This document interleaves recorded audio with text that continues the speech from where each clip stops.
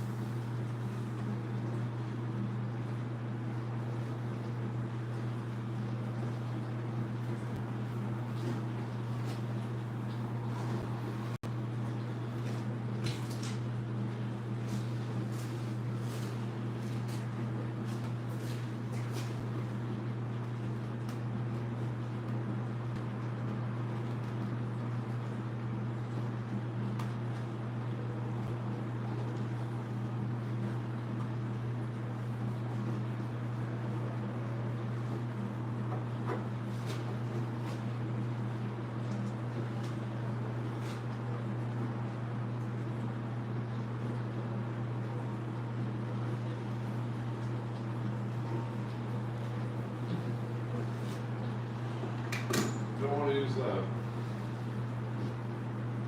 Very interesting.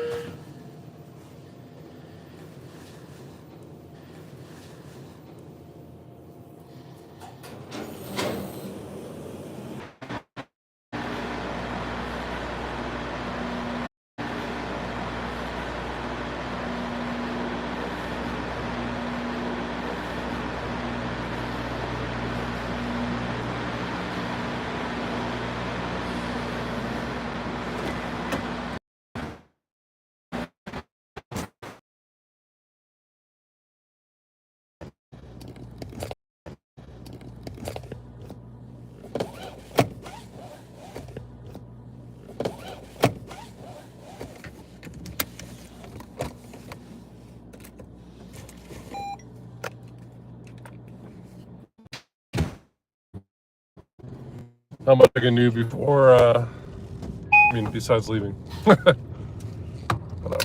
Besides leaving.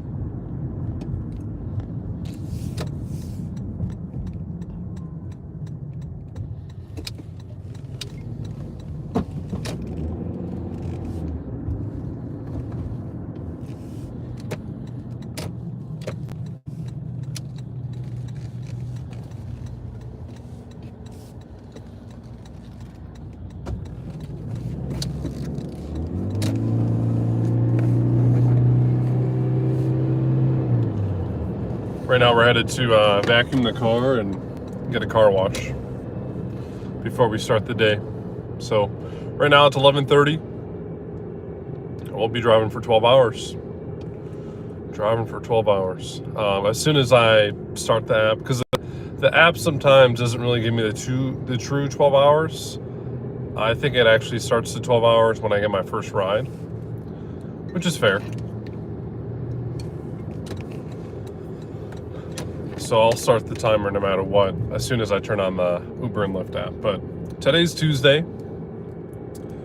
Don't really have any specific expectations with events going on. Uber doesn't really tell me this broadcast to do is remain calm. The events that are shown on Uber aren't always there. So that's a nice looking Porsche.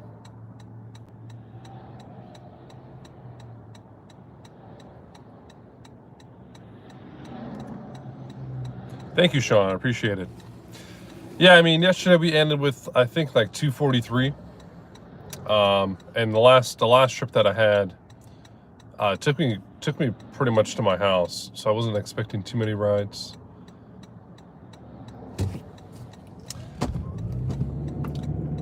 Sometimes there's just, after a workout, it's kind of hard to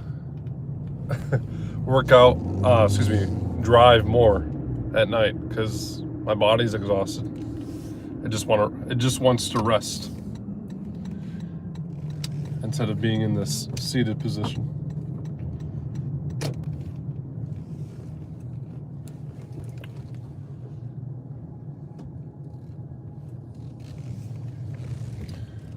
All right, everyone, excuse me while I vacuum the car real quick. It should only take like 3 minutes. It's not bad at all, honestly. If I do this every day, it's really not that bad. And most of my clientele aren't too messy.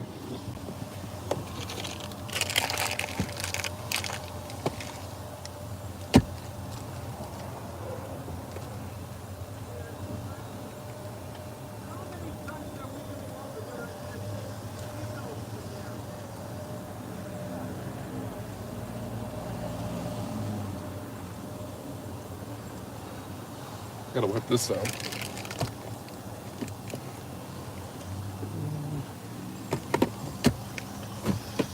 People got some greasy fingers.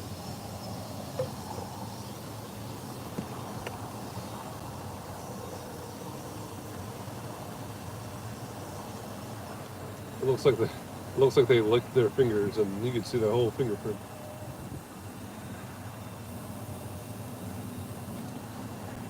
And what I'm wiping down here is it's a Play Octopus tablet. It's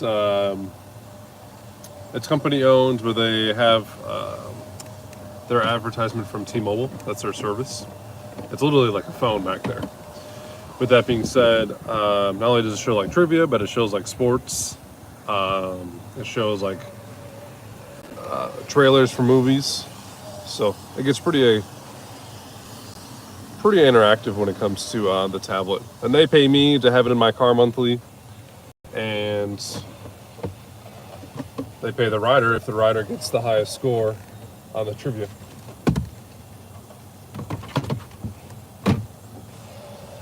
That's right. I need to buy interior cleaner.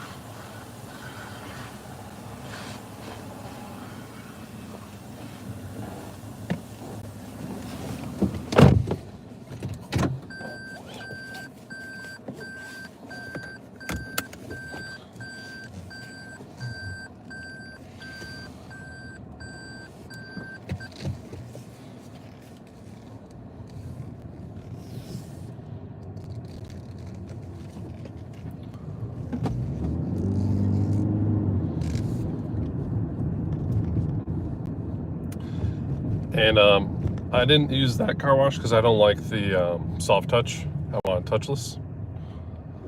So we just gotta drive like 5 minutes to the other car wash.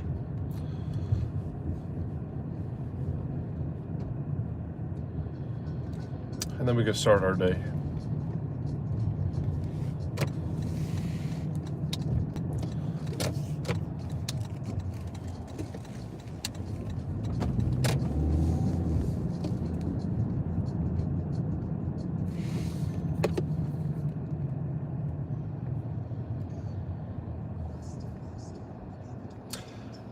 Anybody a Dragon Ball Z fan? Just started watching it. I'm this day old, and I just started watching Dragon Ball Z.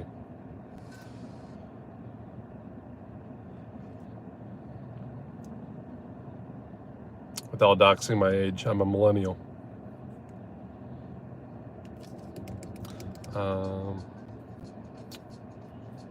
what we're gonna do.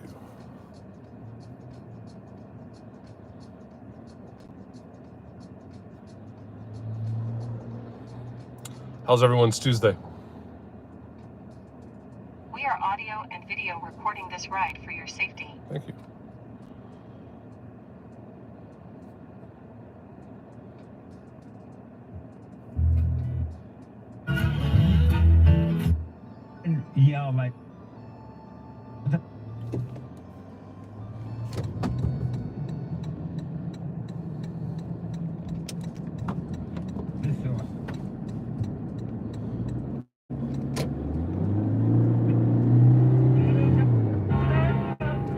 connecting the races with truth instead of dividing them with lies.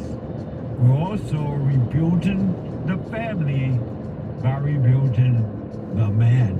I'm Jesse Lee Peterson. Good morning. Welcome to the show. Hi, y'all. It's Tuesday again. They come fast. I was thinking this morning, reflection, what is it that it seems that the days and time is going by just like that? It's just so fast. Or is it that the time is not moving at all? I'm wondering, paying attention. You can get involved by calling 888-7753. 888-77-JESSE. Jesse. Jesse. My biblical question for this week, and it's a doozy. And again, the biblical question is given to you to encourage you to know for yourself, to think for yourself, to wake up. Wake up. Wake up around the world. Wake up. The biblical questions are to encourage you to wake up. For those who want to wake up.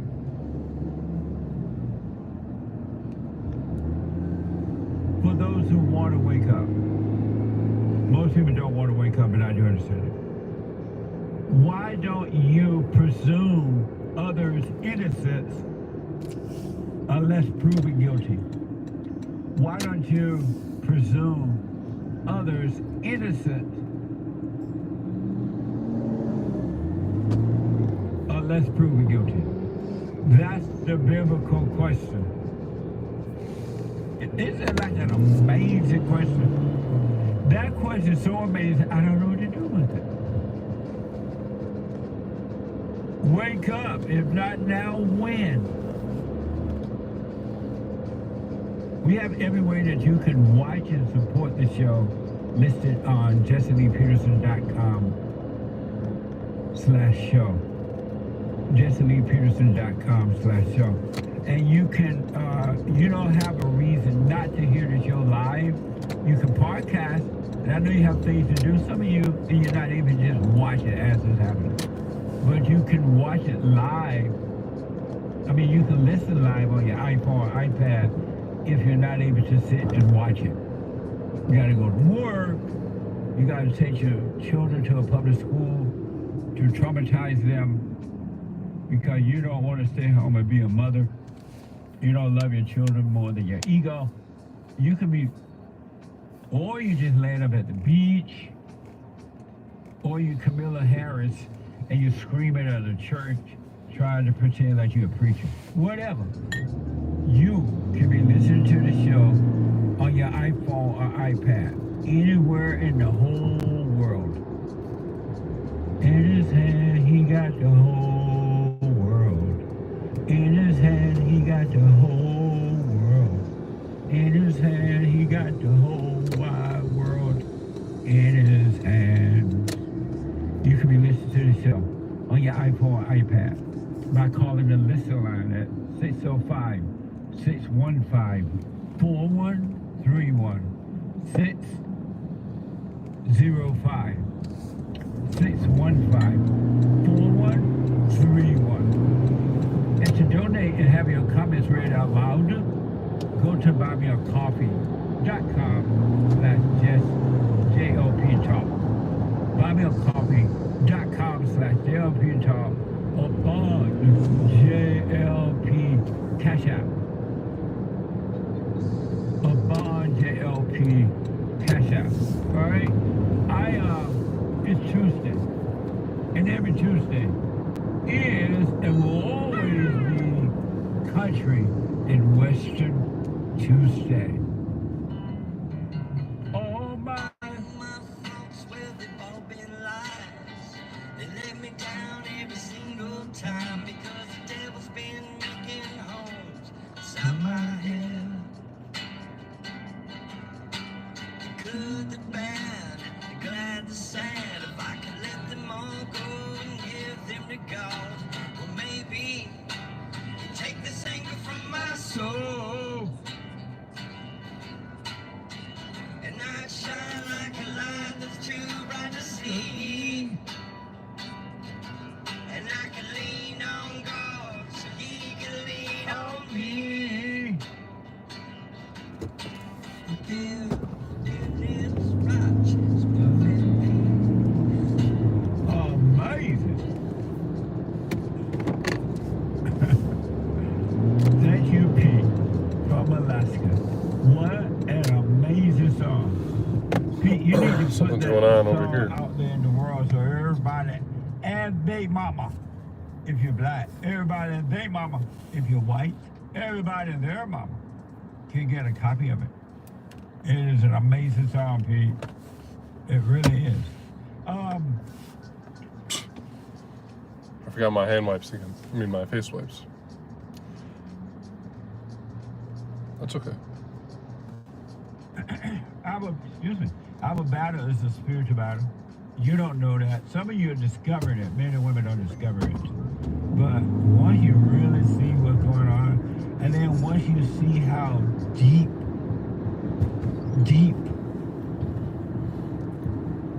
way deep, unconscious you are, This car. when you can Look at see these the cars. depths of your unconscious state of being, it's gonna blow your mind. You're gonna be like, what the? But it's a mess, so wake up. You can wake up. The world has nothing to give you. The only thing the world offers you are opportunities to stay asleep, to stay unconscious. And the world wants you unconscious. And the world work overtime. When I say the world, I mean everybody in the world, not just the politicians, the preachers and teachers, but yourself, your family members, your children, your husband, your wife, your friends, your co-workers. Everybody wants you unconscious. And you want to be unconscious, and you want everybody else to be unconscious because you can live off each other. And you call it life. You call it life.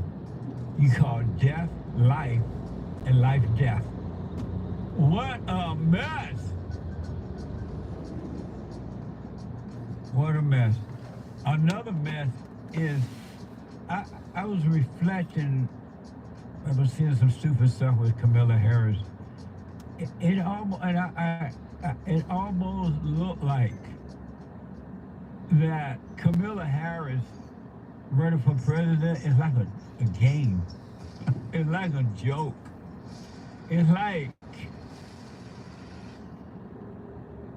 it's not real. It's just, it just seemed like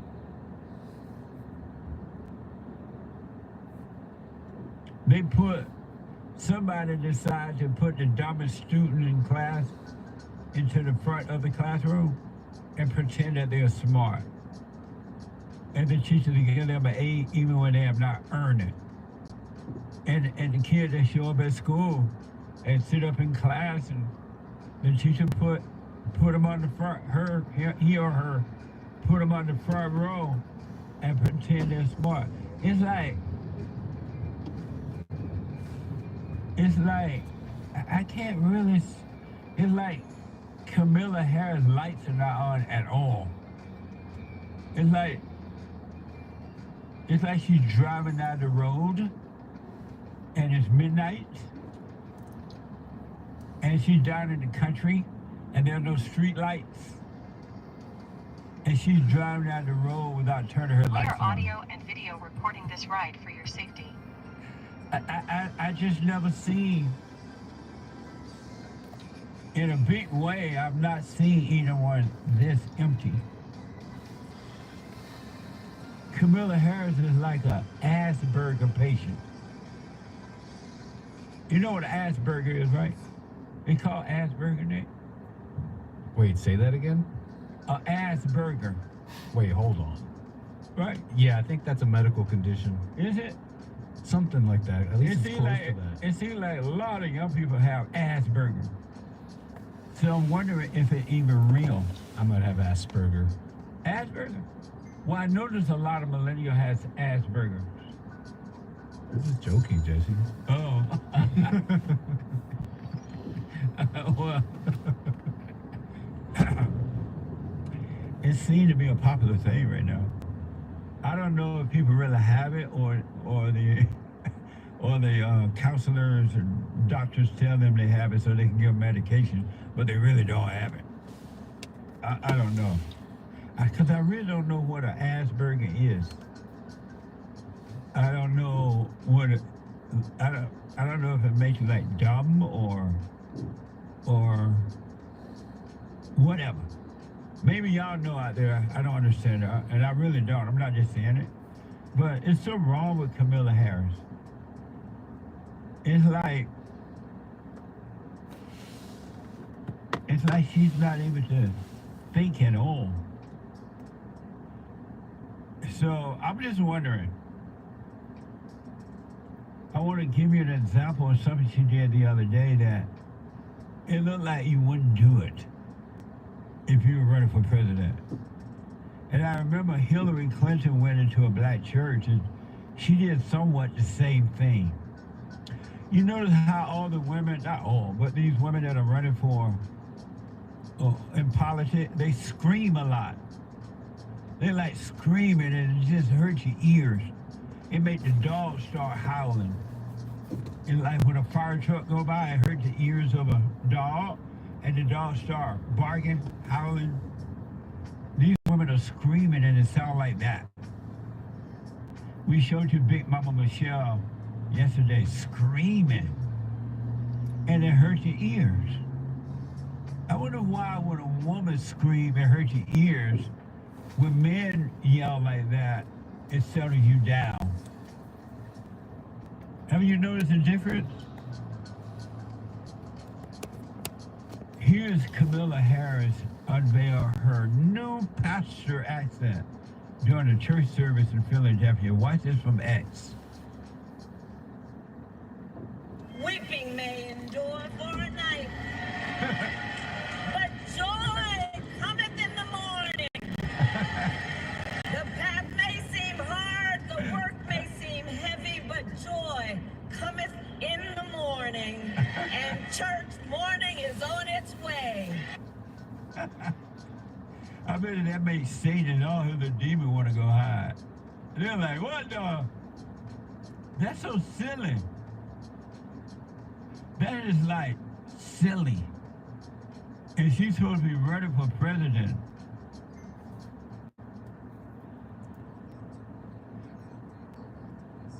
Why somebody to say, no, don't do that? And I wonder once she got back to her office and they reviewed the video, did she see how silly she is? It almost like her running for president is a game. Like, it's not like real. You get nothing from it at all. I want to just play that one more time in case you missed it. And I want you to just look at how she is like, she doesn't mean anything about joy in the morning. And she's not even saying it with her natural voice herself. It's an act. It is worse than an act. Watch this again from X. This woman at church pretending to be a pastor or whatever she's doing. Watch this. Weeping may endure for a night, but joy cometh in the morning. The path may seem hard, the work may seem heavy, but joy cometh in the morning, and church morning is on its way. What an idiot. What she think she's in a play or something? It reminded me of the Father Messiah, Barack Obama. He used to do that too at the black churches or whenever he gave talks. Big Mama Michelle did that yesterday. We played that soundbite. And I remember Hillary Clinton going to a black church. I'll fear no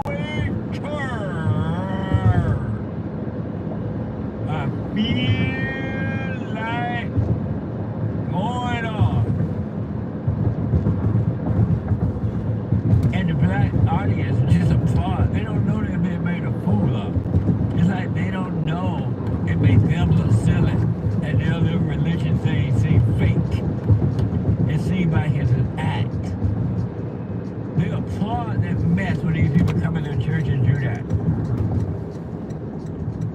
These politicians are actors and actresses on a stage, and the black audience in the church applauding like they're worshiping Jesus.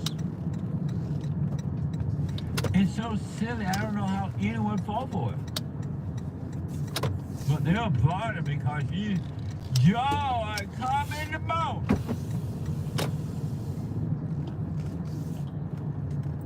That's not how you do it. You don't normally, I know the black preachers yell like that, but she's a politician. Why don't she go in there and just speak in a politician way? Lie. Amazing. Or Here's touch one the more better soundbite from code button Camilla to Harris. better your code. She, Please insert your this is payment from now. X. Camilla Harris rally crowd. The rally crowd is completely stopped by her. Wait just a second while your tells them transaction is being processed. to all start shouting their own Thank name. you. So Please move forward. Camilla Harris is telling the crowd at her little rally, they were shouting Camilla at first. Then she said,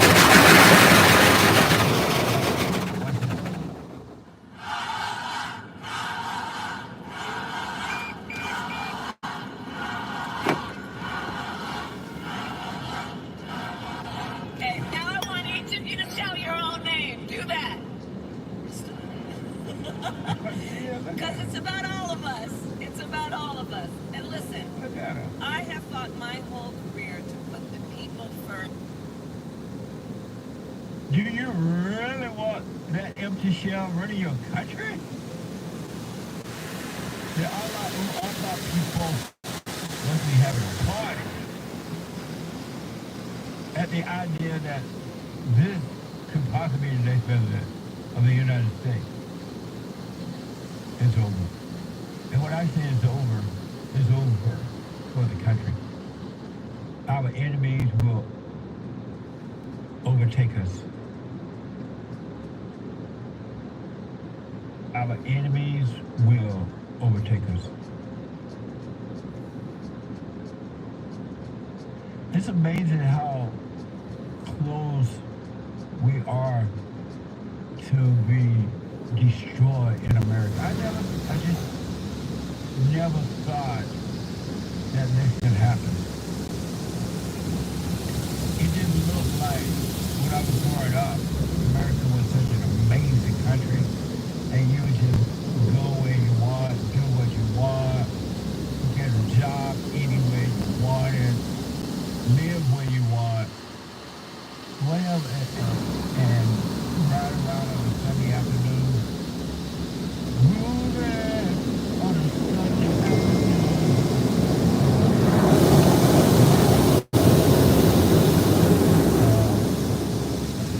You wouldn't worry about people breaking in your homes and robbing you on the streets or at a cafe. You could be sitting at a cafe, and whether it's on the sidewalk or inside the building, and people will literally come up to you and rob you now. No police. What happened to my America? I want my country back, but it's not coming back. We are audio and You know video how recording they this have ride these for your ballot safety. boxes so that you can go and register early by mailing in or dropping them in the box? Well, according to this report, that's under attack now. Because we're losing America.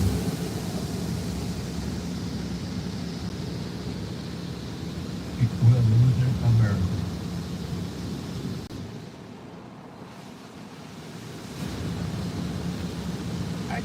I'm still blown away that somebody that Camilla Harris go to the church. See how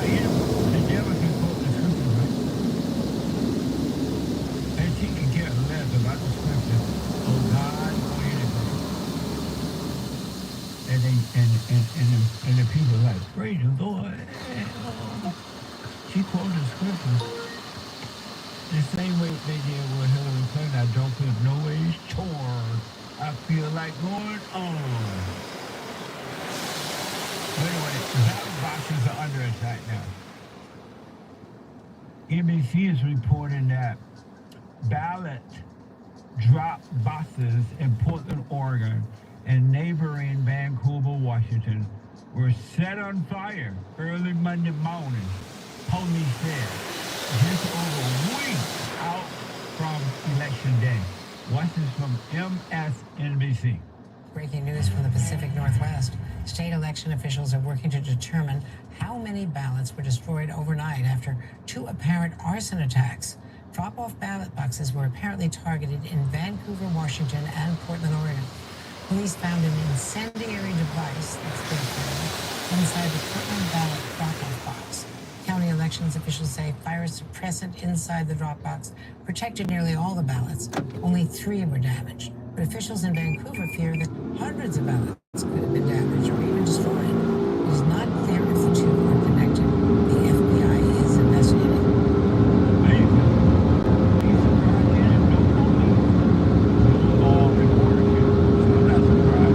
So hold on to your ballot and go into the ballot poll.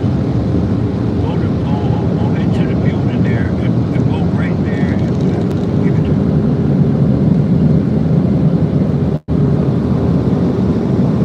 We have a Democratic Party and a rhino leaders that are desperate to keep Trump out. People angry. Can you imagine being angry because your person nailed it out there? They're sending the boxes on fire. So imagine all the people who have gone out to vote. If you're in that area and you voted and you drop your ballot into one of those boxes, go and vote again. Just say you're illegal, they'll let you vote. But go vote again to make sure your vote is counted for. All right?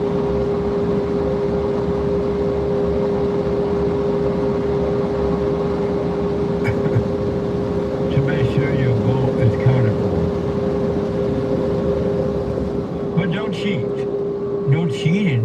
But just in case your ballot was burned and it's not being counted. And don't let the illegals vote. I'm just playing. Illegals, you ain't got no right voting in my country, all right? But you gotta go and make sure your vote is counted. Because if you're in that area, go and vote again. But in the right way. In the right way. Because your ballot could have been burned up if you dropped it in one of those boxes. That they say, I don't know if it's true, but it was vandalized. Set on fire. 888-77-53773. Let me go to Ashley out of Texas. Ashley, welcome to the show. You're on the air. Good morning, Jesse. Good morning. How are you? All is well. How are you? Amazing. Good. So I have 2 things that I wanted to ask you. Ask. All right. So I'm going to start with the first one. I've called a couple times and had a couple different conversations with you, but I've also been listening to you, in your past leadership, how do I say that? What's the word? Conversation. And I'm really understanding the message that you're getting across. Now that I'm aware of myself and my thoughts, it may be a thought that tells me or makes me think I should be telling other people. Is that what I should do? No. Okay. Why should you do that? There's a part of me that wants to help them. Why? Because they're lost in their false state, in their fallen state. But how can you help a lost person to be found?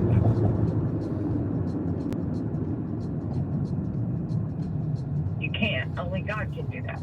And so why do you want to help them? Okay, because I think you helped me. But and it's go ahead. I didn't know, I know what you mean when you say you think I helped you, but I never, it's not me, I didn't help you. All right, so we got our You first wanted ride the truth. on Uber. And whether you were or not you wanted it, so when you heard it, you welcomed the truth, and the truth entered into you, and it is helping you. Okay. Okay. All right. That makes it a lot easier. Most people, most human beings, because their hearts are wicked, they don't want the truth. They love their Yeah. evil, they love their misery. And God, if you notice, He's not forcing Himself on anyone. You have to invite Him in by, Correct. so, And I can see where going into a conversation like that with anybody would cause some anger and frustration from the other person absolutely. because you're trying to tell them something. You're trying to give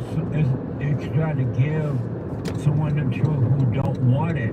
And then when they don't accept it, you get mad at them for not accepting it. Yeah, yeah. And I don't want to do that. Right. Because you're going against the norm. It is abnormal to try to tell someone the truth. It's abnormal. Okay. Okay. And my second question is, my situation is a little different than most women. I had my children when I was in my early 20s, and the marriage was bad. It was, it happened out of wedlock and all these things in the fallen state. And so when we went to get a divorce, and there was the separation of the kids, there was a part of me that resisted the fight. Not that I didn't care about my kids, but that I wanted what was best for them. And what I felt at the time was best for them was to stay with their father. And I allowed, God spoke to me one day and He said, if you give me those kids, I will give them back to you. And so I relinquished all anger, all jealousy of the girlfriend, all the things. And I stepped back and I allowed my kids to grow up with their father. And a couple of years ago, I got a phone call that some things had happened, was involved in a CPS case. And so they wanted me to come in and be a part of the kids' lives. Well, I was a couple hours away from where my kids were growing up. And so Hold on, they had let me take a quick break. Yes, sir. 888-775-3773. Back in a moment.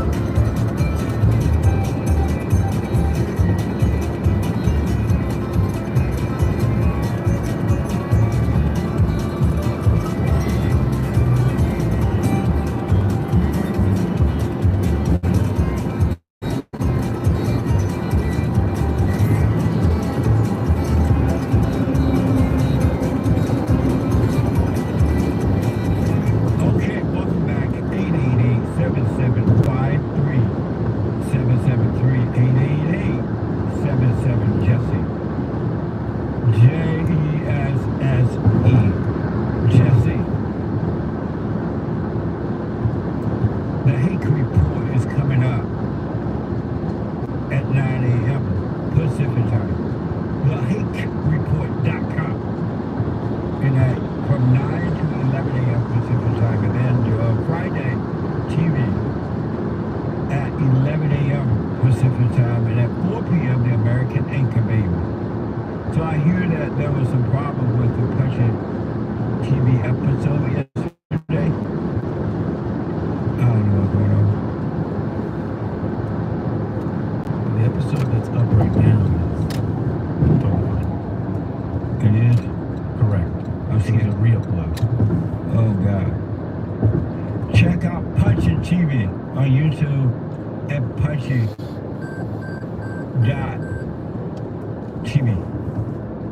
Are we able to play the teaser? That we cannot. We cannot. That, I don't have anything new.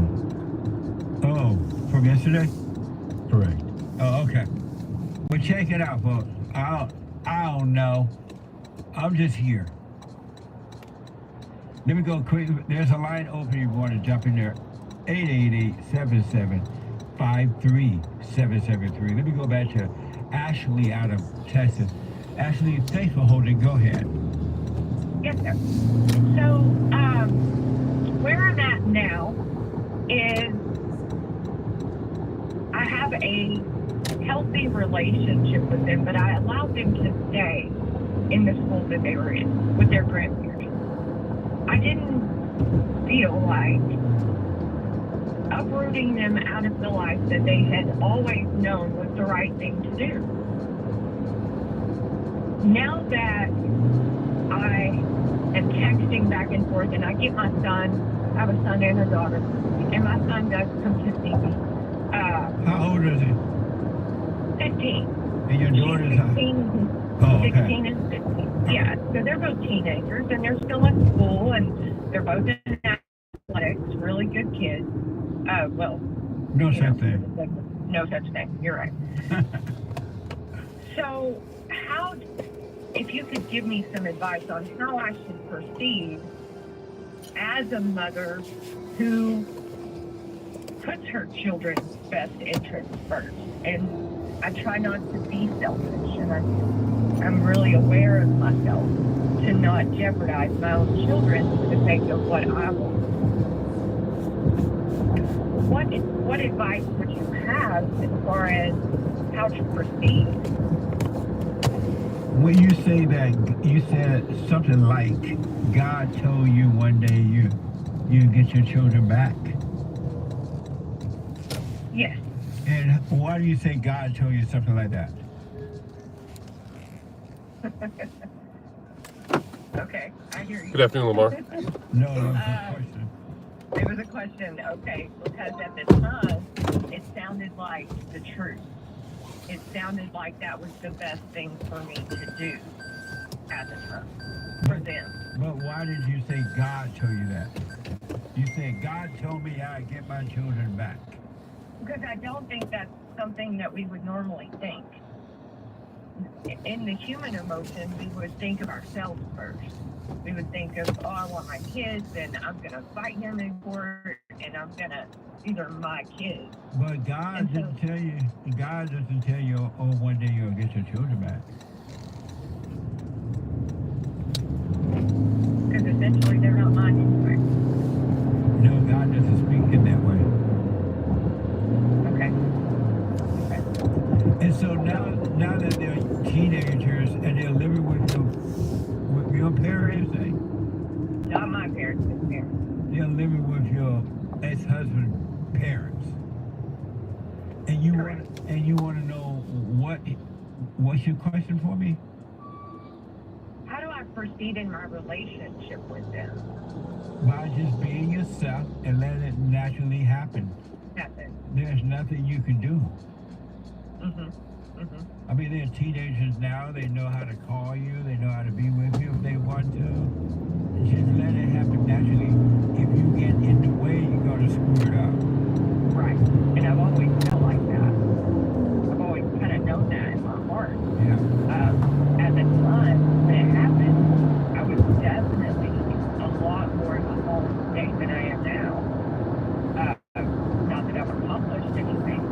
more aware of my own thoughts and my own behavior.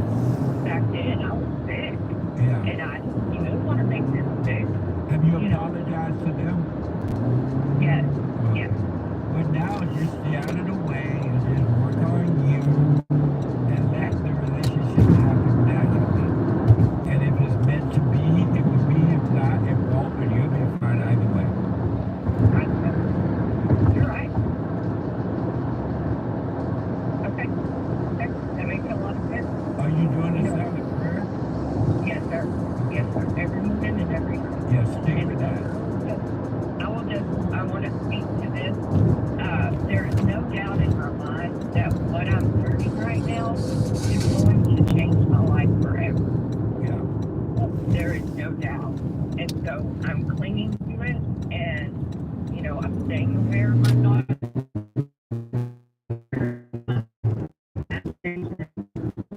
That's really where we get lost.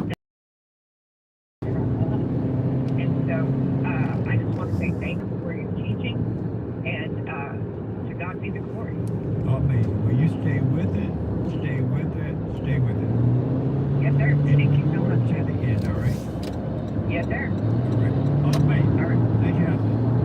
Thank you. 888-775-3773. Let me do some super chat. Super chat. We didn't get to finish all of them yesterday. Pastor Chalet with a couple of Rumble rants. Good morning, Jesse and team. Big smile emoji. Our silly friend likes to slander and gossip in the chat, the Rumble chat, and that's fine. What do you think about Camilla Harris yelling like that? I think she was crazy. I think that she was smirking a little bit. She knows she feels stupid doing that, talking all black and Christian. And the Christians in the church were applauding it. Like you really meant what you were saying, and it was the voice of God. That's so insane too. Yeah.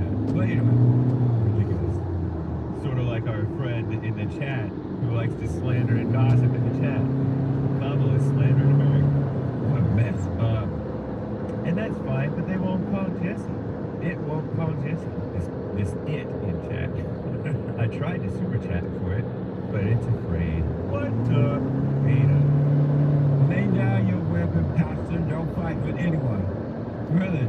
No. You got to realize you don't know the depths of how evil human beings are. Really. And so they're getting the thrill of knowing that you're paying attention to them, man. So don't pay any attention. Give no attention to evil. Inside your own mind or inside of others. We are audio and video recording this ride for your Thank safety. you. Thank you, Pastor Chatterley. KB in Ohio bought a coffee. Good morning, Jesse. I'm gonna spit out my coffee. You've never heard of Faith Airlines. Hilarious. God bless you. Great show today. Amazing. Thank you. That was from yesterday. Yeah. KB in Ohio, thank you, sir. Chillin' Lee bought a coffee. Because the caller said that he flew over there on faith. Right. He flew over to another country on faith to see if it would work out with that girlfriend. I thought it meant Faith Airlines. Right. Because when you do have Spirit Airlines. I was thinking the same thing. The thought crossed my mind. Amazing. Thank you. That was a great call, by the way. Yeah, it was. Amazing call. Chillin' amazing callers today, Monday, and yesterday. Jesse, biblical question idea. Who is the author of your life? Thank you for that suggestion. I appreciate it. Thank you, Chillin' Lee. Yeah. 3 more copies from him. Jesse, you said earlier today there is no such thing as finding a positive in every situation. Can you please explain why that's the case? Because there's no such thing as positive. It's just another word with no meaning.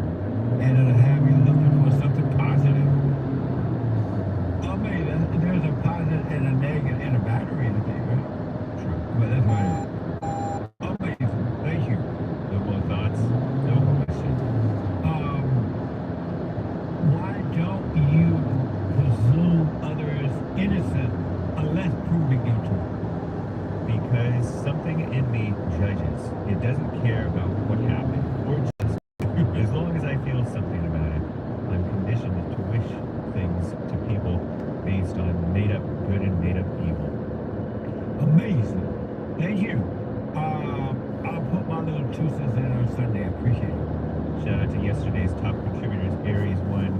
Games for Wreck, Cactus Eater Bear, Kid Combo 1.0, and the rest of the supporters on the D-Live crew. Thank you guys. Thank you all. Amazing. On X, responding to that gal who is a narcissistic sociopath or whatever, she's like, I love being angry. That makes me different from everybody else. Oh, yeah. You said everybody loves that? Right. Psychologist here, says Jessie, i.e. Jessie gal. I'm not sure why you think that, but you are mistaken. Most people do not enjoy it. That's the difference between anger and excitement. Whether or not we are enjoying the effects of adrenaline, etc. Personally, I can't stand it, and I avoid it at all possible. Anger. So this person said they avoid anger. You can't avoid anger. So, and everybody and their mama love their anger. They were just like that woman was saying, they love their misery, and the proof is they won't let it go. If you didn't love your anger, if you didn't love your insanity, you would let it go. You can't avoid it. You can't control it. You can't deny it. It will control you. So take your little degree back and get your money back from the school. Well, I appreciate it. Thank you. Jessie doesn't follow up. The fact that it's inconceivable to you that everyone doesn't feel that way likely means you have low cognitive empathy. Perhaps due to a condition adjacent to hers, the narcissistic sociopath gal. And I'd be really interested to know whether you believe you hold on to anger because you love it as well. That's it. Right. I don't hold on to anger. I know for sure anger is not necessary, that there's never a reason to be angry. And I know for sure that without a doubt, anyone that has anger is evil. They're a murderer and cannot be trusted. And I know you don't have to be angry to overcome anger. Anyone that wants to overcome it can. Most people don't want to. They justify it. Amazing. Thank you, though. That's interesting. Yeah. Tony bought a coffee. For thievery, I would hang. I ran with that mountain gang. The hot sun upon my face. The life lost at a gallop's pace. A gallop's pace. Have a great day, everyone. Amazing. Thank you. Thank you, Tony. I appreciate it. For Country and Western Tuesday. Country and Western Tuesday. All my life. Amazing. Kev Fisher, now a monthly supporter on buymeacoffee.com/GLP Talk. Hello, sir. I hope all is well. Not a serious question today, but I have to ask. Ask! I like the Manly Cars song you were featured in, and I agree. What's your favorite car or cars? Or do you not have? My favorite. I don't have a favorite. I just know I don't like those little cars, electric cars, but they make no sound. You don't even know the motors are. You get ran over or run over someone. They're lightweight. They're girly cars. I don't like that kind of junk. I mean, well, I don't call it junk. Everybody says that. A lot of people say that. So I don't have a favorite, so thank you. Thank you, Yeah. Kev Fisher. He also bought a coffee, answered the biblical question. Why don't you presume others innocent unless proven guilty? It used to be a bad habit I inherited from Mama, but over the years it became more of a laughing at the initial thoughts of judgment. Since I've been listening to you over 2 years now, I've realized even more watching the thoughts and letting them pass quickly has given free to my mind more. I realize no one can help it, including myself, until we return to the Father. These days when someone provokes a situation, for example, I know it's not them, so I never hold judgment or a grudge. Thank you again for what you do. Amazing. Oh, amazing. Thanks for responding to the biblical question. I'll put my little 2 cents in on Sunday. If the Lord is willing and the creek don't rise. Verse 5 coffees. Jesse, my boyfriend, always blames me for the silliest things that are misplaced. I know it's the hell in him, but why does he do that? How should I respond, or should I just ignore his comments? Well, number one, you should ask why you're doing this. But don't get angry, and you will see how to do it.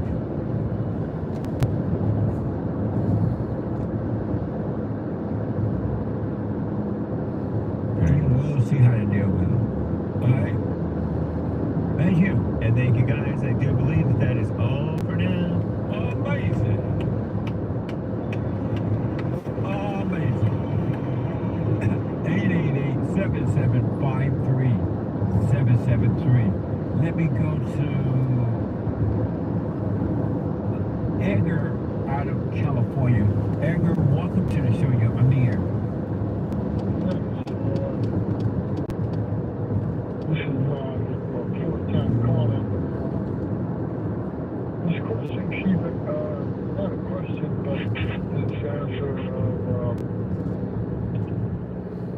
nobody talks about it, is how do you paralyze a witch? That's a question. You have a noise in your background there.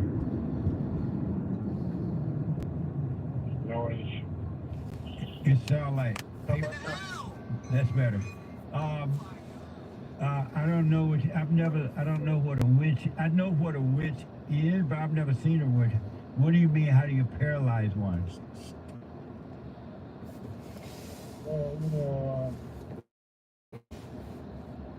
I don't know what Edgar, hold on a minute. Tell me to stay close to the phone and make sure that the noise in the background. And let me know and I'll come back to him. 888-7753-773. Are there real witches? I know that there are people who think that they're witches, right? Right. They belong to the witch club or group or whatever. Yeah. But there's no such real witches, or they're like actual witches. Just I'm not sure. I don't think so.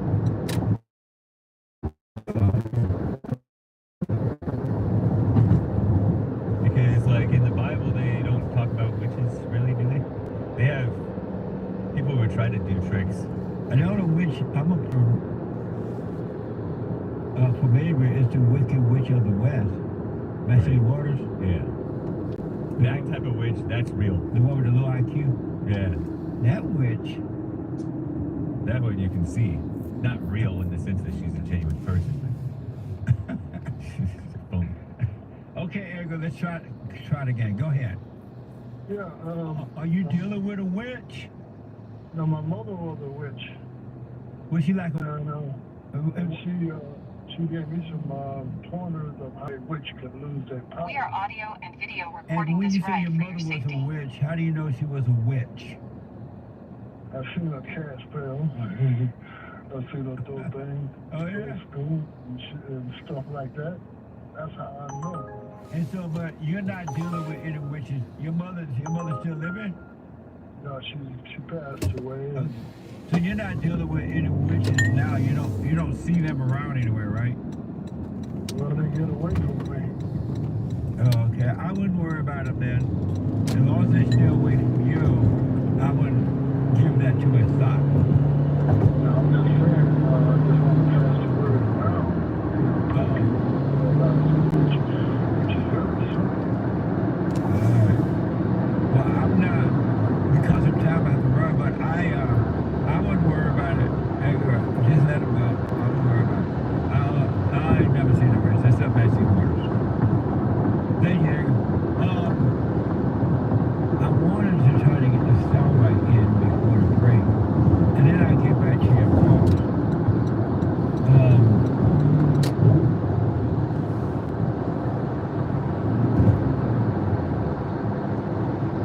So we have Hillary using a headset.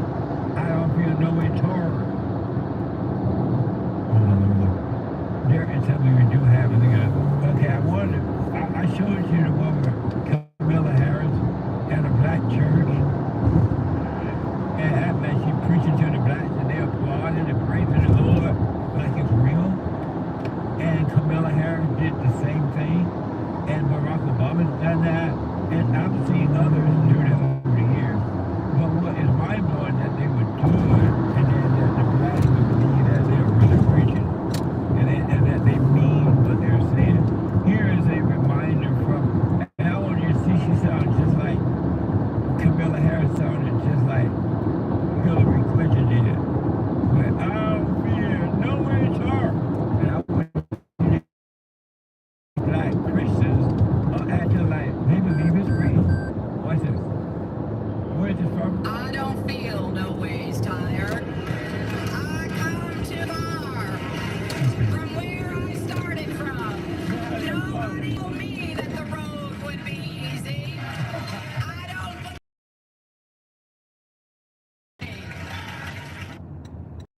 Do they believe that that's real? They believe she's speaking from the heart and from God? They really applauded and praised the Lord as she changed her voice and everything out to sound like the blacks. She's laughing at you. It reminds me of when Barack Obama, not only that stupid stuff to Village, but it reminds me of when Barack, that was from C-SPAN, by the way. It reminds me of when Barack Obama went the other week and were telling the blacks if they don't vote Camilla Harris, the black men, that he was scolding them. That if you don't vote for Camilla, you got some kind of issue going on. It's the same kind of thing. People don't respect the blacks. Isn't that amazing? And the blacks don't seem to know it or something. I gotta take a break. 2 more hours to go. When I come back, your phone calls, hate news, not the fake news coming up right now. And I'll be back in a moment. I have books that are amazing. I highly recommend you get them. 7 guaranteed steps to spiritual, family, and financial success guide. Even if you're not starting a business, but you have a job, or you're on welfare, it can help you if you do. Be doers of the word, all right? From rage to responsibility. From rage. That's what I write about in the first chapter, especially. I overcame scam. How the black leadership exploits black Americans. They're using them. The blacks are too willing to be used. And then my last one, the antidote, healing America from the poison of hate, blame, and victimhood. They are all amazing books, and they are helpful. Go to rebuildingtheman.com if you want an autographed copy, or call 800-411-2663.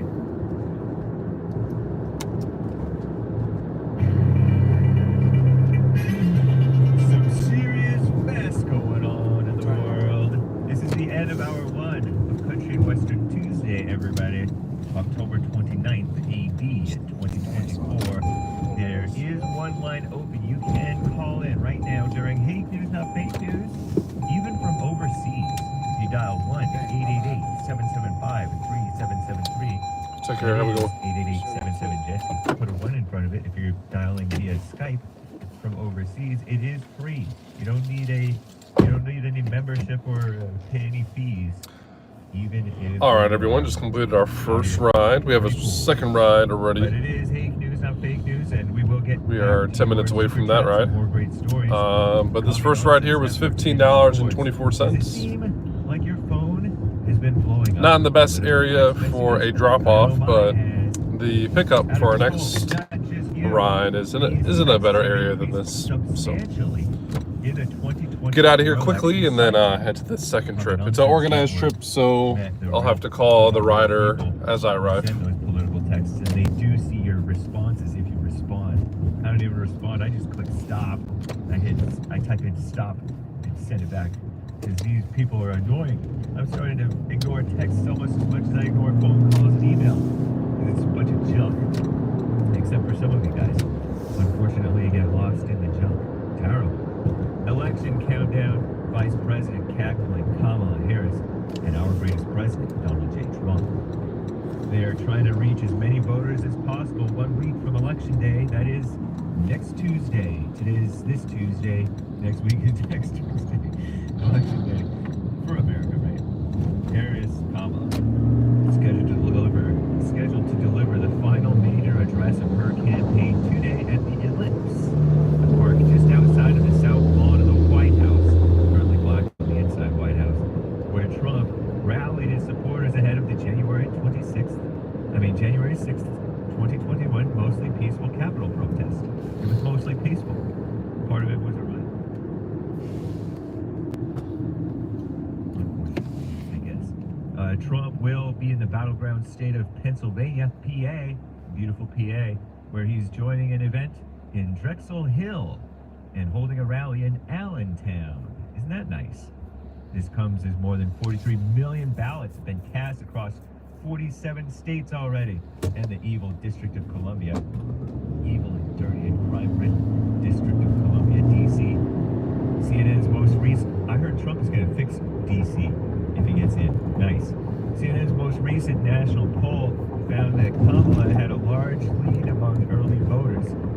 virtually tied race overall. What a mess. And burned ballots. You guys hear about that? Earlier this hour, JLP covered it. Federal authorities investigating fires at ballot boxes in Oregon and Washington State, I think, after hundreds of ballots were destroyed. Evidence from the incendiary devices found at 2 charred ballot boxes in the Portland, Oregon area shows that fires are connected, they say, as well as a third incident reported in Vancouver, Washington, the Pacific Northwest. On October 8th, a spokesman for the Portland Police Bureau said authorities are working to determine the motives behind the attacks that appear targeted and intentional. Was it Antifa? I don't know. They don't speculate that. CNN says the fires come after the FBI and the DHS, Department of Homeland Security. We are 5 minutes out from our second trip. Concerns that election-related grievances, such as belief in voter fraud, could motivate domestic extremists, trying to cast it as right-wingers, maybe, to engage in violence in the weeks before and after the November election. It's nothing to get violent. Protect yourselves, people. Protect yourselves. Stand. I don't know. And flight refunds. U.S. airlines now required to refund passengers automatically if their flight is significantly delayed or canceled. The Department of Transportation, not run by a morally straight person, says that the final federal rule requiring airlines dole out refunds, not vouchers, went into effect on Monday. Passengers deserve to get their money back when an airline owes them without headaches or haggling. So said Pete Buttigieg on X. What a mess, huh? I'm James Haight. Now back to JLP. Hour 2.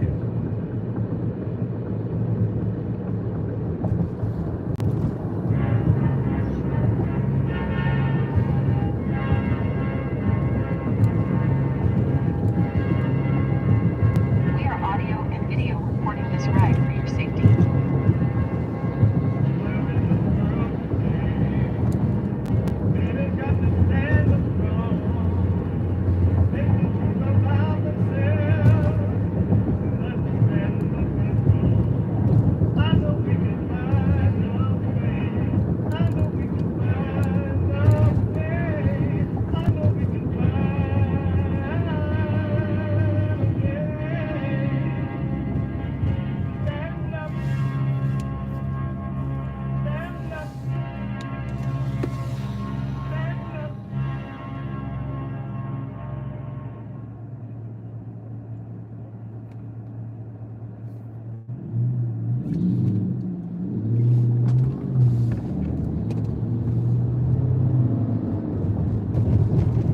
Uniting the races with truth instead of dividing them with lies. We're also rebuilding the family by rebuilding the man. I'm Jesse Lee Peterson.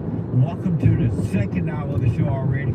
You can get involved by calling 888-7753. 888-77-JESSE. Jesse. Jesse. My biblical question. And it's amazing, the biblical question. Why don't you presume others innocent unless proven guilty? Why don't you presume others innocent unless proven guilty? Isn't that an amazing question? We have every way that you can watch and support the show listed on JesseLeePeterson.com/show. And you can listen to the show live on your iPhone or iPad. You can podcast if you're not able to just sit and watch because you're busy or whatever. You can, anywhere in the world, we are heard around the world by everybody and their mama. So you can listen on your iPhone or iPad, no matter what you're doing, right? Live. You don't have to listen. By calling the listen line on top, screen live at 605-615-4131. 605-615-4131. And to donate to have your comments read out loud, go to buy me a coffee. buymeacoffee.com/JLP Talk. buymeacoffee.com/JLP Talk.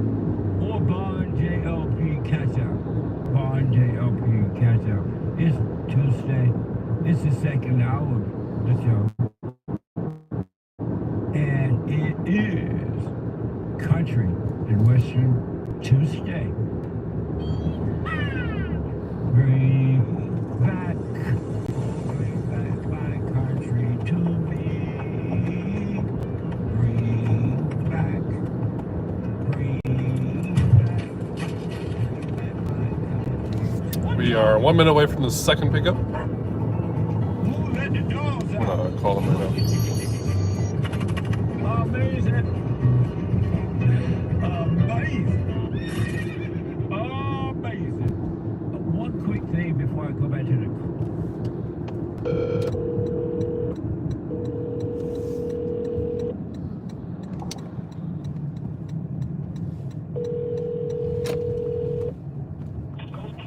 Hello? Hey Betty, this is Nathaniel, your Uber driver. I'm here outside. Okay. I'll see you shortly. All of here. Elon Musk announced a while back that he was giving away money to those who, and I may have it a little wrong, but they take someone to vote or encourage them to go to vote. He would give them X amount of dollars for a while. And apparently, somebody don't like the idea of Elon doing that. Elon is the boss. 20-minute ride, guys. To be the boss. All right. All's well, thank you. You can't mess with the boss. How your day going so far? All's well, thank you. And apparently there's some people that want to sue him. A Philadelphia District Attorney Larry Kirshner, I guess, announced a lawsuit Monday against billionaire Elon Musk over his political action committee's supposed illegal lottery. Watch this from ABC. Last week, Tesla CEO Elon Musk was sent a letter from the Department of Justice warning him that his $1 million giveaway could violate federal law, something Richard Painter, an election law expert, believes is true. This is an indirect way of paying someone to register to vote. But Michael Domino, also an election law expert, tells us he doesn't think Musk is crossing the line. It's clearly not vote buying because he's not paying anybody to vote or not to vote or to vote for a particular candidate. As for this most recent lawsuit claiming Musk's giveaway is an illegal lottery in the state of Pennsylvania, Domino believes that also isn't true. We're not selling lottery tickets. Nobody's buying a lottery ticket. Nobody's throwing money into this except for Musk.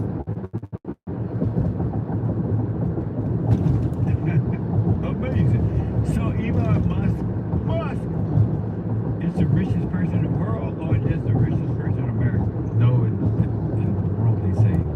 He is the richest person in the world. How can that be? Well, in the world, if you ask Google. And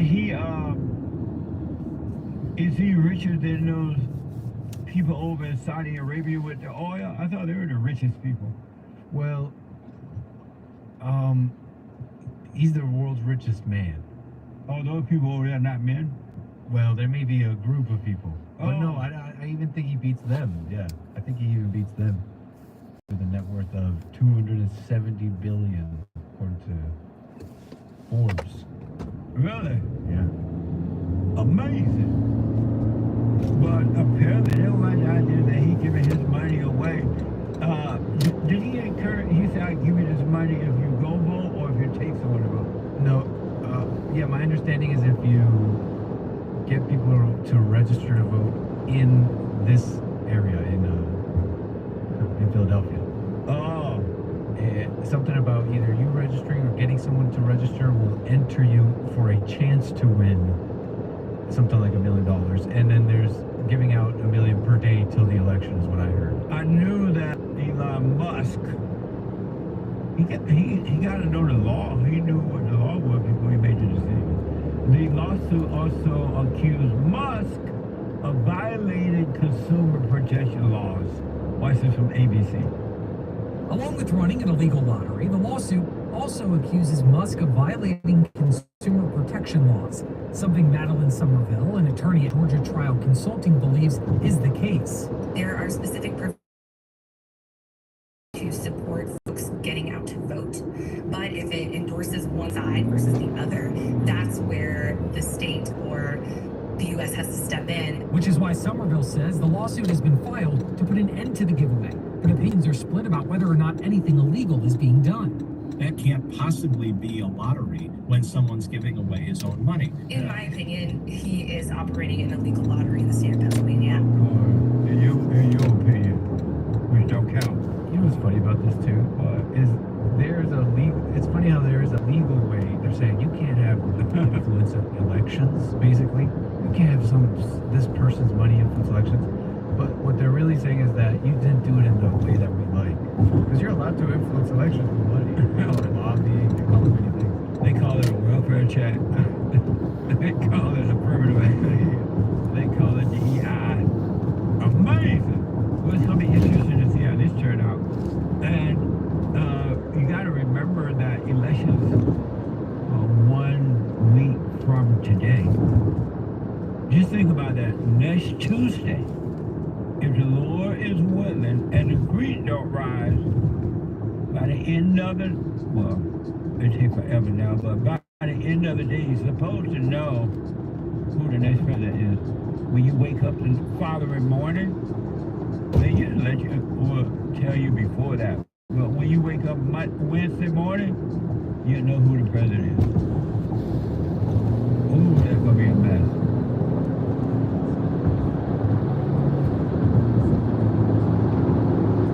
That's gonna be a mess. A week from today is closer and closer. The closer I get to you. We are audio and video recording this ride for your safety. You make me feel amazing. So we'll see how this turned out. They're just jealous. Let me go to Ray, a first time call out of California. Ray, welcome to the show. You're on the air. Yes, Ray, how you doing, Jesse? All is well, Ray. Jesse, Jesse, talking to you, I must say, man, it's so amazing. Hey, Jesse, man, I'm here in LA, man. I don't know if you would know this, but you are I just got one more question. Thank you. You're a legend, man. You're a legend, man. Listen, man, I think I know you've been doing this stuff for 8. You've been around 83. You were born in 83? Yes, sir. Wow! We've been doing this work since 1990. Oh, okay. Yeah. I started my nonprofit in 1990. Man, you've been around for a minute, Jesse. I just watched some of the clips of you. Older than dirt. Jesse, you was actually out there in LA. You started here. Yeah. Jesse, I did not know this was there. I'm so sorry that I'm just now talking about the thing. So, like, I'm not talking to you no kind of thing like that. You're just a regular. You're a hero. Just you look at the and all the guys. Man, I'm telling you, you're wrong for work. I didn't know that you are you. I did not know that. Yeah. And so are you working on yourself now? Man, listen, man. I'm working on myself. I'm trying to work on myself. Right on. And one thing that I did, the first thing that I did, man, I called the person that raped me, and I told him I forgive him. Right on. I did the first step that you told me to do. And you told us. Yeah. You know, when you start doing that thing, communicate with people that raised you, whether it's your mother or guardian, foster parents, whoever they raised, and tell them to forgive them. Yeah. And I did that, Jesse, and man, listen, man, my life has been even better, man. Everything's good. Thank you, Jesse, and I'm going to Jesse because it's your word. Thank you, man. Thank you. I think right now, you are, to me, man, you're like one of the most important things on earth, because, Jesse, like, I didn't know that people were going against you. Let me tell you this. Here right now. Yes, Let me tell you this real fast because of time. I want to encourage you to stay with it, stay with it, stay with it. And now that you have forgiven, do the silent prayer and practice staying out of your head. Don't think about tomorrow. Don't think yesterday, you stay present, and your life will change by itself. It doesn't need your help. There's nothing you can do but stay present. Let all thoughts pass, all thoughts of all lies all the time. I'm telling you, Ray, if you stay with it, there are no words to express how amazing your life will become. Hey, Jesse, man, thank you, man. Like I said, you know, it's such a blessing. Thank you. All right, you're welcome. Thank you, Ray. Yes, sir. You gotta stay with it, folks. And there are people who are doing it. Stay with it, stay with it, stay with it. Wake up. Wake up. Let me go to a first time caller out of Minnesota. Nick. Nick, welcome to the show. You're on the air. Hey, Jeff, pleasure to talk to you, man. Thank you. So I had a question about, I'm using prayer like 3 times a day now. And when I'm using it, I'm a business owner and I'm thinking a lot. So when I'm doing it, I have like the thoughts just race and it just adds up one to another in my head. Yeah. And it's just like hard to get out of that. How do you suggest going along like this time? What do you think the best way to get out of it?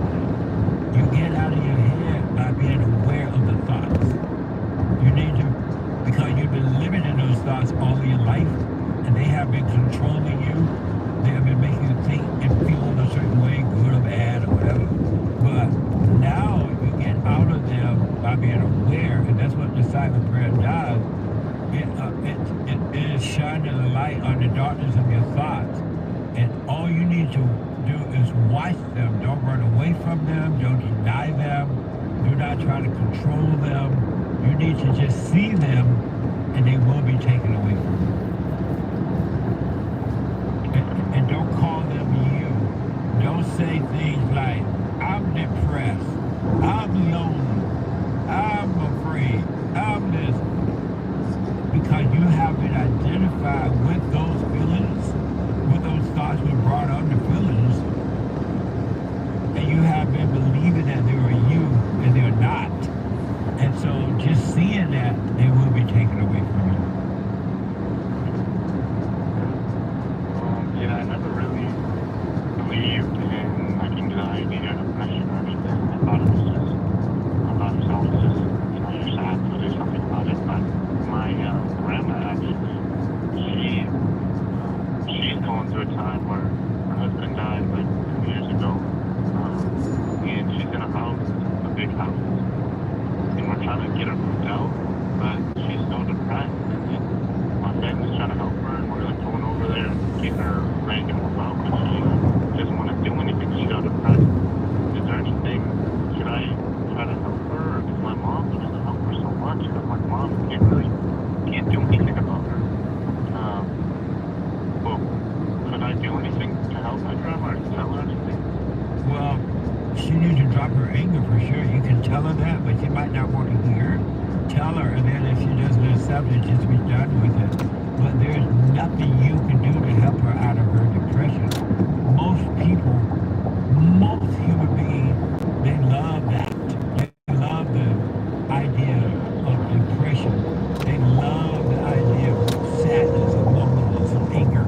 So there's nothing you can do but leave her in that state of being and wish her well. Yeah, because she was, that's what I was going to go tell her. I was just going to go tell her the truth and tell her what she needs to do. Yeah. Because she opposed her will on my mother. And my mother really raised on me and my 2 siblings. And my dad went through a divorce. Yeah. No. Well, you just continue to work on you and leave her to hell. You tell her, hey, this thrill you're getting from acting like you're so sad because your husband died is all the thrill and all of that. You need to cut it out. But if she's like, no, I want to, okay, stay in your hell. Goodbye. All right? All right. Thank you, Jesse. All right, buddy. 888-7753-773. 773.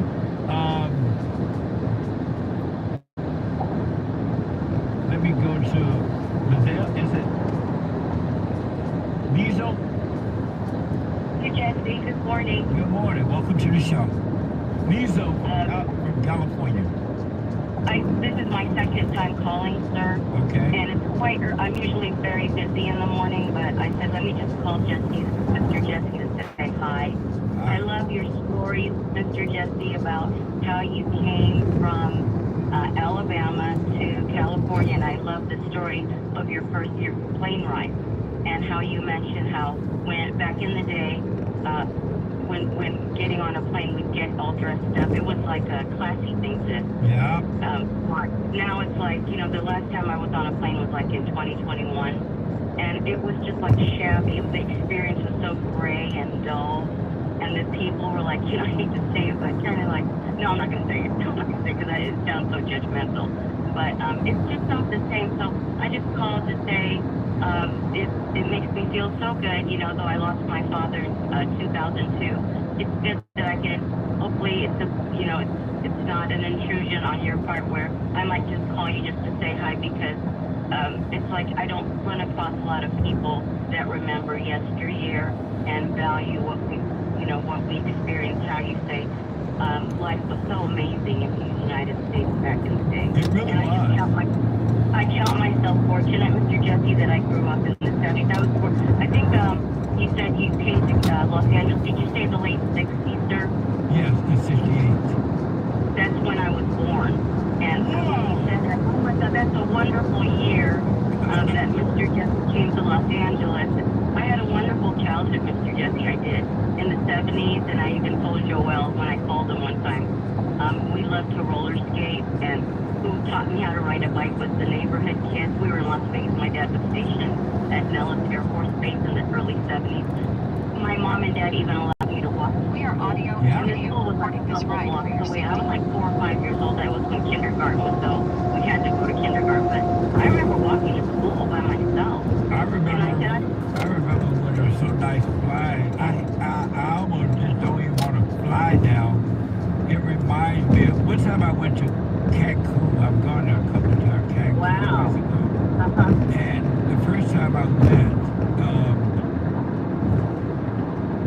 there were a bunch of Mexicans on the plane. And these Mexicans, I had never flown with that many Mexicans before, right?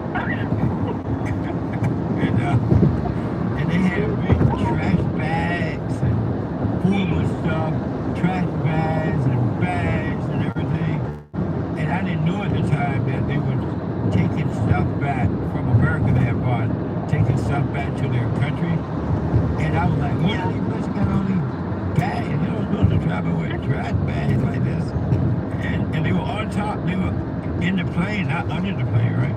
Though they had a bunch under the plane too. But flying now reminds me of that. It's like, it's jump now to fly when it used to be classic. Remember how the stewardesses looked back then in the 70s? They had nice bodies, they were thin. Beautiful, they were white pretty. women. Yeah. They were always gorgeous. Yeah, they so fat they can hardly walk down the aisle. They bumping into your seat. Mr. Jesse, I'm going to call you just to reminisce with you of yesteryear and just have nostalgia every day. And I just don't run across people who remember back then how America was. It seems so colorful and vivid. And when I tell just regular people in town, they're like, oh no, you feel that way because you were young. Otherwise, everything is the same. No, everything is not the same. It was not the same back then. But thank you. I don't want to take your time. Thank you. Thank you, Mr. Jesse. Bye. I know. 888-775-3773. The unfortunate thing, I guess, if you can say unfortunate, is that most young people now are not going to know what America, how great America was at one time. Really. They're not going to know because they've changed history, rewritten history, they're rewriting history. They have torn down the statues and monuments. They have burned down half of the country. Almost half.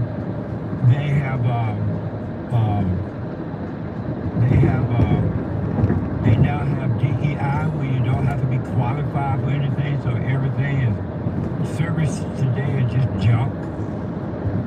Because you don't have to be qualified, you just have to be a color and a female.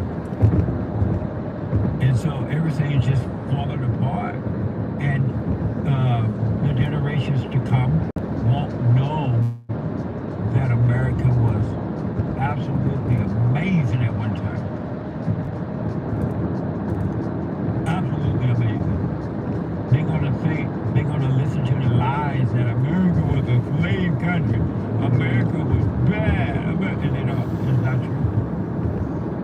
It's unfortunate, but that's what happens to countries, I guess. We let the wrong people run your country. Jessica out of Pennsylvania. Jessica, welcome to the show. You're on the air. Hey, Jesse. Thank you so much for taking my call. Absolutely. I actually just wanted to make a comment. So I am out of Pennsylvania, so I wanted to give a little bit of insight, if I may, regarding like that Elon Musk thing that's been happening. About the money thing? Yes. And so apparently is Elon so he's offering people money to go and vote or bring someone to vote? No, none of that. At least not from my knowledge. What is it? What it actually is it's a petition. So it's a petition to sign in favor of free speech and the right to bear arms. So the First and Second Amendment. Oh. And it's only for registered voters. And for basically it's in a lot of the swing states, PA being one of those. And then what's happening is out of those people that are signing this petition, he's giving away, I don't know if it's like once a week or each day, I think it might be each day, he's giving $1 million to like a selected individual that signed the petition. And so have you got your million yet?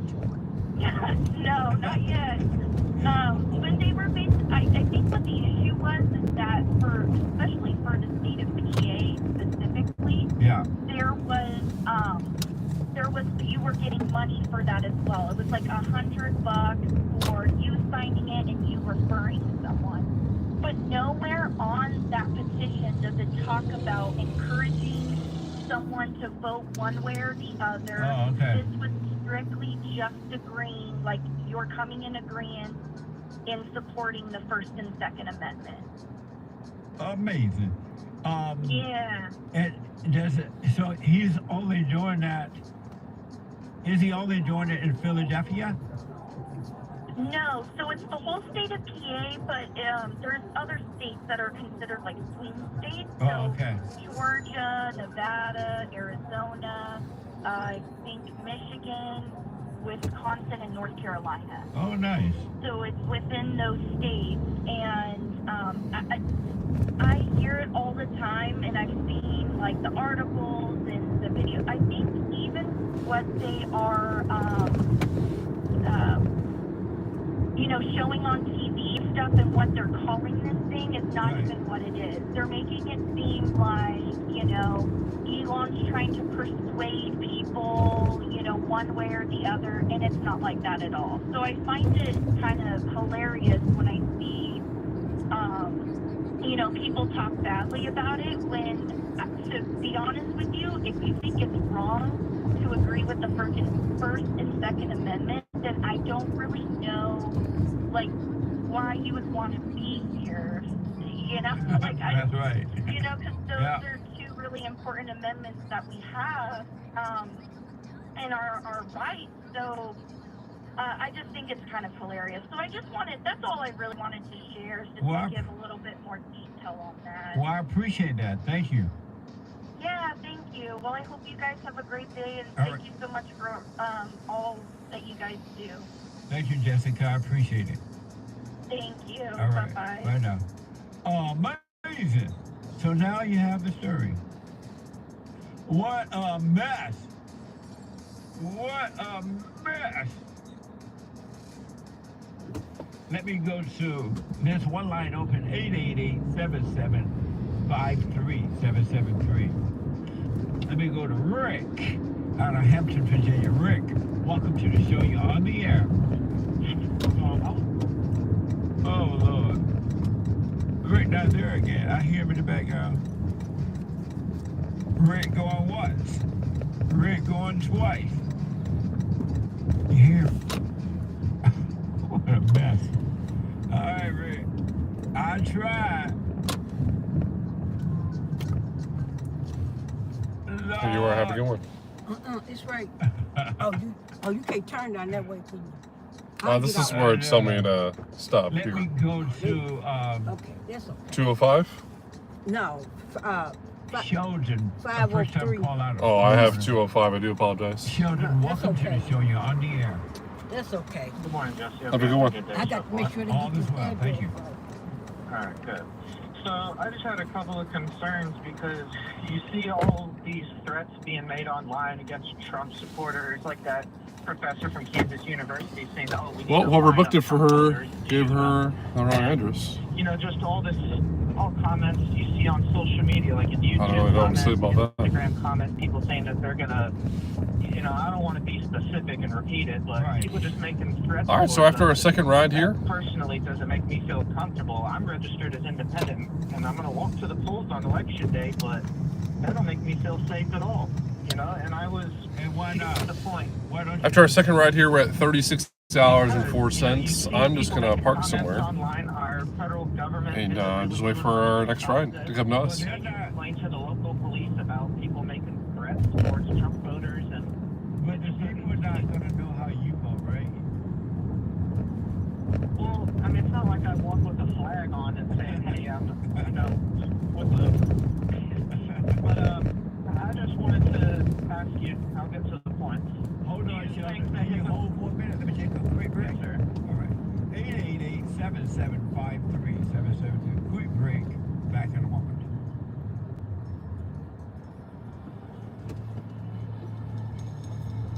We are audio and video recording this ride for your safety.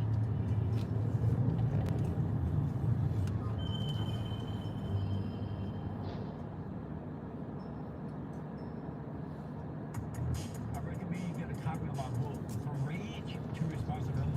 I write about how the spirit of anger was taken away from me 29 years ago. I forgave my mother who tried to turn me away from my father, and I returned to my father, and through him, my father earned, and through him I was able to return to God. No man or woman can return to God unless you go through the Son. The men are sons of God. It may be weak for that examples of it, but it's the spiritual order of life. God in Christ, Christ in man over woman, woman over children. So again, from race to responsibility, I write about that. Go to my website, rebuildingtheland.com for an autograph copy, or call 800-411-BOND, and donate to my nonprofit, BOND, the Brotherhood Organization of a New Destiny. We are rebuilding the family by rebuilding the man.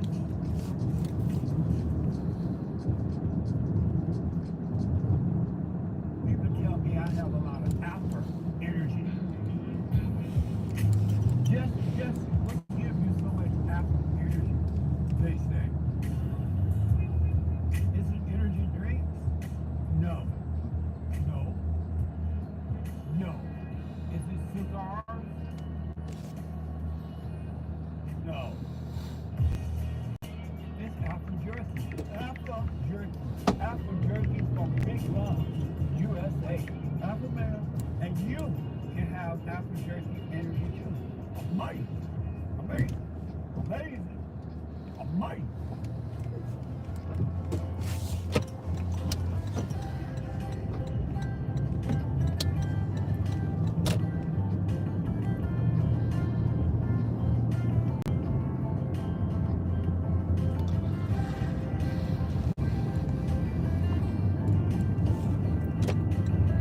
Check out BigClubUSA.com.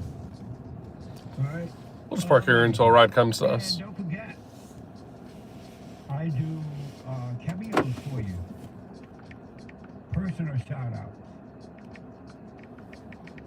Birthdays, weddings, anniversaries, encouragement, happy Halloween, happy Thanksgiving, happy excuse me. Christmas, Merry Christmas, Happy New Year, whatever the occasion is, I'll do them for you. Congratulations. Go to cameo.com/Jesse Lee Peterson. cameo.com/Jesse Lee Peterson. Let me go back to Sheldon out of Florida. Sheldon, go ahead. Thanks for holding. So the point I was getting to is that with all these threats that are being made toward conservatives and Trump voters. I'm independent myself, but I'm voting for Trump this year. Doesn't make me feel safe, makes me feel concerned. It's easy for people to say, man up or just buy a gun. Guns are expensive. Not everybody can afford them. So my question to you was, do you think that if something does happen, that people such as yourself, people that believe in God, do you think that people are going to put their differences aside to, help their fellow Americans? I would hope so. I mean, I don't know what you mean. I don't understand the question. If somebody takes action against conservatives, like on election day with all these threats being made, if people are threatening, attacks against us, do you believe that people of God, or whatever religion, you are, do you believe that people are going to come together, or do you think that it's just going to be more divided? Meaning that, so if you're asking, if I understand correctly, if other people turn against conservatives? No, if a terrorist attack is committed, or if an attack is committed against people that vote for Trump, do you think that people are going to put their differences aside to help their fellow Americans? In what way?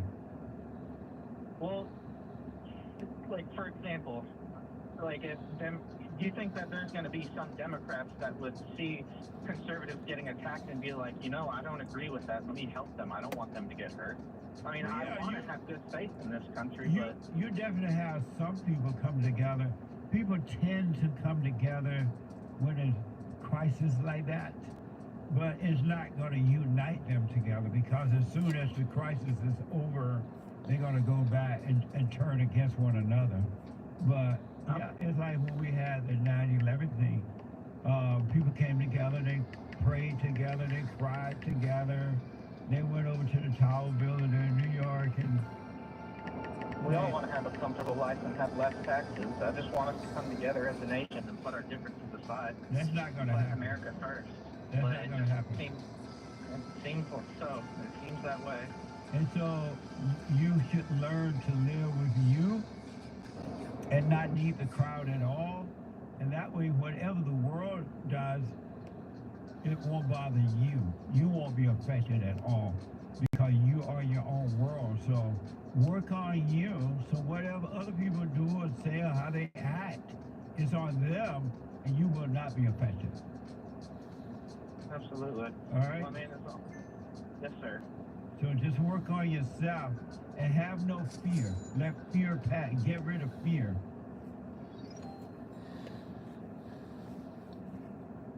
Drop the fear. Drop the anger. You drop the fear, and you'll be able to live in this world with no fear, no worries, no concerns.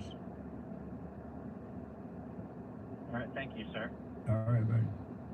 God bless you. You too. Thank you. Oh, amazing. 888-775-3773. Jeff is a first-time caller out of Connecticut. Jeff, welcome to the show. You're on the air. Hey, how you doing, Jesse? All is well, Jeff.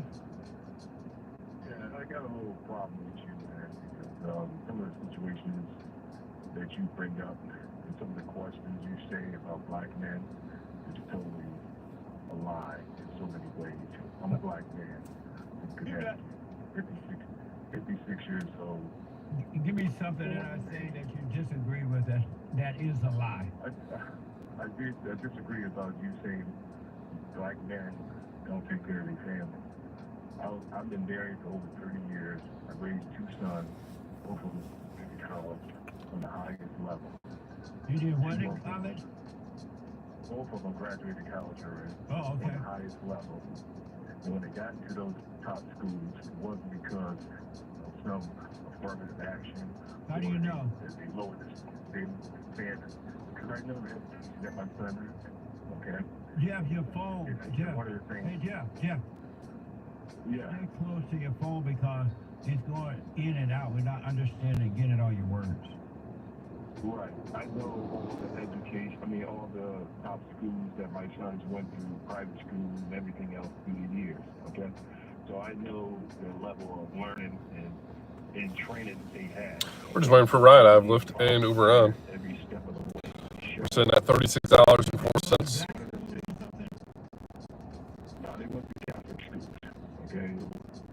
Oh, let me set the timer. So we got 10 hours and 52 minutes.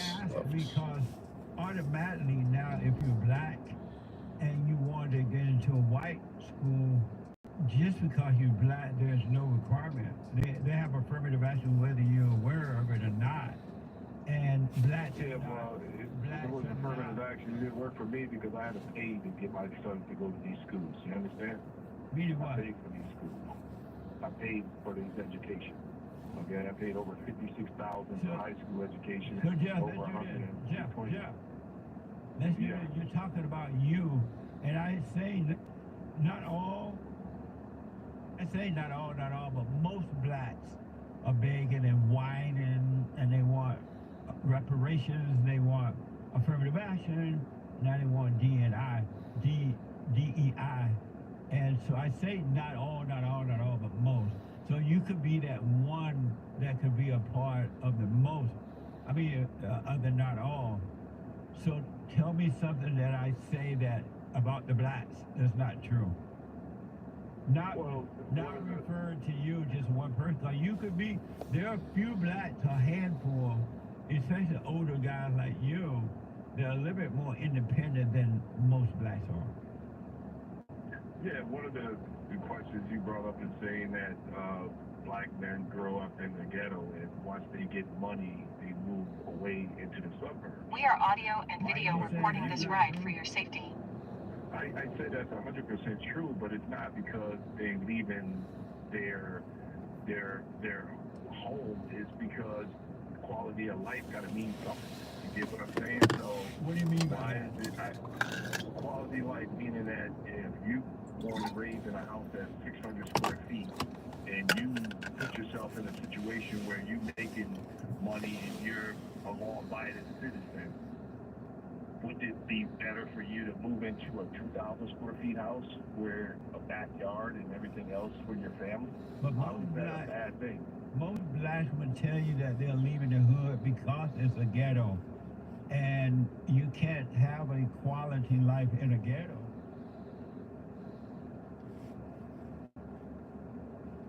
And so they will. All right, here we go. I agree with that. The first thing they do is move into a white area because they can have a better life in a white community because white people have made it possible. Why can't the blacks do that in their own community? Well, because number one is the market value of those homes, and then if you have an influx of people that's not making any money, and then if you have a certain group of people that's making money, I think it'll be a disservice for the person to put their investment. But you're not making any sense. Why don't they make their homes in their own communities? Can't they do what the whites do and make their home worth more? Clean up the neighborhood, paint the house, cut the grass. Yeah, they can add rooms unto small houses. They could add an extra 1 or 2 bedrooms to it. Why do they have to go to the white neighborhood that are already that way? Why can't they do it themselves? Because some of the situations don't require that, because some of these are apartment buildings, brick buildings. We're talking about houses. Ain't too much. Yeah, that's primarily a lot of those areas. Now, if you're looking in Connecticut and Bridgeport, yeah, I mean, there's a lot of communities. All right, let's head to the Spickham. We're 2 minutes away. We're picking up Fabi and on Uber right now, so, which is nice. Oh, let me turn off Lyft if I didn't already.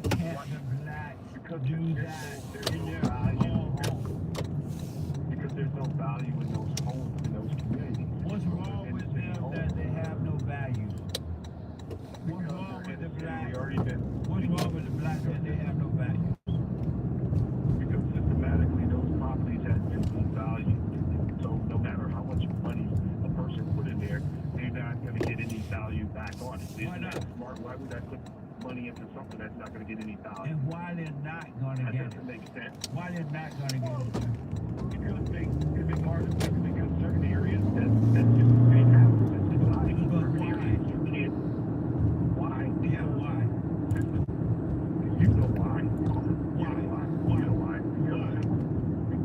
Because systematically the establishment, whatever you want to call it, had made certain areas of property value low.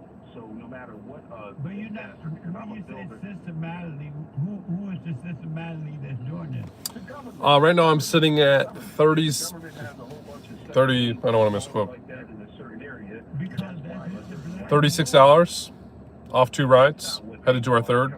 It's really hard to justify a slow day. Because if I work the 12 hours, no matter what, I'll be anywhere between 250 and 350. So don't get me wrong, I understand what you mean by slow. Oh, I don't think I can turn here.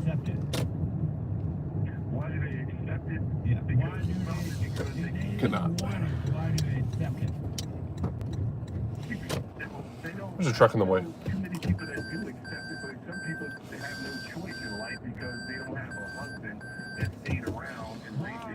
Surges, yes, but no bonuses. The only bonus that I received was for EV, but since this is a hybrid, they don't count these rides as hybrid.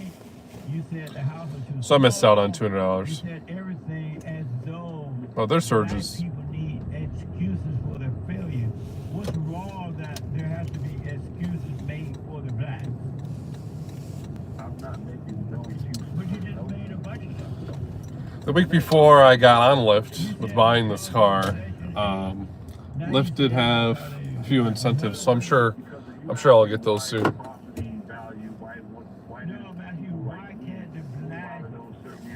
I'm asking, why can't the blacks do the same thing the white people do in their own area? They don't. They move out.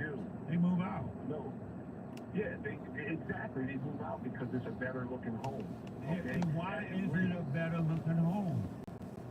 Because I have acres. So in the inner city, Now you bragging about your stuff. What I'm asking you. No, I'm not bragging about myself. I'm just telling you. Jeff. For a house. Jeff.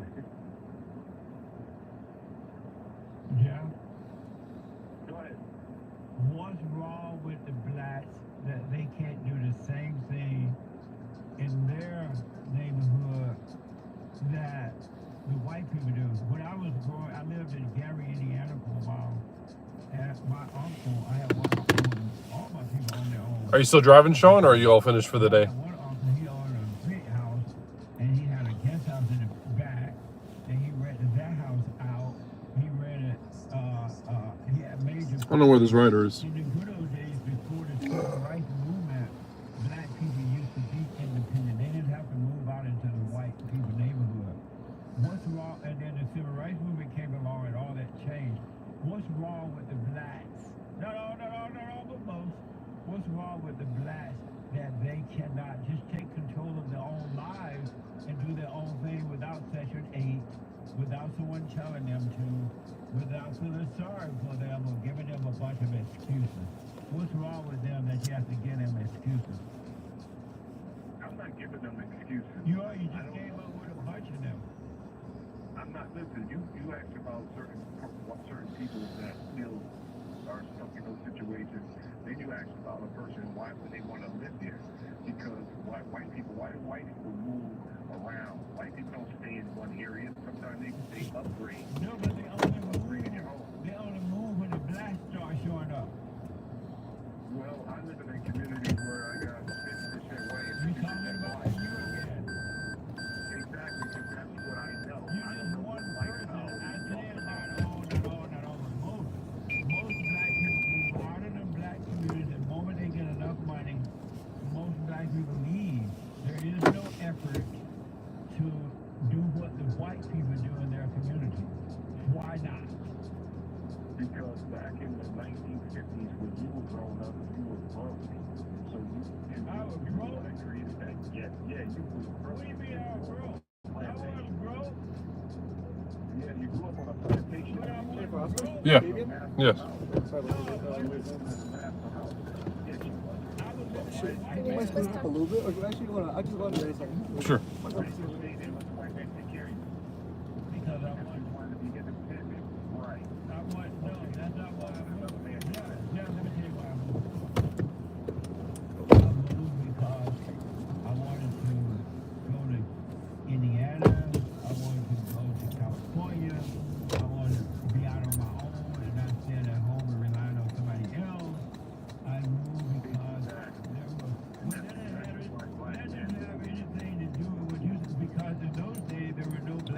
What happened to your knee, if you don't mind me asking? I just got ACL surgery. Oh, amazing. Yeah, that's why I'm actually going right now. I got an appointment to see how's it going and shit. Sorry to hear that. Nah, that's okay. Thank you, though.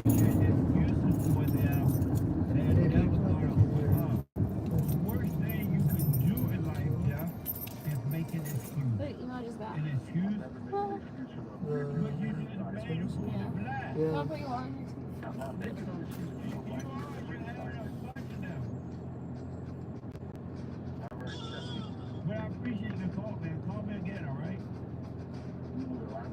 All right, buddy. Oh, buddy. 888-7753-77. Don't black. Don't accept it as you. And a person with an excuse is a loser. Excuse me, loser. Excuse me, I'm a loser. Excuse me, loser. Don't accept excuses, black. You can do this too. Really? You can do excuses to keep you down. And don't let anybody make excuses for you. Super chat. Buymeacoffee.com/GLC Talk and Band Art. Order coffee. I'd like to say this coffee. We are audio and video recording this ride for your safety.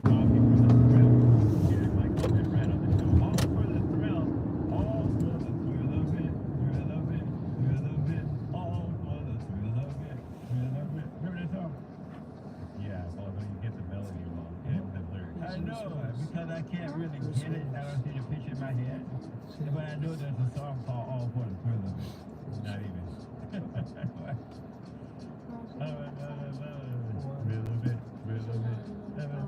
You know what it is? Not even close. Yeah. You're getting there. We are always running for the thrill of it. Yeah.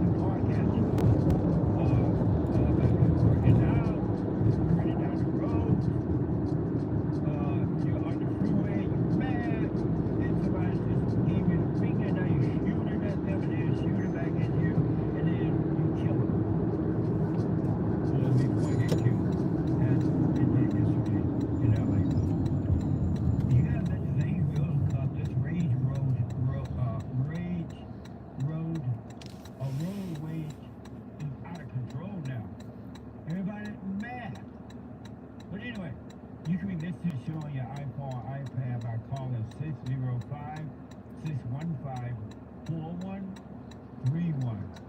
605-615-4131. Alright? And to donate and have your comments read out loud, go to Bobby's Coffee. Bobby'sCoffee.com. JLP Talk. JLP Catch Up. You can just pull up right here on the left. It's the last hour show on Tuesday. Every Tuesday is country. You gotta love it. I would like country with me. Take care of you, Chad. Have a good one. Thank you, mate. It's picky, I know. But country and western Tuesday.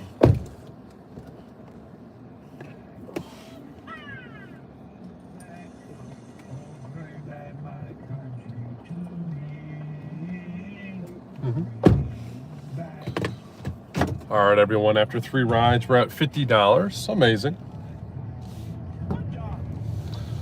Headed to our 4th ride already. It's about 5 minutes away on Uber.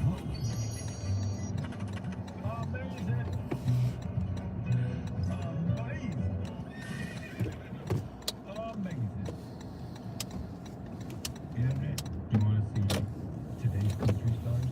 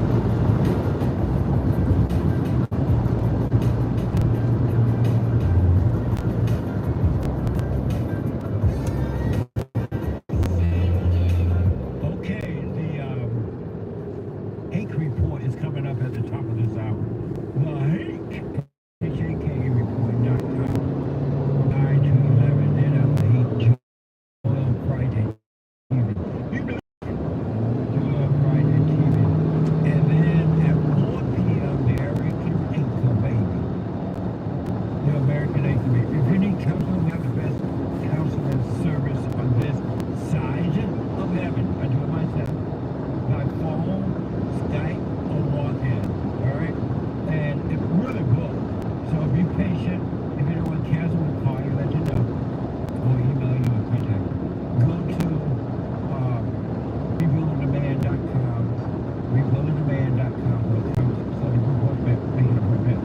Or you can call 800-411-BOND. 800-411-2663. Individual, family, or whatever company. All right? Amazing. I want to go back to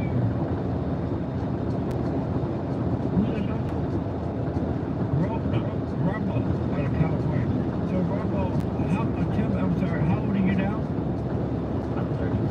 And so when you're in your 20s, you went through this ritual service-like thing, and you dedicated yourself to Satan, right? And don't tell the people how you found the information to do that. But were you by yourself, or did you do it with a group of people? And what made you do it at that time? Originally it started, I was like a desire for attention, but then the more I read about it, I thought it was very interesting. There was a lot of research on and so forth. I learned how to meditate, put myself in a trance, stuff like that. So that really intrigued me. But mainly, that is the chief of my life. Wow. And so once you did it, did you feel one with the devil? With evil? At the time, yes, I actually believed there was this evil woman in our neighborhood that was doing evil deeds, and I actually prayed to the devil that she wouldn't die when she would get hospitalized, and then weeks later she got beat up and then was in the hospital. So I remember when I found out, I collapsed on my knees, prayed to Satan until I was so forth. So when that woman had to go to the hospital because you had wished her dead,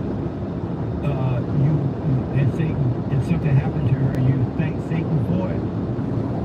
Yeah, I didn't wish her dead. I just wanted her hospitalized. She's a true wicked witch.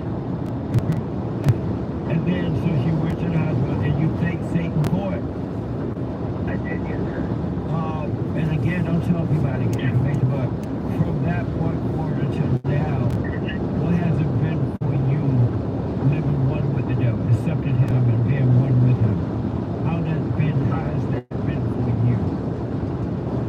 Oh, thank you. Meditating, satanic rituals, it was well, but I strayed away from it, and I'm not into that anymore. And my life has been hell ever since, and it's only getting worse. And why did you stray away from it? I was doing meditation that became very intense. Like I would have visuals, and I started getting basically scared of it, and I couldn't clear my mind like I used to when I was younger, and I just got distracted by worldly pleasures. And how did Satan feel about you straying away from it?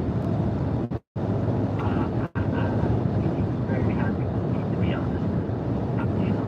And what not? Why do you think he wasn't happy with you?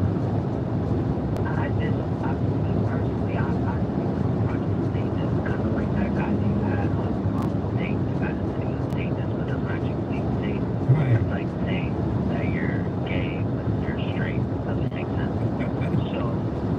So I like, I feel like I'm disgraced to real Satan.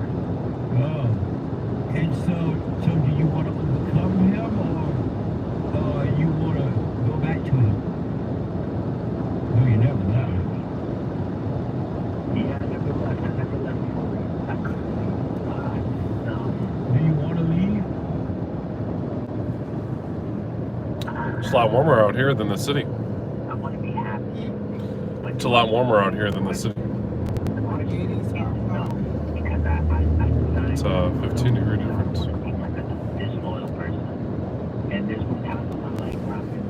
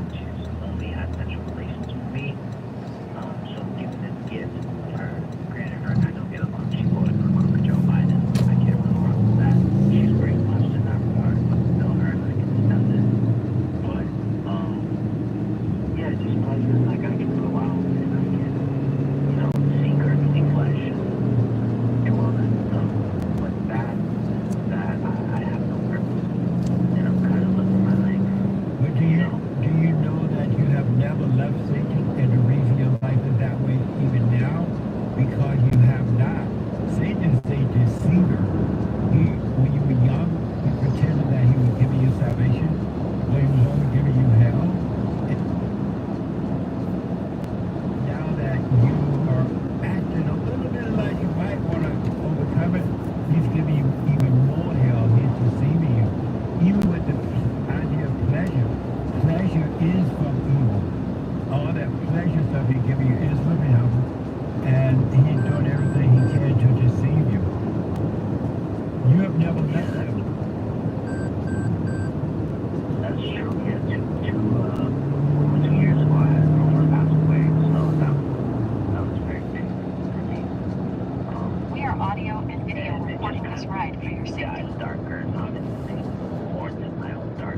Yeah. Which I just couldn't take it. And so then I got it right. I can't keep talking.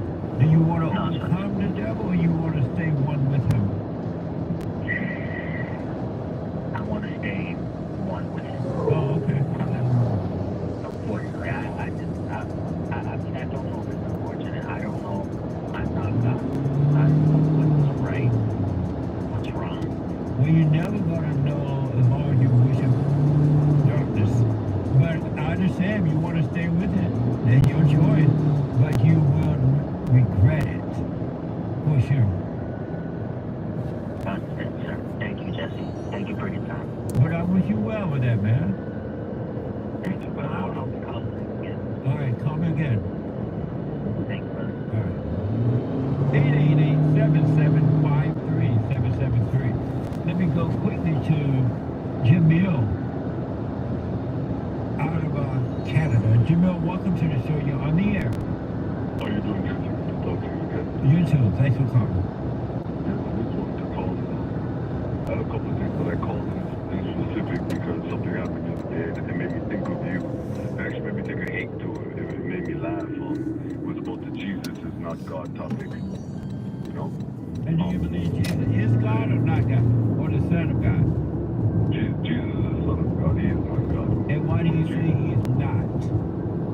Well, Jesus said himself. So what the video, he said it himself. He said, I need to take time for myself to go and talk with my Father. Right. That's what he said. Yeah. That's what he said. I was watching the video and he said, if you do the works of my Father, you are my brother, my sister, and my mother. That's what he said. And I fell asleep the other night and I woke up and my phone was playing because I left it playing. And I woke up to, there's a show that I like to watch. So, you know, sometimes they have shows and they'll have like little after shows where they talk about the episode and all that stuff. And it's a show about Jesus. So they were talking about it. And the guy, the producer of the show, this is what he was saying. He was like, people say Jesus is God, maybe. But as far as he knows, Jesus said that he has to go talk to his Father. Yeah. And I find, and the thing is, even listening to the last guy that you were just speaking to, the the enemy puts on people, it never ends. Take care, have a good one. I realized that as I was listening to that, I thought about you. And even when people are talking to you about things, it's like they're questioning it, they're not sure, but they're not here like, well, I can't talk about them, but even for me, it's like, you say all the time, don't do what I tell you to do what you want to do. All right, everyone, after that ride, we are at $77.30. So we've done a total of 5 rides for $77. We are now headed back to, we're in the middle of nowhere. We're going to head to another area, which is in the middle of nowhere, and pick up someone from Walmart. So we're about 20 minutes out. But yeah, we're in the middle of nowhere, which is fine, because all these trips are going to be around that $15 to $20 mark. So this is amazing for us. A great start for Tuesday. Feel bad for Sean. Sean said it's a slow Tuesday. Not for us over here, that's for sure. But like I said, we're about 20 minutes out, so we'll head that direction, of course, and continue on this journey. We should make $300 today, based off this pace. We've only been driving for a little over 2 hours, so say less. And I frequent this restaurant pretty often. And then I have to use the bathroom. And then this guy came, I said, "Can I use the bathroom?" He's like, "No,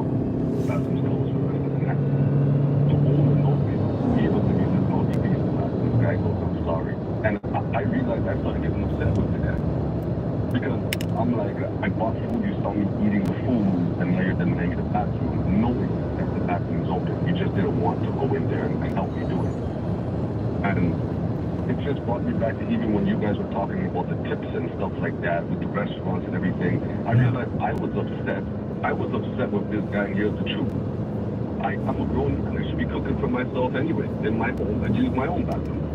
And so let me ask, because of that, what did you do when you saw yourself get angry? Well, I went to the guy and I said to him, you know what he was giving me, because he went to give me the key to go open the bathroom. And then I said, you know what? I don't want to take it from you. I don't want to use it anymore. And I just walked away. I walked away. And but that was the wrong thing to do. It was no. Whoa. That's what I'm saying. It's windy over here. Realized that I was upset to begin with. I saw that I was becoming upset, and it could only get worse. So if I had stayed there, I was like, I don't know, how far this can escalate. So I just said to myself, I gotta go home and use my own bathroom. And as I was walking home, I realized everything that I did was wrong. Everything was wrong. But because I'm working towards overcoming my health and being aware and conscious, I was able to see, you're absolutely correct, Jesse, what I did was wrong. How I responded to him was wrong. I didn't see, and the thing about it, the thrill feels so good as you're going through it. Yeah. Because I'm looking at him and I'm like, yo, you can't do anything to me, Well, let me just say this, next time anger come up like that, don't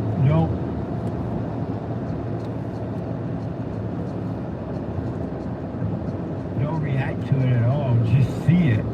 Don't, take the key and go to the bathroom, blah, blah, blah, but see the anger, but don't do anything about the anger, and then it'll be taken away. Seeing it is what takes it away. Well, absolutely. But take no other action. No, you're absolutely right, and I appreciate you even pointing out that action was wrong, because I recognized it too. Yeah. And I realized too that I was upset with him with things that happened in other restaurants in the past, but I realized that as a man, honestly, I like to cook even. So why am I out here doing this? Why am I out here, spending this money? Why am I upset when people tell me to tip them what they want me to tip them? Yeah. Well, I wouldn't have that issue if I just go and cook for myself, So That's right. Yeah. Thank you for your call, buddy. Call me again. I appreciate you. Thank you. All right, you too. I appreciate it. Okay. All right. Okay, bye-bye. Bye. Super chat. Super. Super chat. Over on Rumble, a Rumble rant from J1D2. LOL. Lots of laughs. Jesse, put your cart back. Laughing face. JK. Just kidding. Wishing you well, my man. Thank you. I realized Tate said something about the cart yesterday on his show, I believe. And I realized that the commercial aspect of businesses, markets like that, stores, have trained the people to take the carts back. And as a result of doing that, they don't have to pay big salaries. They don't need as many cart boys to go out and get them, because they have deliberately and intentionally trained the people that if you don't take the cart back, you're not a good person. You're being used and don't know it. Isn't that amazing? Yep. They're literally trained the people to take back their cart. And if you don't do it, there's something wrong with you. And if you do it, you're a good person. And the other person that's not doing it is a bad person. And you don't know that they're doing it because they're trying to save money, make money, and they're using you. That is insane, but I understand it. Joel said he's lazy. I think he's calling you lazy.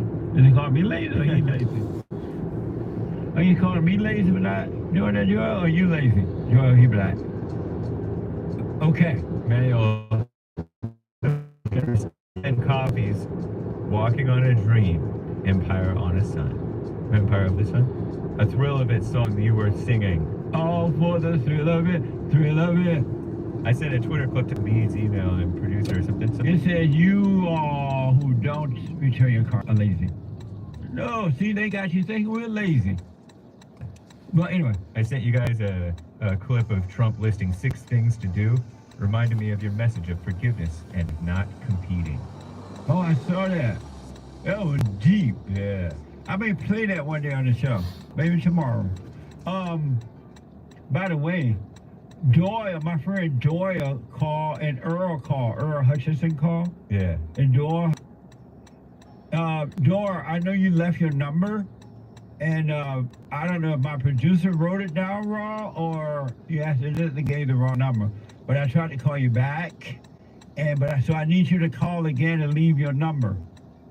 Dora, my friend Dora from way back when, and also Earl Hutchinson. Call 323-782-1980. 323-782-1980. I tried to call you guys back, but We are audio and video recording this ride for your safety. I don't think Earl called yet, but with Dora, the number was wrong. My producer said he's not sure what happened. Thank you. But thank you. Thank you, Manuel. Very generous, 10 coffee. Thank you, Manuel. Aries 1 with a diamond. No message. Thank you. When you said overcome your anger, road rage is out of control. Yeah. On X, Dirt Dog 187 asks, how? What is your advice? I live in California. About how to overcome your anger? Yeah. See that you have it. We are 10 minutes away from our next pickup. You're wrong for being angry. Forgive your mother because she has recreated you in her image. Any man that has anger is a woman.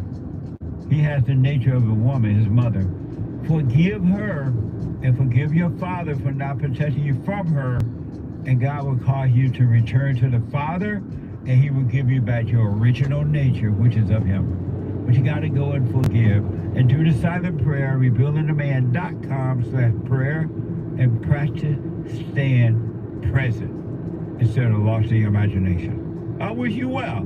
Thank you. Lord Healy on X says slow drivers who stay in the passing lanes are all sinners who are headed straight to hell. Nice. It used to be like amazing when I would see those very slow drivers in the fast lane, and they're going slow. I'm like, what the? Amazing. Thank you. You don't like country and western? It's all DEI. What do you listen to, Mr. Peterson? Asked Hopo Lane. I don't really listen to music anymore, to be honest. And not because I think it's bad or anything, but I just don't listen to the radio anymore. All right, but thank you. Nice. Yeah. Jake says, I often wonder if Jesus did the silent prayer when he was here on earth instead of praying through his mind. He did. He stayed present. He stayed present. That's what he's encouraging you to do. Pray without ceasing. Simply means stay present rather than lost in your imagination. Every thought is a lie. Come out of your imagination. Those thoughts are not yours and they're not from God. Amazing. Thank you. Shout out to the top contributors on D Live: Aries 1, Stan 69, Games for Wreck, Wolf 336, Misty, Kid Combo 1.0, Groovy Monkey, Army Ann, and the rest of the supporters on the D Live crew. And thank you guys. I do believe that is all for now. Oh, amazing. Thank you. Wasn't there a movie or a song called Play Misty for Me? Maybe. Something like that. Let me go to Keith, a first time call out of Tennessee. Keith, welcome to the show. You're on the air. Hello, Mr. Jensen. Hey, Keith. I was calling in today because I listen to your show often, and I'm a Trump supporter somewhat. But it began to worry me with the Elon Musk appearing out of nowhere. And when I listened to his speech, he was talking about getting a government agency, efficiency agency, I think it was called. I think that's a lot of power for Elon Musk to go on. And I'm wondering why Trump would do something like that. I mean, it's similar to what a Democrat would do. And I'm just wondering why nobody on the right is talking. Well, what Elon Musk want to do is to get rid of the power of the government. The government is too big now, and as a result, it's like totally controlling the people. They give you everything, and then they control you. Elon Musk, he want a smaller government. And if someone else get in there when Elon leave, and they try to rebuild the government and make a bigger government, then people would say no to that and vote those people out and vote in people who work for us and not Yes, sir. I understand it, but he operates as an athlete. And so, he basically private church. He's not government. He's not field. And that's why we want him in the government, because we want private people that know how to run businesses, know about how to keep taxes lower. Donald Trump is not a politician either. And look what a great job he did when he was there, and the job he would do now when he come back. Elon Musk is the same way. We don't need all these lawyers. We are 5 minutes away from the pickup. These people that's in there putting power and money for themselves. I think you won't be disappointed once you see what he does.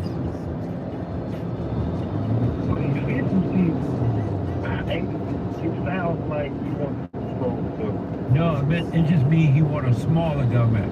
He does want to get rid of big government and bring back the small government so that it can be we the people. Keith, I am totally out of time. Call me again. All right. Thank you, Mr. You are and vote for Trump. I will. All right. I am so out of time. I am out of time. The Lord is willing and the creek no rise. I'll be back tomorrow. Get on that straight and narrow and stay there. Just stay there. You're going to be surprised when you find out about yourself, and you'll become free. All right? Amazing. The Hake Report is coming up now. TheHakeReport.com. Join on Friday at 11, right after the Hake. And at 4 p.m., the American Anchor Baby. To the rest of the callers, Rick and all. Rick, I tried to get to you. You wouldn't answer the phone. What the? You gotta stop laying your phone down and walking away from it, buddy. And the rest of the callers, I'll be back tomorrow. Manhood out. Here's the viral hack that's making people rich. If you've been in a car accident in the past few years, even as the passenger, and it was you're here with me, I appreciate that. We're coming to you live from Santa Barbara, California, every Sunday and Tuesday at 5 p.m. Pacific. A few quick announcements. This podcast is viewer-supported, heavy YouTube demonetization, so please consider donating through Streamlabs instead of super chatting, as YouTube takes a brutal 30% cut. So if you super chat 100, that's true. YouTube They do take a 30% If you donate 100, Streamlabs only takes 3. That's streamlabs.com. So if you're looking to support my channel, is in the description. We do go to buymeacoffee.com. buymeacoffee.com/it's midnight_your Uber driver. Links in my description. Consider sending a TTS text to speech. For the first 30 minutes of the show, we haven't done this in a while. TTS is set to $69. First 30 minutes, and then it'll be $200 thereafter. We'll trigger TTS. TTS is via Streamlabs only. Please see the description for all of the triggers and full details. We have channel memberships. To become a member, hit the join button. Tier 1 is just $5. We got merch at shop.whatever.com. If you like it, get yourself one. You need clothes to maneuver through society, so don't be a criminal. It's also a crime to not wear clothes, I think. Okay, follow us on Instagram at whatever. Any girls who want to be on the show, DM at whatever on Instagram. If you can make it to Santa Barbara, follow me on Instagram, BD_Atlas. Check out my nonprofit movement, Big Labia Matter, or BLM for short. 10,000 labiaplasties a year in the United States. It's nobody else besides me is advocating for this. It's a tragedy, pressing issue of our time. Bear with me with the connection. Like I said, I'm in the middle of nowhere, so the connection's not the greatest. In the description. But we're 1 minute away, a couple blocks here. Scuffed. Private Patreon members. Hey, Debate University, though, debateuniversity.com, if you want to get Andrew Wilson's verbal combat debate program. So we have a private Patreon members only Discord. That's discord.gg/whatever. We are audio and video recording this ride for your Scroll safety. down on the BTS. I posted the newest one from Tuesday's show. We had a rage quit and a kick out. That was wild. So I posted that. That's up there. That was pretty wild. Discord.gg/whatever. And then disclaimer: the views expressed by the guests do not necessarily reflect the views of the Whatever favorite channel. With that said, without further ado, we're going to have the guests introduce themselves. So please tell us your name, age, location, and occupation. Go ahead. I'm Kaylin. I'm 19. I'm from Arizona, and I work full time.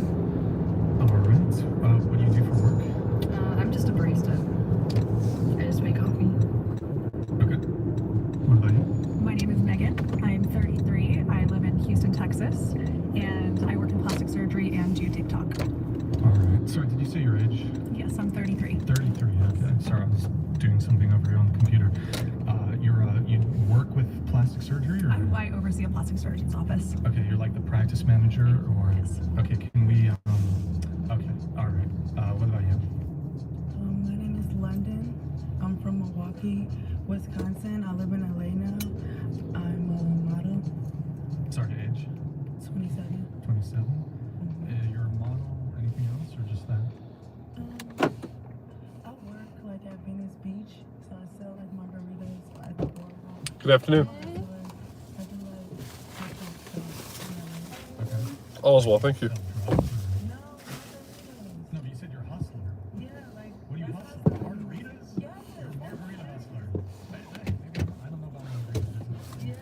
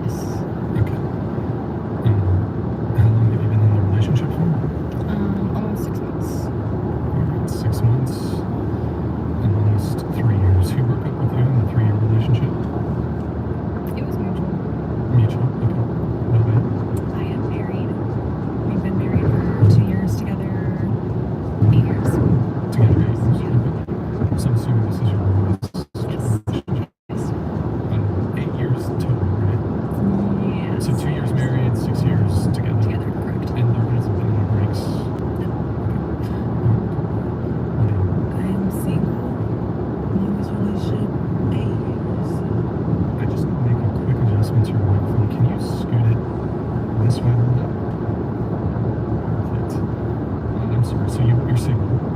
Okay. How long have you been single for? 2 years. 2 years. Longest relationship? 8 years. 8 years. Who broke up with you in the 8-year relationship? No. And then was that the one that ended 2 years ago? Okay. And so, why did you break up? To just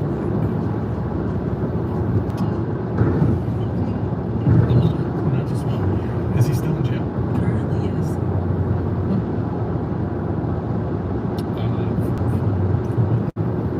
I'd rather not say that's his position. Hustling. He hustled too hard. And how many during the course of the relationship, like how long were you guys dating before the first time he got arrested? We started when I was 16, so high school. He didn't go to jail till like after high school. Mm-hmm. Probably 20, maybe like 20, something, maybe like 3.5, 4 years. And then how many times during the course of the relationship was he in and out of jail or prison? Like 3 to 5. 3 to 5. Okay. Times it. So it wasn't like we just like leave because he went to jail. I tried. Like the first time, 3 years. He went for Wait, he was the first time he went away for 3 years. 3 years, and then he got out, and then like sometimes they're on probation. So if you do anything, If you fuck up. he fucked up like twice. The first time, another 3 years. I mean another 30 days or so. 30 days. 30 days. So that's why, yeah. Yeah. And then he got out, and then he went back in another 90 days. Yeah. And then, I don't know, 3, 4 years. Were you guys married? No. Okay. Did you go and visit him? Yeah, maybe once or twice. And the 3-year sentence, was it in jail or prison? Yeah, it was prison It was for the prison. 3 years. The month and the 3 months, it was like county. County jail. So it wasn't that deep. Like you're gonna get this one. Would you describe yourself as a ride or die? I mean, Yeah. stay with the guy. I definitely am. I don't know if I'll ever do that again unless I'm like married and forced to Yeah. deal with that with my husband or something. But yeah, I was for sure ride or die. Have you dated any other men who, during the course of you dating them, were in prison? No. Just him? I haven't had a relationship since. Okay. It was traumatizing. If any other questions come up, I'm sure I'll ask one by you. I'm in a 2-year relationship, and my longest relationship is 4 years. All right. Who broke up with you in the 4-year relationship? I did. Okay. What about you? Relationship status? So I'm single. I've been single for like a year. And like we were together for a year and a half, my last relationship. That was the longest too. Your a year and a half was your longest. And that ended a year ago. Yeah. Okay. We are audio and video recording this ride for your safety. It was mutual for sure. Mutual. Okay. All right. And what about you? I'm single. I've been single for about 3 years, and then the longest relationship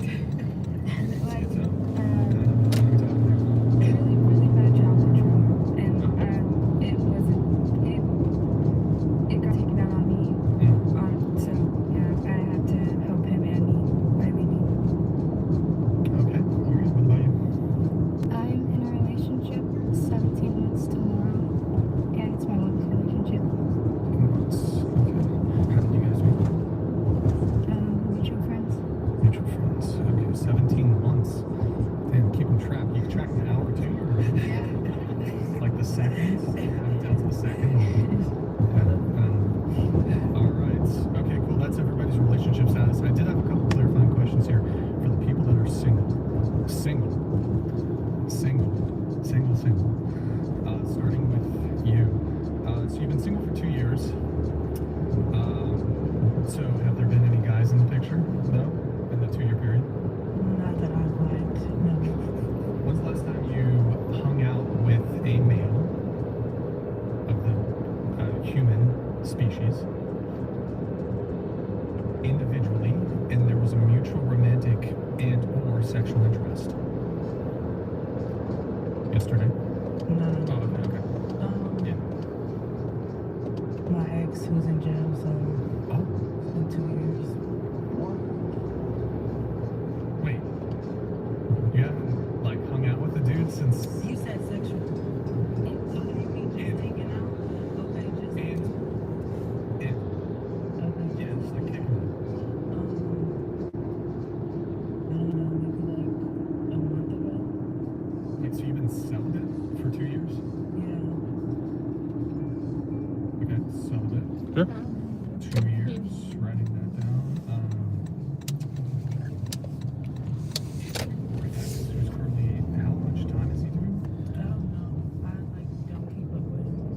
I don't really send his but every time he was facing like 4, 6 years. Okay, so you saw he was, when you broke up with him, he was in camp? Yes. Okay, I see. If he got out, like, tomorrow, like, I don't know, some new evidence? No. Because it was Have a good one. Thank you. I don't like him. That was so boring. Bye-bye. Thank you. I was falling out of love anyway, slowly, and like once he went to jail, it was like, oh, yeah, he's tripping. And so, no guys for 2 years? I don't really like people even like, All right, so we just completed that, right? Let's see what we got from now. What about these guys you're like hanging out with? Like you're just eating? Yeah. Sorry to cut in, but I gotta do a PC restart here. I've got some issues on my end. No worries, man. Just let us know when you're ready. So just go ahead. Yeah. So This is right. he's coming right back, guys. No guys. Okay, so You said you kicked it like a month ago. So that last ride was $20.71. So right now we're at $102.01. So since we're in the middle of nowhere, let's start heading towards the house, I guess. I don't really know. Let's see where this town is. from Wisconsin. I'm from Milwaukee, and I moved to LA. All right, we'll drive for another 2 hours, and then we'll take our first break.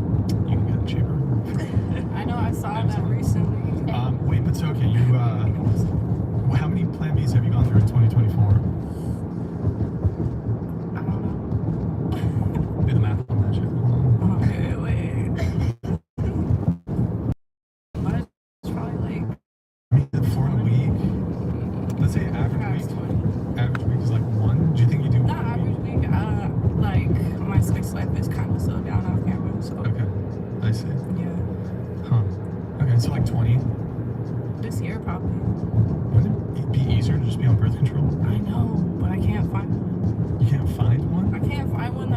cause like some crazy shit to happen. I mean, it's like Plan B is just like a higher dose of the Fat or tired or both. fat. So it's like, Wait, what? Plan B is Oh, it makes you fat? It doesn't make you fat, but like it can. It what? Birth control kind of makes you fat. Plan B. It's like the copper IUD. It depends on the birth control, but I have different. It causes. make you skinny too. It causes hormonal imbalance. Birth control? Yes. Wait. I don't know the generic, but it's fine, and I'm skinny. No, and I never have. Okay. And the other question was, what decade was World War I good? 20s. Okay. 20s. Okay, sure. 20s. Okay. 1914 and 1918. What decade? Wait, we're going decade. Yeah, well, just what you can. I mean, if you want to give years, but just the decade. 20s, 30s, 40s, 50s. Wasn't World War II in like 1941 or some shit? So it's like World War I. Yeah. Like, wasn't that like 100 years before that? So like 1840. I don't know. Skip me. I mean, no, just you gotta get it. You gotta guess. You gotta guess. Sure, 1840. 1840. Okay, that's an answer. 1920. Okay. She gave me the answer. It's 1914 and 1918. And the 1910s. Congratulations. You win absolutely nothing. Good job. Let's see here. Then we have. Proverbs 21:19 donated $69. Better to live in a desert than with a quarrelsome, nagging wife. Ah. You guys thoughts on this one? It's true. So it says, better to live in a desert. So like better to be dehydrated and get a sunburn Isn't and that die your favorite Bible of, verse? huh? Isn't that your favorite Bible Yeah, it's verse pretty. or something? It's like one of the top. Well, It's pretty good. It's the pretty. real verse says contentious woman, so. Well, there's different translations. Right, the original one, the old English. Is it And like that's different than nagging. Contentious is different. Nagging is like very specific. But like, Well, it says quarrelsome and nagging wife. Right, but quarreling is like fighting, and there's one that's Yeah, good. there's one that says Contentious. brawling woman. Which what's that? There's another verse that says We are audio and video recording this right. that says the one that you yeah, and then there's a brawling woman. It's better to be like the top of a rooftop or something than a brawling woman. So like that kind of enemies. and there's like brothels in the desert or something. All right. Going back to people's relationship status. So, okay. Single over here. You've been single for 1 year, right? Yeah. Have you been celibate for you? No.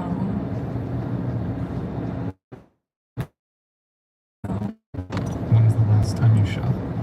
So I did an OnlyFans thing, like, I don't know, let me think about that. I think it was like Thursday. That was crazy too. That was descriptive. So, okay. How many shoots have you done? Boy-girl shoots. I lost count on You do traditional corn too? the yeah, like mainstream. You do mainstream? Not just OnlyFans, mainstream. Okay. And do you know how many scenes you've done? No. Not like, I just started in January. Do you think it's more than 100? Probably. 100 scenes? Probably. Okay. And then, how many scenes, like, what's the most amount of, because there's like BG, BBG, BBBBG. I feel like I know where this is going. You're gonna say how many people. I'm just asking. Oh, like. Like, you've done like threesomes, foursomes, fivesomes, that type of shit? I did like a.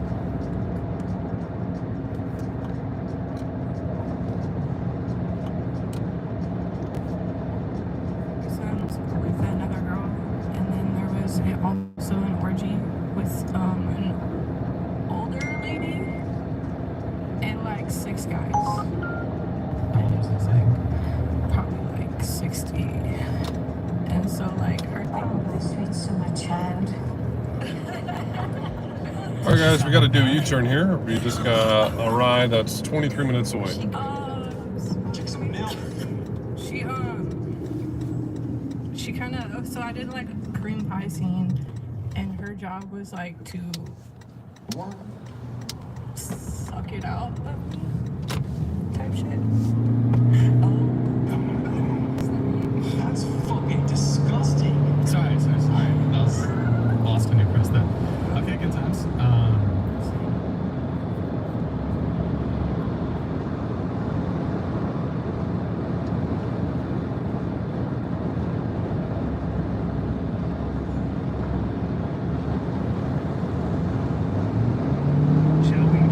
New message from Laura.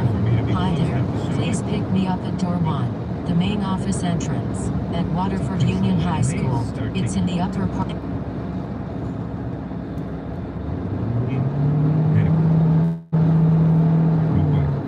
Oh, political spam texts. You guys have gotten a whole bunch of political spam lately? I never used to get any texts like that. Now I'm getting like all kinds. What a mess.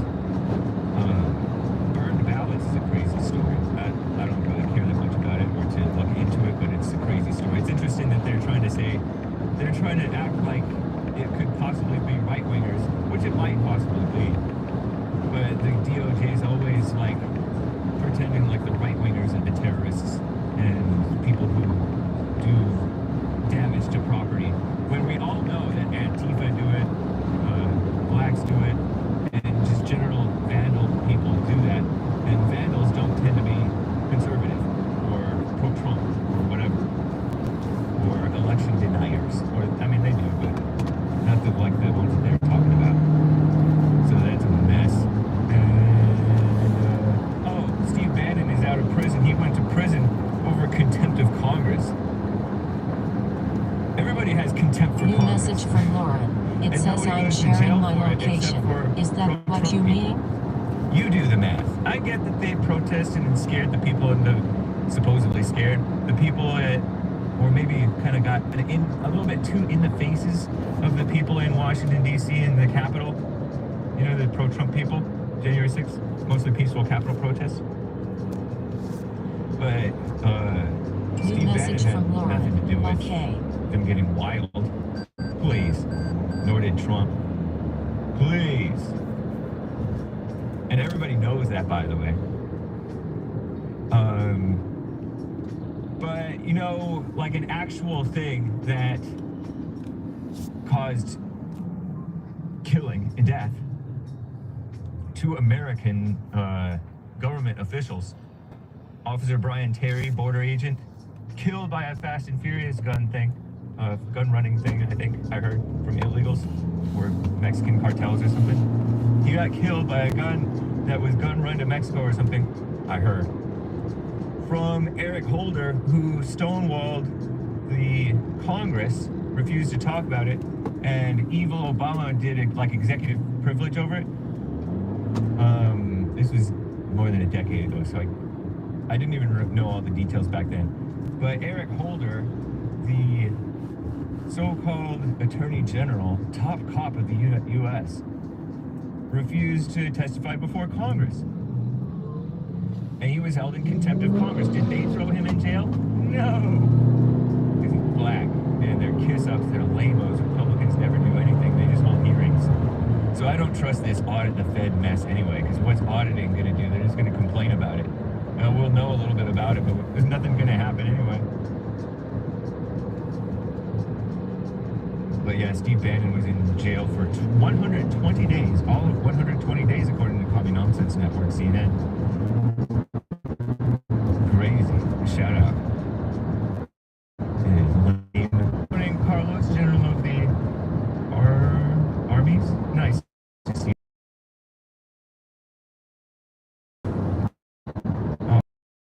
Let's just start getting ready to get right on. Look at this beautiful, speaking of airlines, flying on these airlines. I don't like how, I need to make a new little thing. It's okay. What? It looks like hack.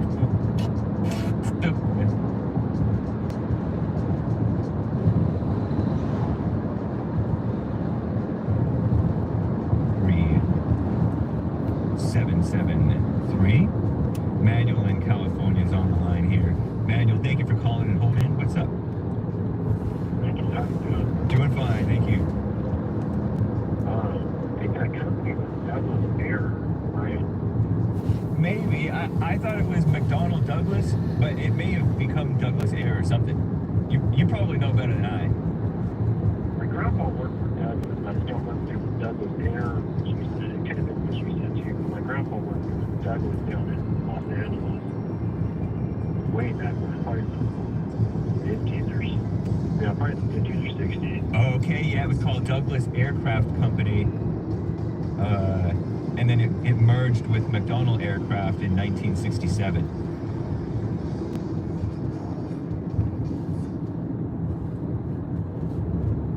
He moved over to like the restaurant business, had a bar and restaurant. Sweet. I remember him talking about Douglas. They used to have like military contracts and go to base delivering parts. Wow.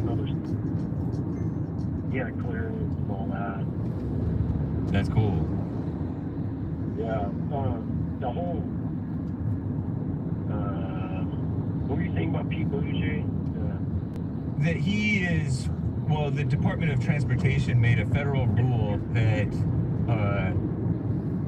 that the airline companies that delay your flights significantly, they have to refund you rather than give you a voucher for your flight. And you have to do it within a short amount of time as well. So that's all U.S. airlines. They're required to refund passengers automatically if their flight is significantly delayed or canceled. Not vouchers. I thought that they were. I can't think of the name to use, but I thought the air industry got bought out or bailed out at some point by the government. And I think if you get once you get bailed out by the government, you take their money, and that means you have to abide by their federal rule now, where it used to be private. Oh. Private. We are audio and video recording this ride for your safety. What they can and can't do. Regulations just bring the company down. Totally. You're not running by yourself. You're running it by their rules. Right. As if they know better how to treat customers.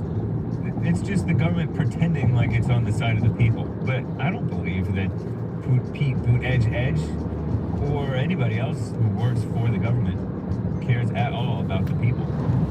I think that not that the airline companies necessarily do either, but they have a more direct situation, more direct contact with the customers. Yeah. Well, again, too, like if they were on the side of the people, some person owned that company privately before, not before, but that private person owned that company, so they should be looking out for him too as an individual, not just what the government sees best fit for the people. Right. It's customers that come in and out of the airplane. The owner obviously knows that that's his income. He has to satisfy the customer. Yeah. To where the government has no skin in the game. They don't care if the customer's satisfied or not. It's rather regular. Yeah, and they don't care if the airline industry or airline companies really stay in business or not. Because if the airline industry goes into some crisis because of some onerous regulations, then the government has another crisis to swoop in and pretend like they're saving the situation when they're the ones who messing up the situation. Because the government is always in business, even when they're yeah. Buy out keep it going for $1 taxpayer. One thing that this reminds me of, he says, without passengers having to ask, and that is sort of playing mama to the passengers, the customers. It reminds me of equal pay for equal work for women. A lot of times women don't get good pay or good deals because they don't know how to petition for themselves. Speak up, yeah. And so it's like the government doing it for them. Or same thing with unions. The union bosses make the rules for or they make make a deal with the company for how much you get paid, what type of benefits you get. Whereas if you can make the deal yourself, it's something that you've earned and you've worked out yourself. You have more self-respect and you have more independence.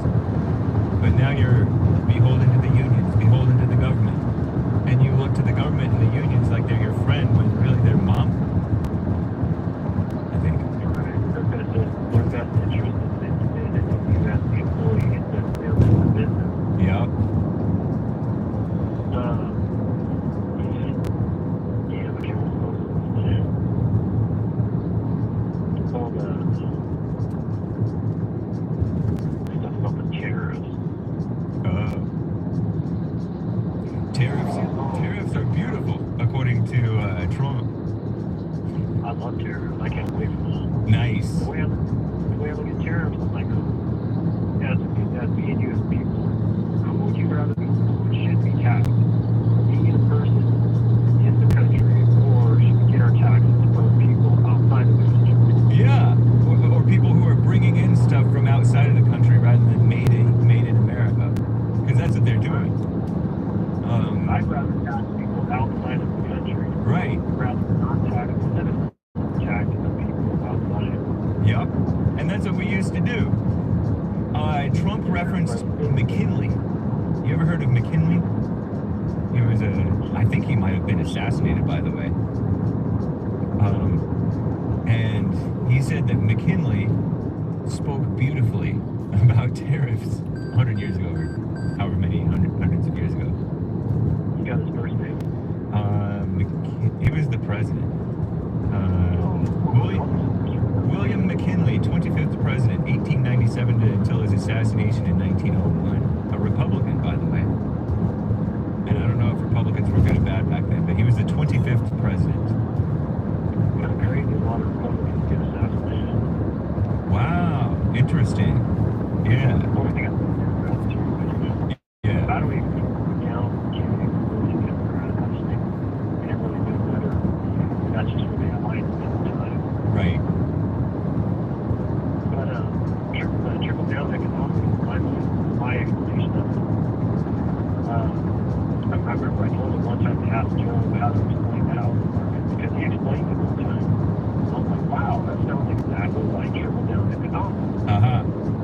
He was talking about like, okay, building housing. They're going to build 100 houses. Well, then get those 100 houses, you're going to need window company. You're going to need shades, that's a shades company. You're going to need electricians, that's an electrician company, a stucco company, a roofing company. All these different companies come together to work together as trickling down, lower costs, spread out the wages between other people. Yeah. And that's the way I always understood trickle down economics. Lower the tax because it puts more money in the big business pocket. You're right. No denying that. Less taxes means everyone will have more money in their pocket, but big companies will have more in their pocket. Once you get more in your pocket, easier to spend. No, you're not going to be taxed on the ass again. So they're like, okay, we can put it down this way, we can develop over here, we can widen our development project, blah, blah, blah. And that's the way I understand trickle down economics, because from there, without big money, you're not going to be able to do all the small jobs on the side. Maybe then maybe you go to commercial gas station, all the little developers can put money to the big money trickle down to the other people down the road. I'm an economic guy, but I've read a lot of books, a lot of Thomas Cole.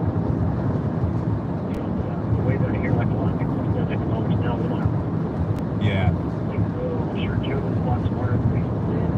Like, I don't think like I'd say at least 70% of what he says. Wow.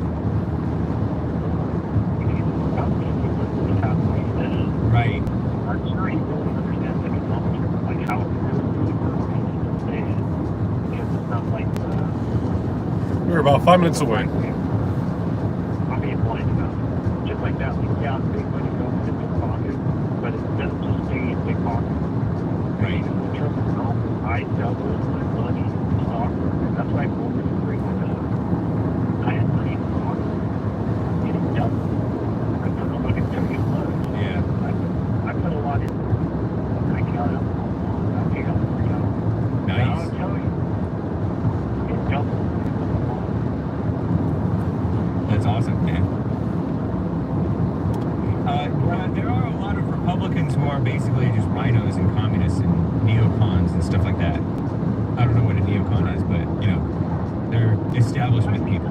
So They just have like a mentality, not mentality, they've just been taught a certain way. Because I've been taught wrong, but I thought it was right. So you come to find out I'm wrong. To admit to yourself that you're wrong, that's like one of the craziest things. Well, it can be the easiest way. Like, oh, damn, I'm wrong. Right. What if I did? Like, pull my own teeth out. yeah. It's interesting. People get attached to their ideas, and it's a mess. Yeah. I'll tell you something else. Sounds too crazy. Sounds good, man. It's good to hear from you, man. All right. Take care. Bye. Terry in Oregon is on the line here. Terry, thank you for calling and holding there, gal. How's it going?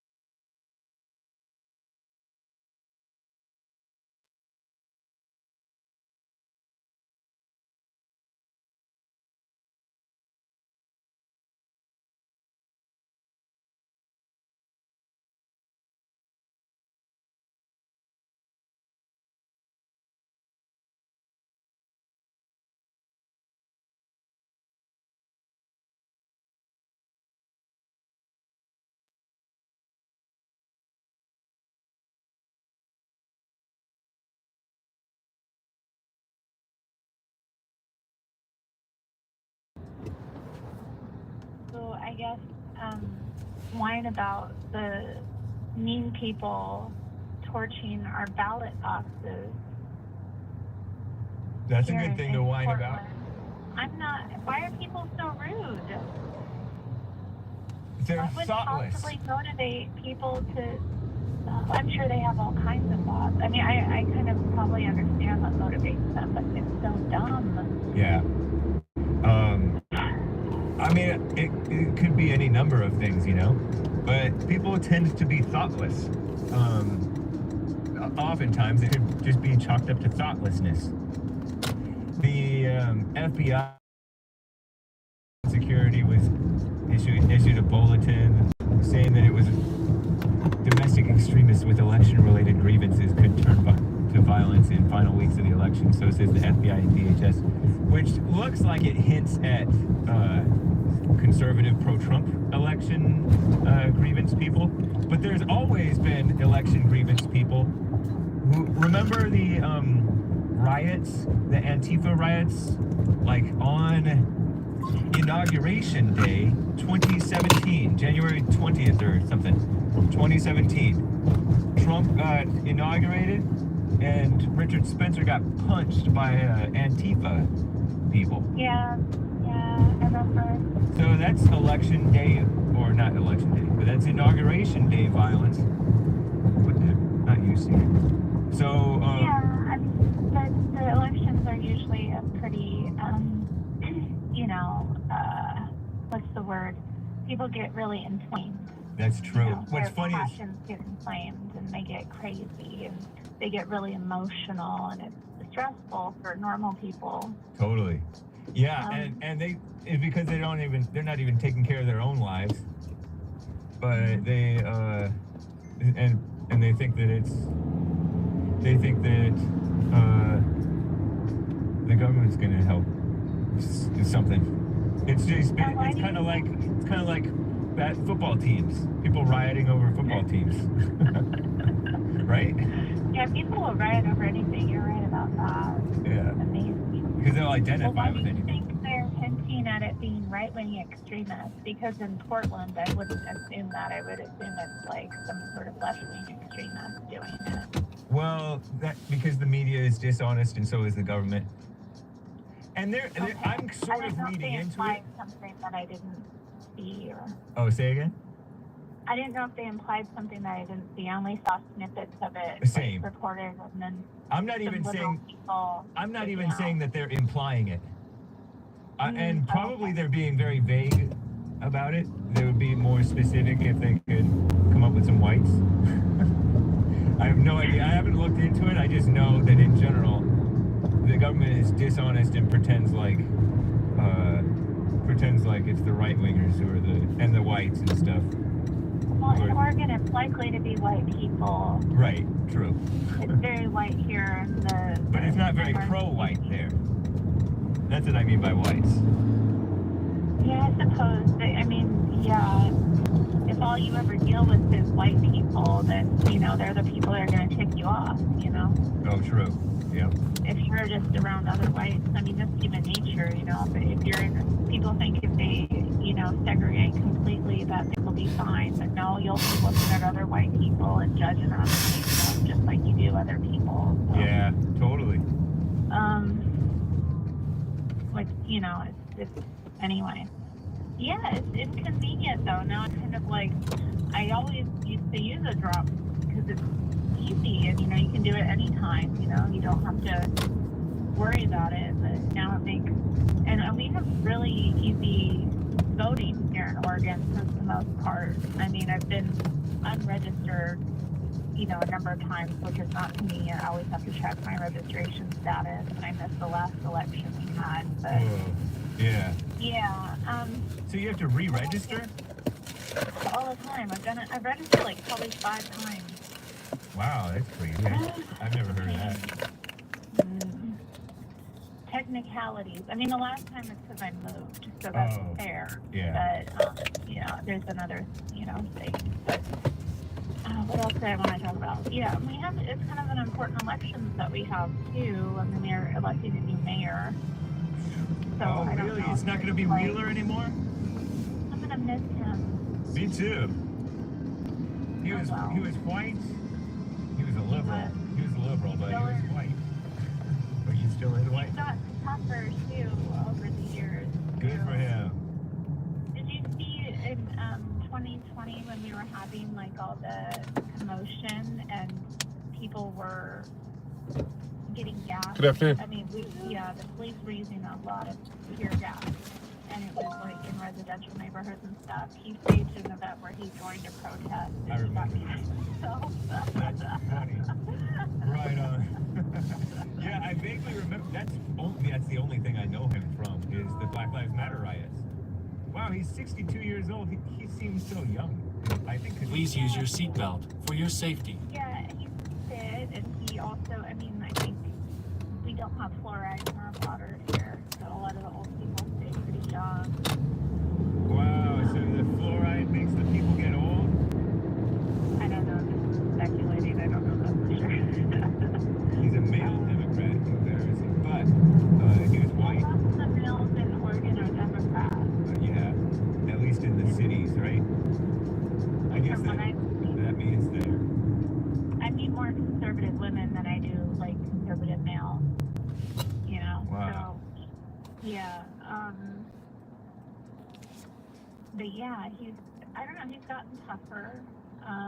He better, because it's gotten so out of control. It's kind of like Gavin Newsom has gotten quote-unquote tougher. So, I'm kind of going along with you that you like him and that I like him. Well, half kidding. Him so much. Oh, true. It's hard not to feel for somebody in that position, because he's in a tough position as a mayor, and when people are just so hateful and against you, and yeah. can't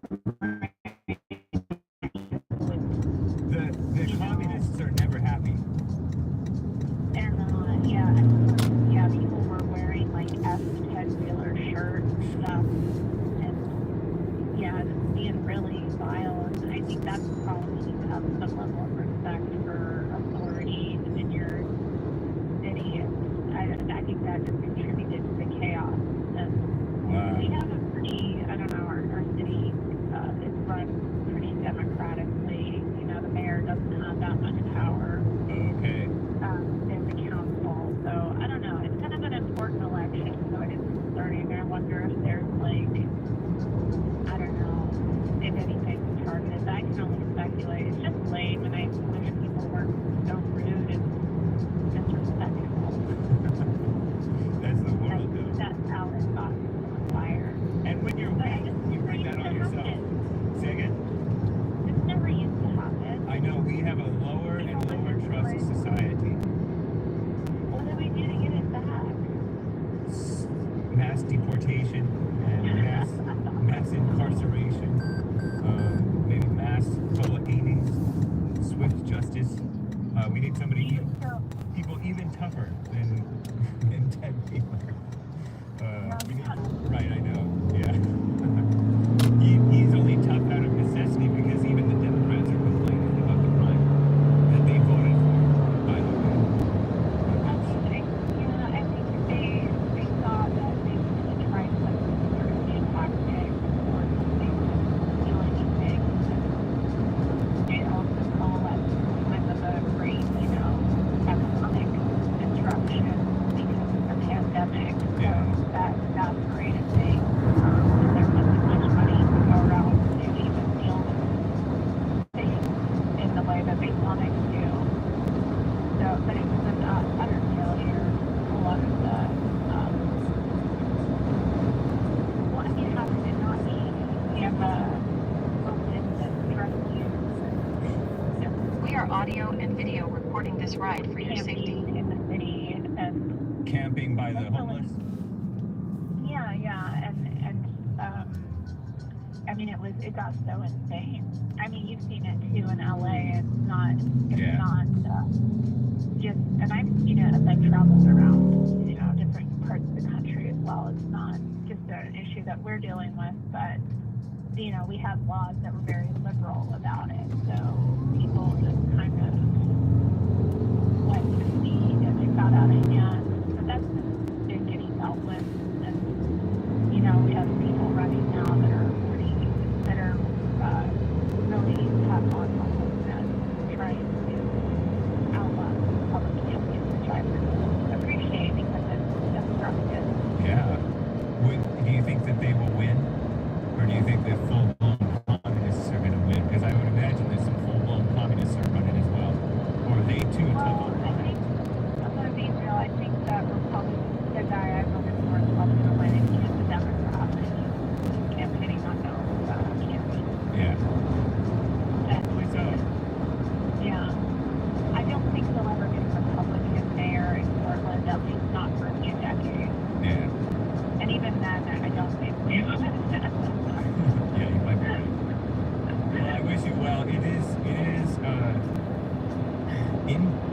It's an inconvenient and inefficient life when the people are not trustworthy not to burn the ballot boxes. So it's a mess. Yeah. Well, take care, Dave. Yeah, thank you, Terry. Appreciate it. Take care. Bye.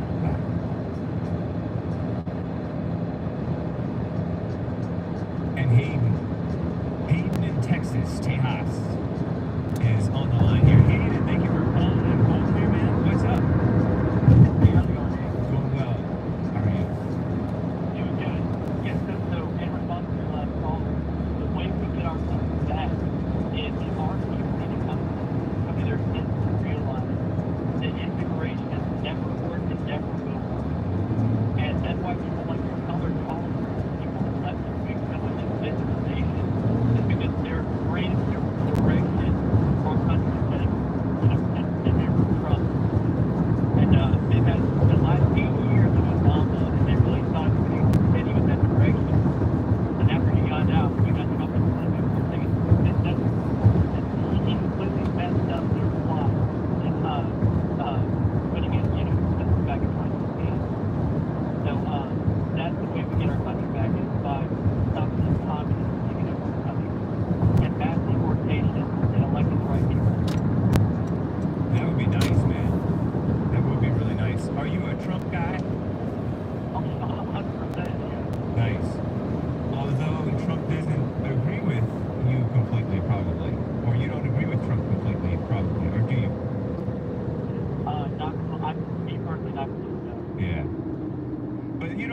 that's the thing, is you don't even really have to agree with a man who is a man. In my opinion, Trump is a man, and I don't have to agree with him on everything. I know that he's kind of a liberal and stuff like that, but yet he's a man. He's the man for the job. Right.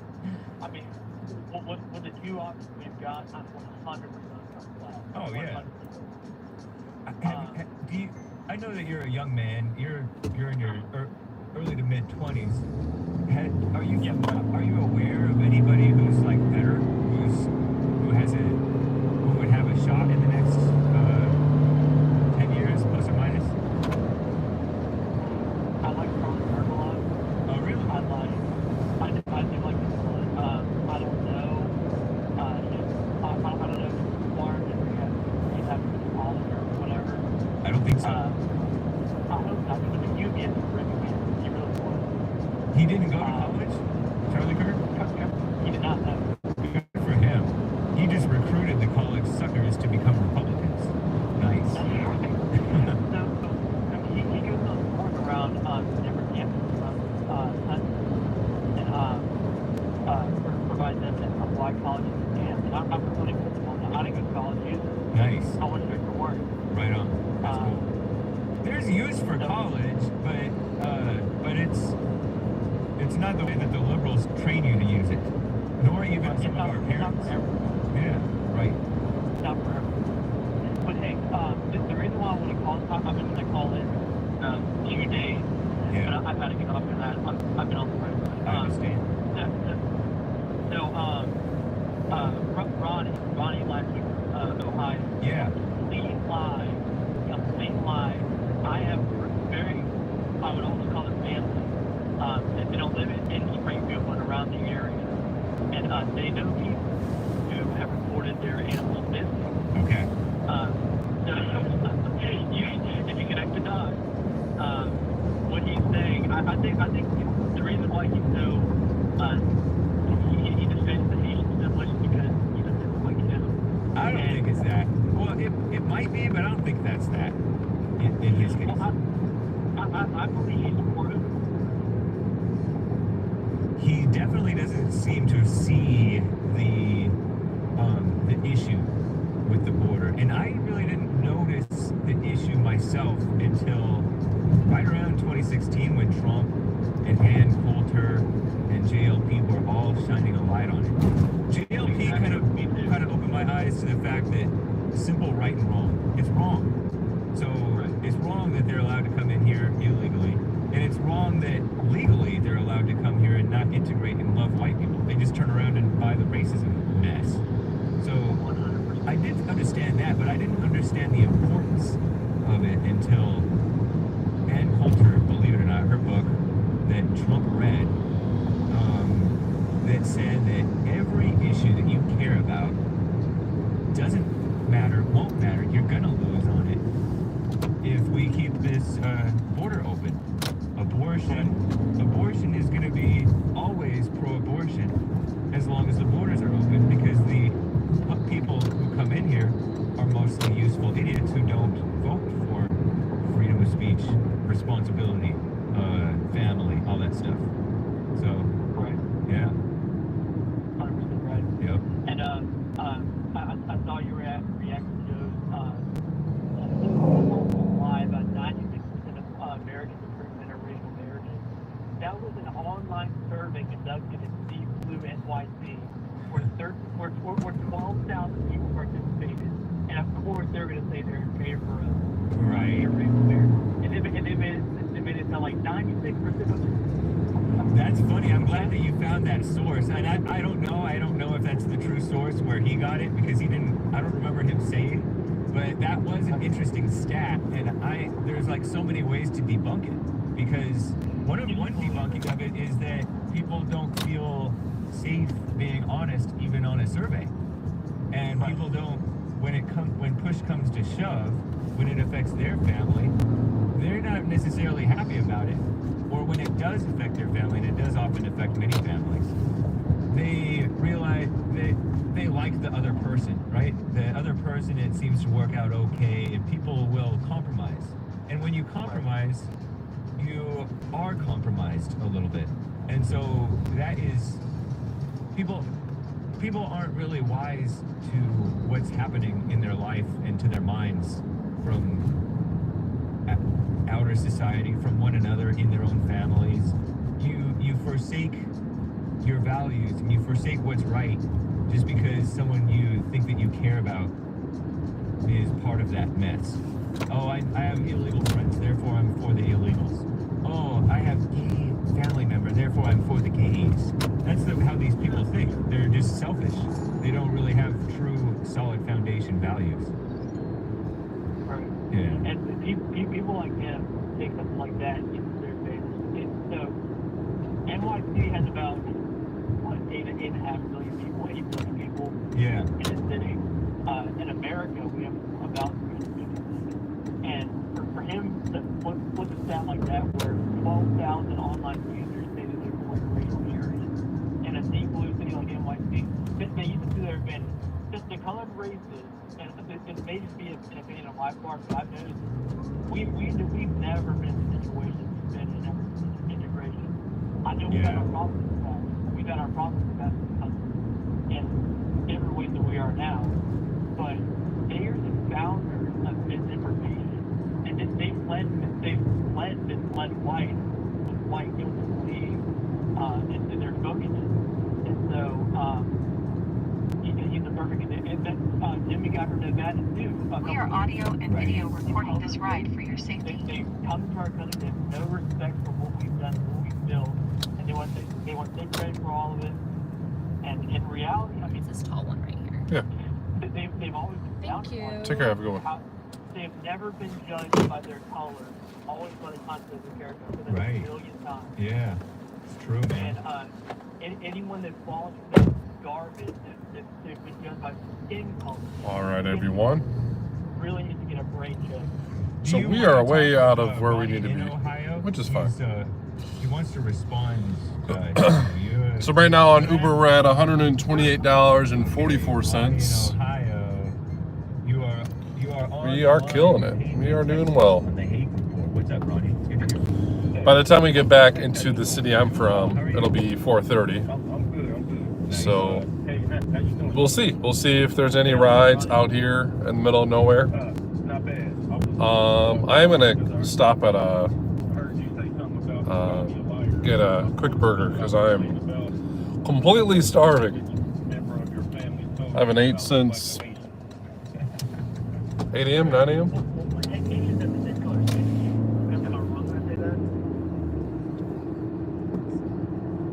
How many shades of brown do you think there are?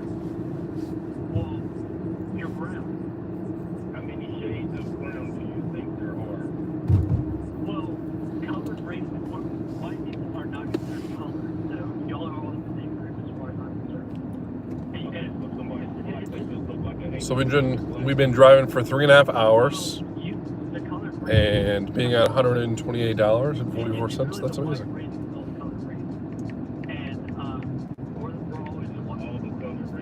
I think it's the other way around. I think the other races are against the whites. We're making about $37 an hour. That's amazing. Right. So it's always the white man. It's always the white person. Y'all always point bigger than the white people. That's what I'm trying to say. Well, my question is, you're saying that if somebody's black, they just automatically look like a Haitian because they're black? They have dark skin, is what I'm saying. He's suggesting that you're he thinks that you are identifying with the Haitians because you're black. Exactly. And you're pro over borders, is what I'm trying to say. No, I've never been pro open borders. I don't know what would happen to me that said I was pro open borders, but ain't no part of your let me ask a quick question. I'm literally just letting you talk for 2 minutes. Hold on, let me get my question in the hand and I'll give you the microphone back. I'll give you the microphone back. So I'm gonna literally ask my question and then you let y'all talk again. They hate to be front to me, but is it an assumption that he's saying I look Haitian because I'm black? Break about what? I don't know, because it's an assumption not to say that you look Asian. It's an assumption, in my opinion, it's an assumption you can call it an assumption.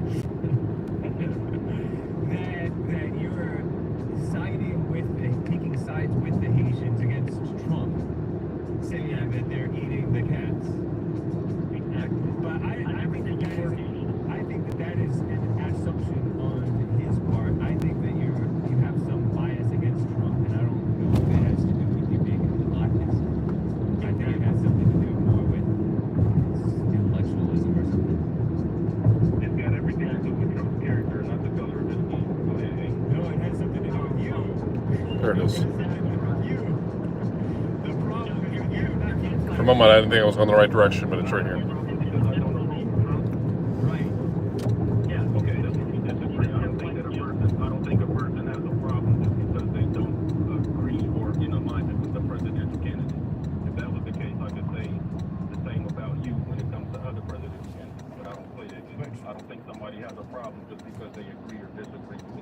Doesn't it say something about you though when you reject a good man? No man is good. Right, but doesn't it say something about you when you reject a man of God who's the man for the job? Now you're judging. I don't know if I would call someone right, because that says something about you. It says something about you to people that like judging. I don't have any jurisdiction over what they think, and they can think what they want to think. That's not going to change how I walk, how I talk, how I... So quick update here. We just got a $7 tip from our last ride. And 2 other tips that were from an hour ago, which I think I already added together. So right now we're sitting at $135.44. That's amazing. But yeah, just having a quick, I don't know, call it. I'm a big guy, so this is like a snack to me. But I'm getting a butter burger. The place I'm at is Culver's. I'm not sure if anyone's aware of that. It only makes sense. You can't camouflage it. So you're just not being honest. You're criminal. That's what I was saying.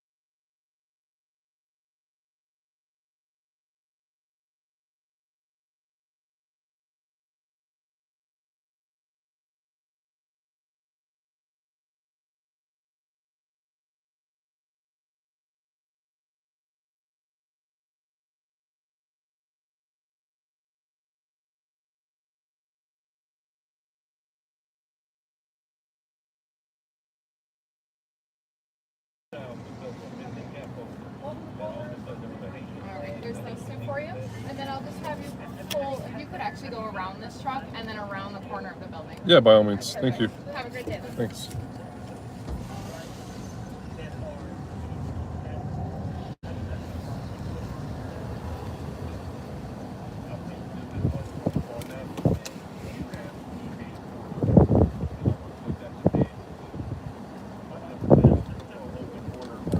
Blow away.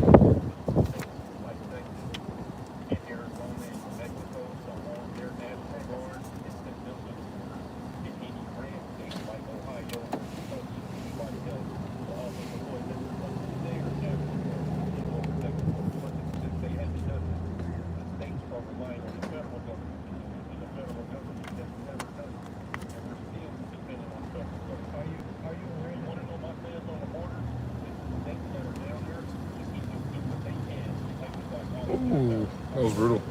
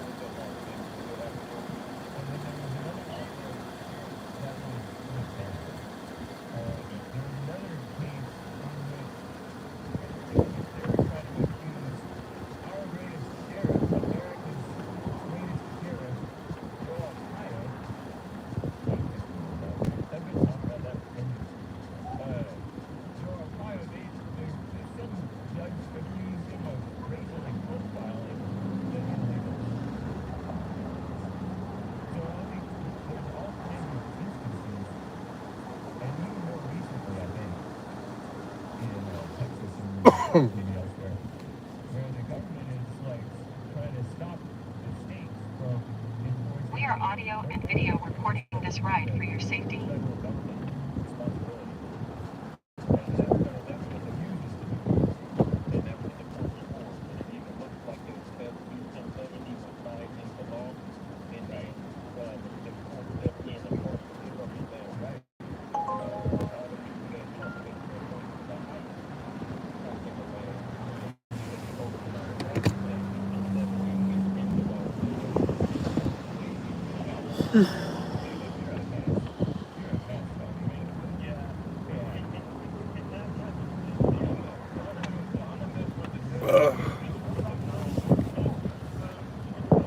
So we just accepted a ride that's headed towards our destination, which is nice, but we had to wait a little bit because I'm waiting as well.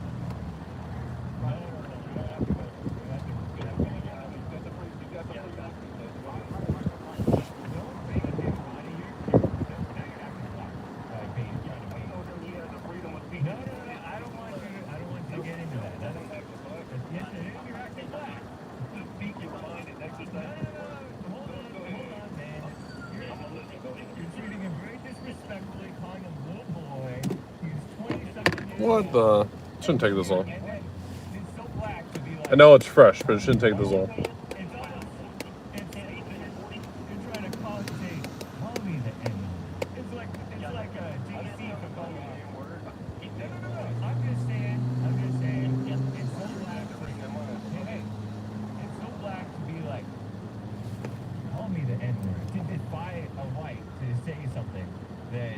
That whites is supposed to be above it all, and blacks can act any way they want. And so I encourage Hayden to stay above it all and not sink to your. I'm surprised at you, Ronnie. If I had said that in the destination and the black took me over, I didn't tell him to call me the N-word. I know, but you called him little boy. I did call him a little boy. Thank you. Have a good day.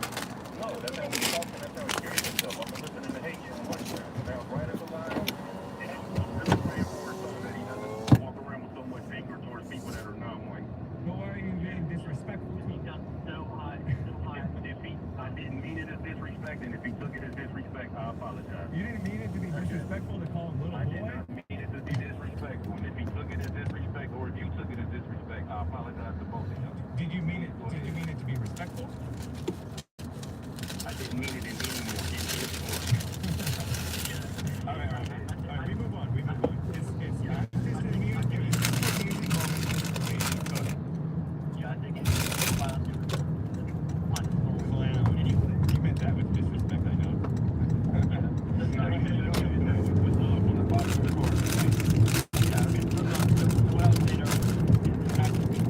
You might say you're not whatever your actions.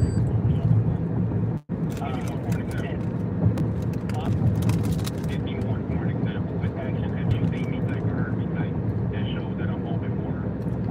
Well, if you're going to give me the most obvious example, I just want one example. So it can be obvious, it can be camouflaged, you choose.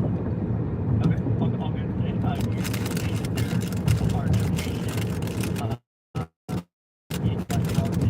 if you're supposed to say, I don't know where you are in Ohio, but I just want the outskirts of Greenville if they're saying that they're 5 minutes.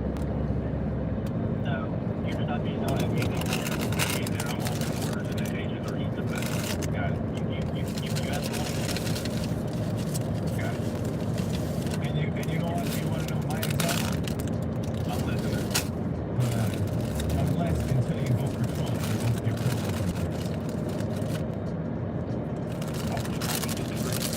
Fair enough, guys. It was fun talking. I appreciate you both. Hayden in Texas, good talking with you, man. Take care. Yeah, they're good. All right. Ronnie, yeah, that was fun, man. And nice. Thanks for asking for this phone for me. I'm glad to do it. Take care. All right, take care, brother. Bye. Two Christians. Name call. Clown. What's up, Esoteric? What's up, Nugget Man? No. Nugget Man, you are above it all. Nugget Man is one of my mods, and he is above it all. He's a Christian. let's get to some super chats, shall we? I feel like my ears are hurting. Go to Chad. Not exactly. Okay, where are we? Over on Buy Me a Coffee. Nice. Thank you, Popcorn's okay. We're all caught up on the coffees. I think. And then over on Streamlabs, I know that one came in from Streamlabs, a few came on from Streamlabs. Yummo. Copy 1, 2, 3, 4.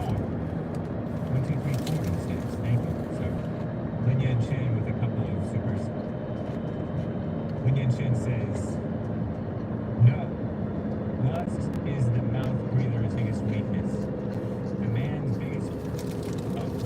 No. Lust is the mouth breather's biggest weakness. The man's biggest weakness is the mouth breather, most of which are female, because mastery of breath... messing up your central nervous system, your parasympathetic response. I don't know what that is. Most of which are female mouth breathers, I think. Because mastery of breath is most of which are man's person. Comes by way of the mouth. You eat too much, you die. You eat the wrong stuff, you die. You swallow those bad liquid meat. Person died. That's why intellect/mom is praised. All intellectual males, says Lin Chen, use the key to use the brain ventilating effect in their nose. Feel the ventilation to my brain, thinking more clearly. For breath to optimize sapience, boosting use of available IQ. Mouth breathing renders the opposite effect, enslaving us. Oh man, look at this.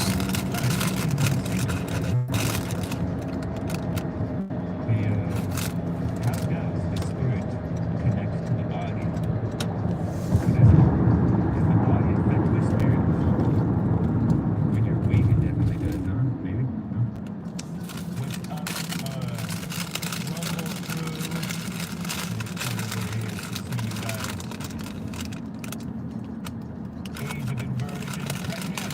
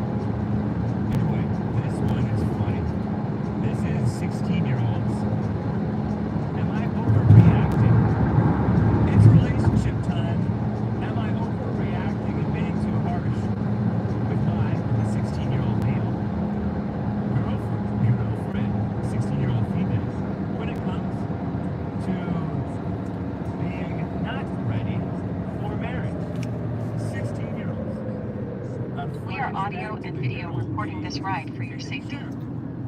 Hopefully they don't cuss too much in this. I don't remember them cussing too much in it. Look. So I click over here. And it says you're being a jerk. I'm not forcing you to be on the phone, of course, but it was just random. How you know how being rational about such a big commitment as marriage? No. And how am I being a jerk? I don't know what I said that was wrong. We're dropped into the middle of this. Screenshots of this conversation. The blue bubbles are the 16-year-old man, and the dark gray bubbles come from the mouth breather woman. Now the woman, 16 years old. And we're reading this text conversation. The guy wants to know if he's overreacting. I was in a relationship where I wanted to marry that man, and I was engaged. This girl is 16. When is she a Muslim? And I like the good old days when they married young, but these people are being immature about it. Look at all this text. They're texting. But that, by definition, is immature. Or no? Maybe it is. And you're telling me you don't know if you want to marry me. Of course I'm upset. Oh, he doxes her first name, Kinsey. That's not a Muslim name, or is it? We lost contact after freshman year and have only been back in contact for freshman year. It's like 14, 15 years old. High school, right? We've only been in contact for a little more than 6 months now. We've had our ups and downs, and I just think we need more time to really, he's really splitting his infinitives. He doesn't know about the infinitives. To feel out our relationship really before we're ready to commit to each other in marriage for life. This young man's talking some sense. It took him the same amount of time to know if he wanted me. But she's comparing him. I don't even know where I'm going. Who else she also wanted to marry. What in the world? That doesn't make me want to marry her. As a 16-year-old. Or as a 43-year-old. And look how that turned out. He was a completely different person when you initially met. How do I know you're not like that? That's what we really have to feel out our relationship before we know that it's certain we want to make that commitment, the highs and lows, says the young man. That's exactly my point. How do you know you're not, how do I know you're not going to be like that? The young man says, this is exactly my point. To the girl who asked, how do I know you're not like that? She's talking out of both sides of her mouth. Typical woman. Mouth breather. Lustful. Or passionate. All right, so I guess we'll wait here. I don't know exactly where to go. He says than. It's different from, if you're American, or different to, not different than. It's never different than. This is wait here, but... It's greater than or less than, but different is different from or different to. Because either you are or not. You can say much different, much more different from, than. I'm much more different from you than I was before.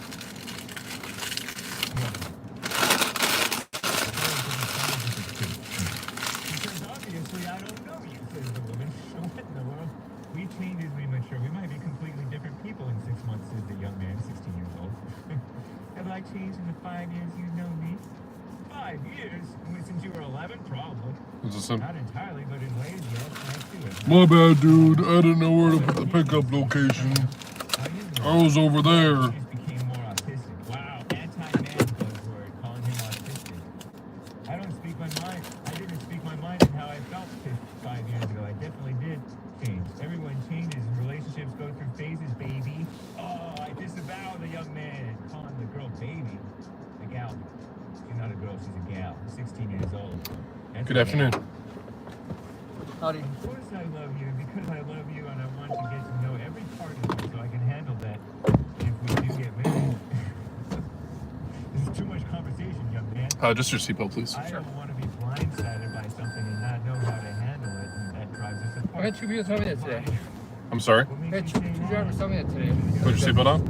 Has he been on there or something with the app or something? Unless you want to hear my car alarm go off because you're not wearing your seatbelt for 30 minutes. I thought maybe like you're getting on you guys or something. I mean, I appreciate you trusting my driving, but I don't trust people around me driving.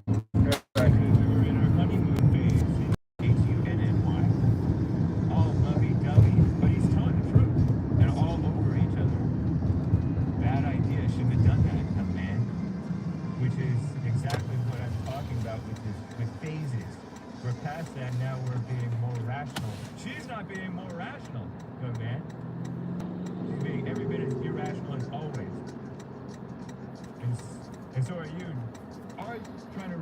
this irrational gal. Needy. Because he's needy.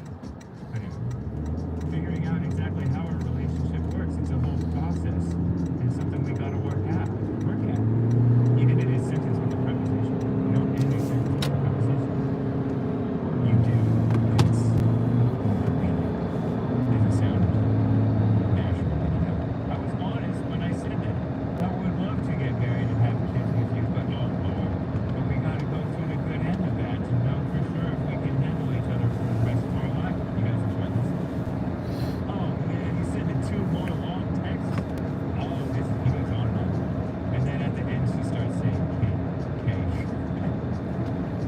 We still love each other and want a future with each other. We're finding she's catching on that he's texting her out of desperation, maybe. Blah blah blah, getting on each other's nerves. Blah blah blah. Wouldn't have lasted as long as we got married. We don't figure out what works, what doesn't, blah blah blah blah blah. K.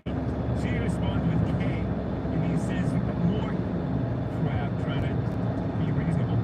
It's not as cut and dry as just let's get married. It's a commitment forever. If we can't get along while dating or get past arguments, she knows he's right, by the way. And so she's like, K. Again, she says K. That K looks like it has attitude, right? Wow, she has rent receipts turned on. I just feel we need more time. Come on. K. Terrible, huh? And what was his question? He said, am I overreacting and being too harsh? No, you're not being harsh enough. And yes, you are overreacting, but you're not being harsh enough. You should have just let her be, let her sulk without reasoning with her, in my opinion. But r/am I overreacting? Reddit is a liberal place. Watch out, don't get kicked off of Reddit. Don't quarantine on Reddit.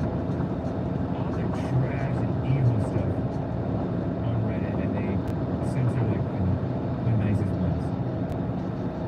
Nice. Terrible.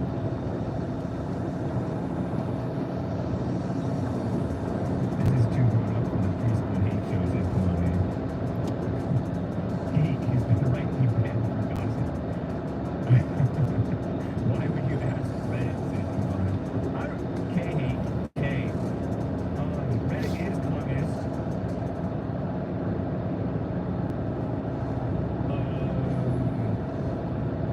Yeah, the Reddit people are lame on liberals.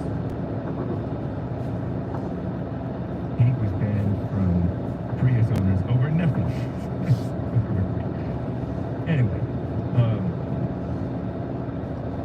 isn't it embarrassing how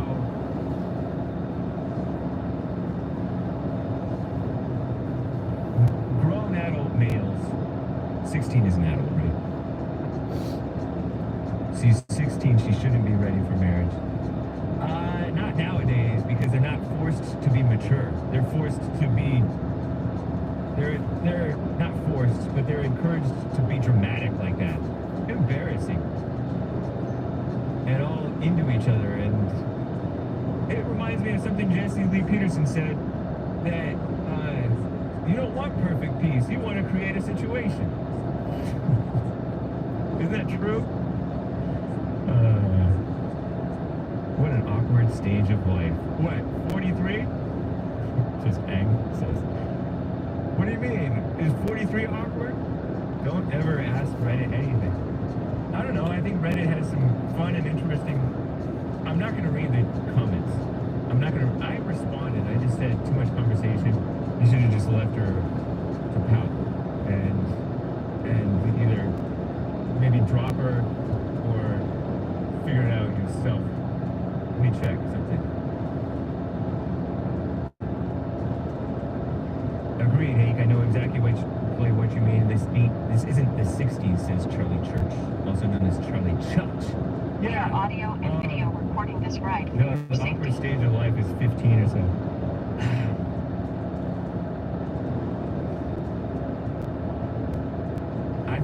stage. I'm with Terry over there.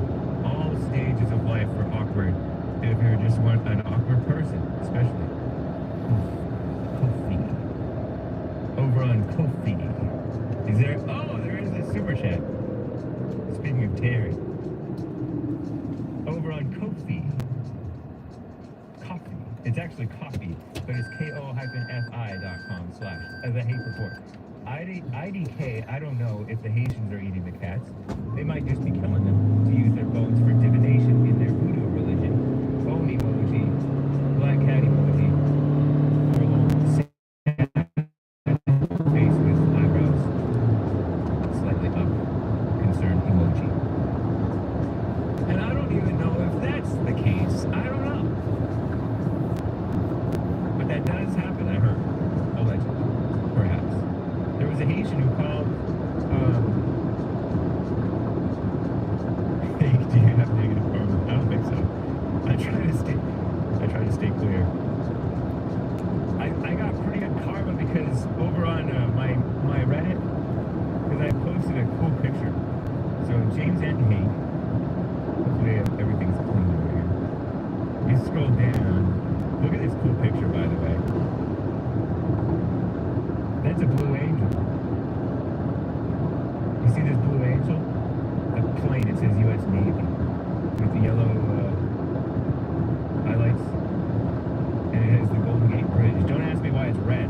It's called Golden Gate. I mean, the bridge is red. Are the gates golden? Don't know. But it's a beautiful picture of the Blue Angel's jet flying in front of the bridge. So cool. Way down here, I took a cool picture, I thought, of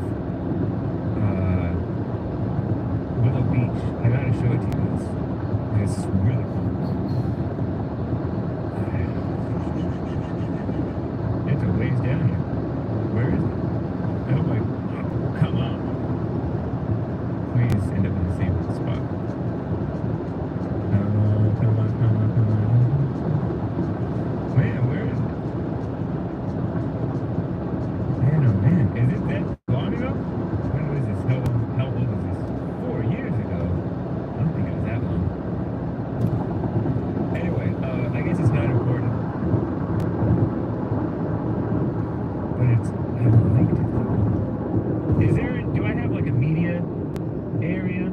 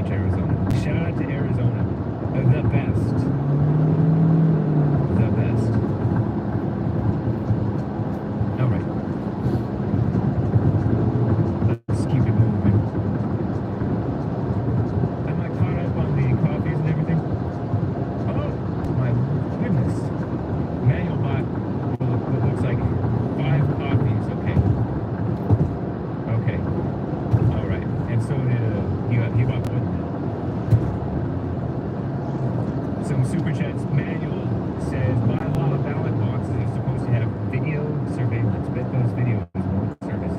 I don't know, man. We'll see. We shall see. We did see one screen still of a car, and it was one of the big boat cars parked in front of the ballot, and the car may have been sort of suspect. Let's see. It might be this one. But yeah, we'll see. We'll find out. So that might be a suspect car. Portland police released photos of a suspected vehicle connected to the ballot box fire in southwest Portland, PDX, early Monday morning. We can't have convenience when we have low trust people. A copy from Popcorn's Thump Cake. If you ever want to watch someone like Hayden, it's Haden, crumble, just ask him, do you have any evidence of what you're claiming? And he will head for the hills, says Popcorn's Thump Cake. So to be crystal clear on your stance, Hake, unless and until it's been proven that Haitian people are not eating cats and dogs, the default assumption is that they are eating people's pets in Springfield. What happened to innocent until proven guilty? I've consistently said, I don't know if you're a good listener, Popcorn Thump Cake, because I've consistently said, I don't know. Maybe I don't have any. My default is I don't know. You seem to have some assumption about me. It goes out the window when you want to push a narrative. Now you're for hearsay? Where are you getting this? Never have you heard Hank say they're eating the pet. I love that Trump brought it up. Trump may know something that we don't know. My default position is that Trump is not a liar. Your default position is that Trump is a liar until you see proof. But that's not a good default position. That's what Ronnie's default position seems to be. He thinks that Trump is a liar because he pushed, or he's dishonest because he said that they're eating the cats and dogs and he hasn't produced proof. As if it's Trump's responsibility to produce proof. Trump is too big to need to produce proof. He ends up being proven right on many things that many people cannot acknowledge. They go crazy. Remember when Trump said Obama wiretapped Trump Tower? And he put it in quotes. And they're like, Trump says without evidence. As if he needs to provide the evidence. This and this and this. And then later down the road, it turned out Trump did spy on the Trump. Obama did spy on the Trump campaign. So anyway, and you asked Mark for proof, to your credit, that Trump had cut more regulations than anyone else, and he said Trump said it, laughing out loud. Even you laughed a little. Yeah, but when Trump says it, I believe it. That settles it. Like when you read the Bible. The Bible said it, God said it, I believe it, that settles it. Like I said, just ask these people for proof of their claims and they short circuit. I don't know, that's human nature, man, I guess. Because Ronnie wasn't able to prove that Trump is a liar. Or that Trump is dishonest. You brought up the worst example. Shout out to Ronnie. And Popcorn's Thump Cake. You guys are quick to judge little Hayden when you call him little. I shouldn't have done that. He's probably bigger than you. People never look how you picture them. I have a picture of Joe from Phoenix in my mind. You know, in my imagination. And it's probably inaccurate. I had a picture of Manuel in California, and it turned out inaccurate. We are audio and video recording this ride for your safety. Anyway. I didn't even really ask for proof from Mark when he said he cut more regulations than everybody combined. I just wanted to know where he got it. Because I like to get to know where you get it. And Hayden told where he got it to where he was it was satisfactorily to him and to Mark that they're eating like dogs and pets, but I've never agreed to that, nor disagreed with it. I leave it as an I don't know. So just so you're crystal clear on my stance, popcorn's thumb cake. Shout out to the Haitians. Shout out. I've known some Haitians. And another coffee manual, Edwin, from California, 5 coffees. Proof Ronnie believes in open borders. How did the Haitians get here? Oh yeah, Texas border, where they got whipped. Remember? They got whipped. Except they didn't get whipped. Those are just the reins of the horses. Remember the Haitians getting whipped? I have the picture in my mind from when I remember seeing the picture. If they weren't here in the first place, they'd be eating this eating animals debate wouldn't be happening, except instead of defending it. The same state the federal government stopped Texas from using buoys, and I don't think it's spelled that way. He spelled it B-O-Y-O-U-I-S, and I think it's B. I'm not sure. Pronounce. B-U-O-Y. What's plural?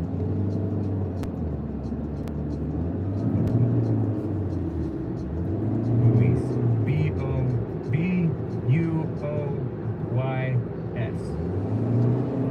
Nice. But here, is it buoys or buoys? Buoy. What? Buoy. Oh, who wants to call it buoy? It's buoy. Buoys. Buoy. Okay, it's buoys. Anyway. That's what they say.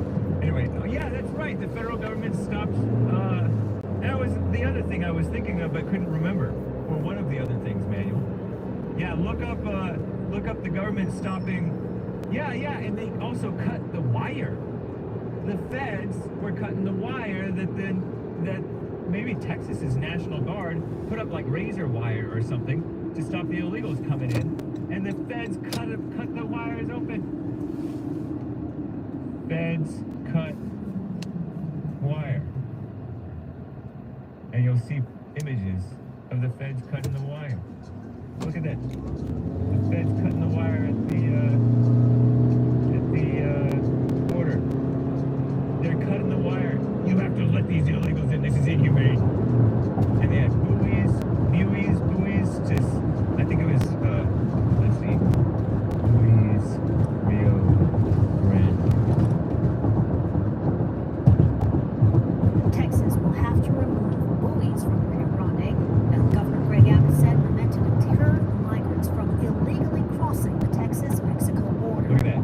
The U.S. government sued Texas over the buoys, saying the state does not have the authority to place barriers on the river. A lower court ruled that Texas should remove the buoys. The state appealed, but today the appeals court affirmed the decision. Within the hour, Governor Greg Abbott has said the state will take the case to the Supreme Court if needed. If needed. What a mess, huh? That's from KVUE, a far-left extremist ABC outlet. And so, now I can understand to an extent Ronnie's argument that they're not fighting hard enough. The Republicans play fight. They slap fight. They do patty cake. Patty cake. Baker's man. Bake me a cake as fast as you can. Roll it. Pat it. Mark it with the B. And throw it in the oven for baby and me. In Arizona, the federal government stopped them from using sea trains to block holes in the border. Ronnie isn't dumb, so I bet a Trump vote for now. He will vote for Trump. We speak in faith. But he won't tell us. Because he's a proud man. Nah, I'm totally playing around with Ronnie. We'll move on from this election to debate down the road. Thank you, Manuel. 5 coffees. Thank you, man. Very informative. Live chat and super chats. Shout out. And one more from Popcorn's Thump Keg. A person who served 30 years in prison for murder walks into a restaurant. Another patron accuses the man of stealing his wallet. The manager walks over and says, "Hey, what's going on?" The patron says, "This man stole my wallet." The manager says, "Well, this man was on the other side of the restaurant, but I'll tip the camera. Where were you when he stole it?" Would that make the manager pro-murderer? Silly. Hayden has the attitude of whatever Haitians are accused of, let it ride because they're here and shouldn't be. Oh, meaning believe whatever the Haitians are accused of because they don't even belong here.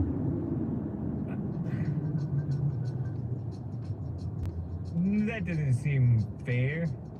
Popcorn Thump King. I know that he's against Haitians because Haitians don't have our culture or values. They don't come in here and love white people or freedom of speech or the Second Amendment generally. Or do they? They're not clean. They don't drive safely. Allegedly. They drive recklessly. Allegedly.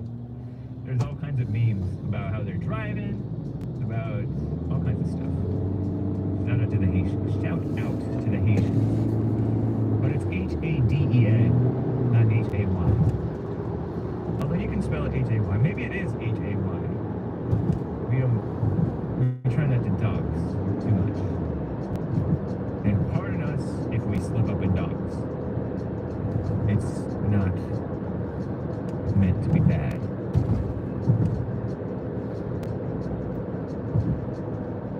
Whatever.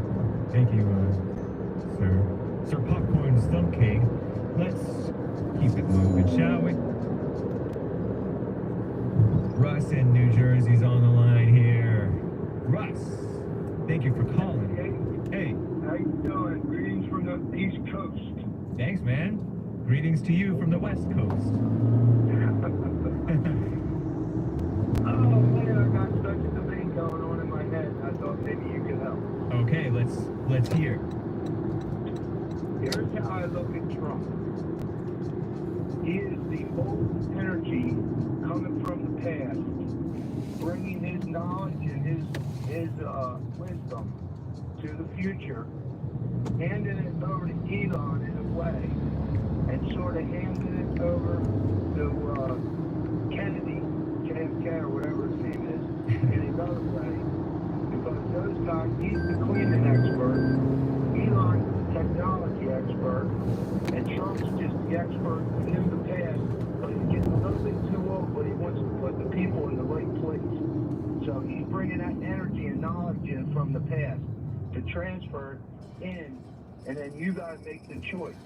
Now, what Kamala says, she says she's the president of the choice, and whatever will be, will be. So, where do you think those two statements and think that where our best bet is to go forward? I like your thing about, were you saying RFK is like a cleaning expert in terms of like?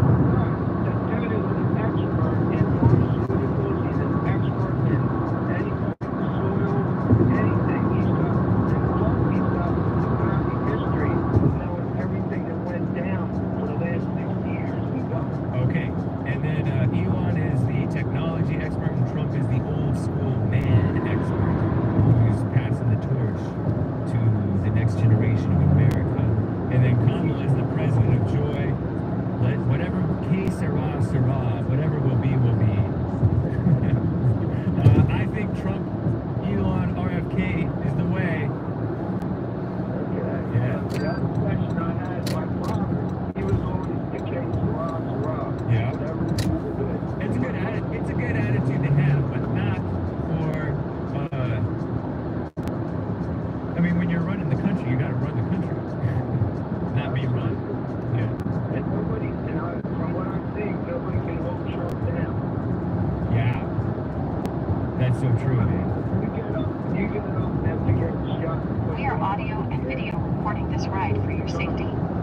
I would say so. And you go through 38 court cases to get 38 penalties to get them. Yeah. He has no ego. I think he just wants to pass the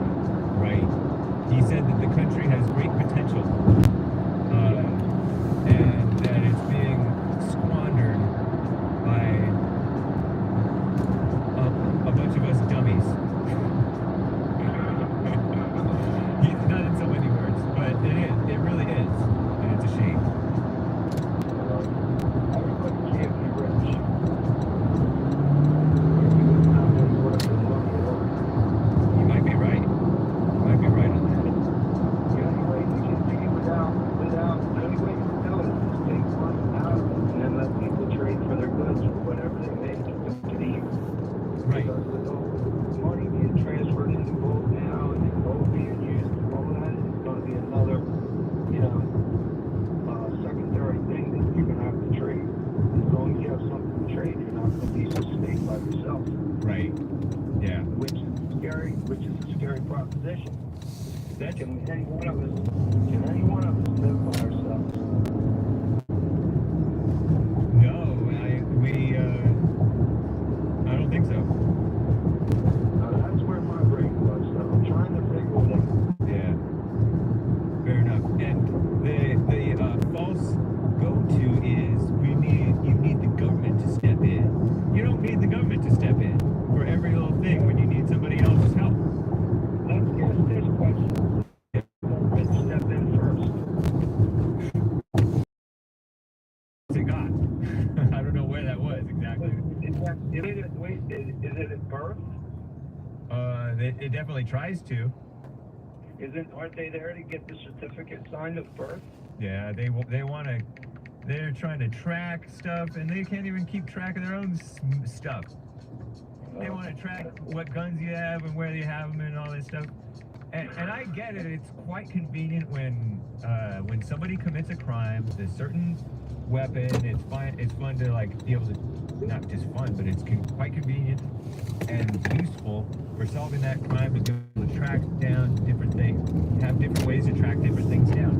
I get that, but that has nothing to do with me. I'm not committing crimes.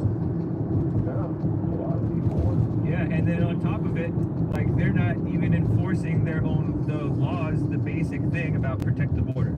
That's the one job of the government, protect the border, and they refuse to do it. That's because the laws and the rules always change. Yeah. Each generation gets a new set of laws and rules. Yeah. And the people who are in charge of setting the new laws and rules are getting worse and worse as people. Handicapping us more. Yeah, totally, man. It's the only way they can do it. Yeah. To get the vote. Great call, Russ. In New Jersey, appreciate you, man. Call me again. Well, thanks. I appreciate you too, and I've watched you guys a long time, so. Nice. Take care, man. All right. And another Russ from Hampton, VA. Oh, no, that's not Russ. That's Rick. Rick from Hampton, Virginia. Oh, Rick, what's up, man? How you doing? What's up, James, my brother? What's going on, man? Well, I got a good signal here. I'm out here in Georgetown, man. I'm on a hate report. Nice.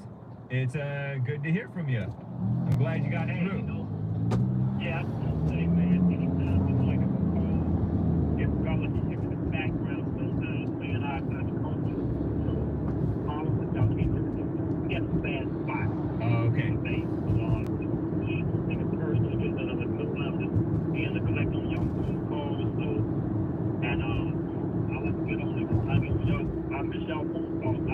Get back on. Right. Yep. But that's a good thing. That means everybody's watching the hate report. That's true. They keep your baby in jail. So that's a good thing. Joel Friday is coming up next, by the way. He's going to be...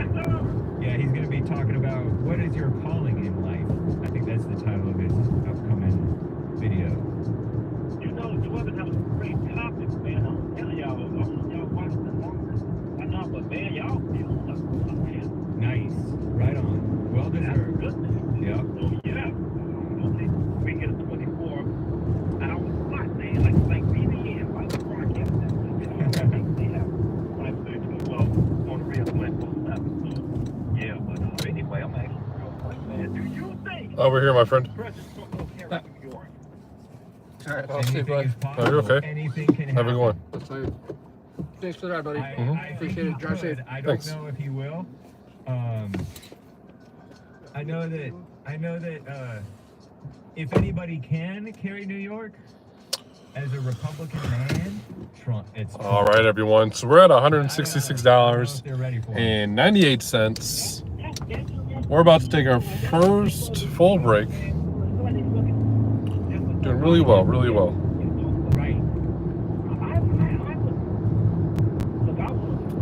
So I still have the Uber app on. I'm going to leave it on until I actually get to my destination, which is home. And then we'll see if we get any rides up until that point. Close to your phone. It's really coming in and out. What about now, Jay? That sounds okay. I want him to ruin it by a landslide too. I don't know if he will win at all, and I'm not really worried about it. But I really appreciate him regardless. And he's fighting.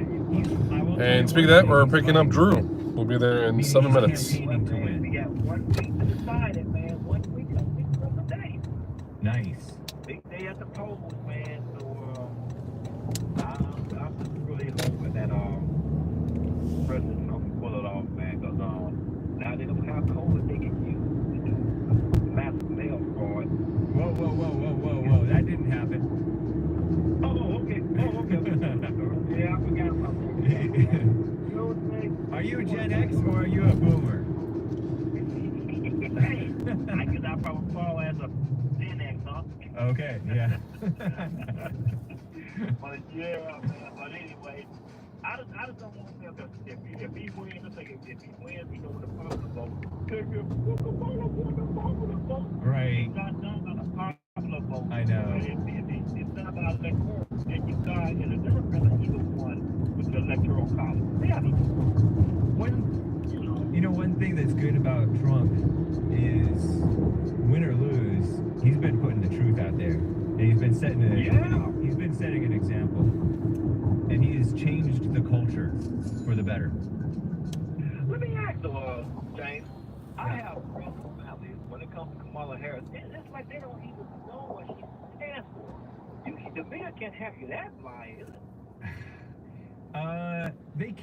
They can. It's not that the media has you that blind. It's that Satan has you that blind, and then the media is just exploiting that blindness, I think. Yeah, because, you got people believe Kamala's a Christian. I said, how do you believe that? What she stands for? Homosexuality, lesbianism, men competing in women's sport as transgender. Abortion. All that. Abortion on demand, even the baby made out alive. Yeah. How do any of those policies Christian? And she's accusatory. She accuses people of racism, sexism, being this or that. Christians aren't so accusatory. I mean, nowadays, I guess Christians are on both sides. Whether they're quote-unquote real Christians, meaning conservative Christians, or whether they're quote-unquote liberal so-called Christians, meaning not Christian, but they think they're Christian. They're both accusatory.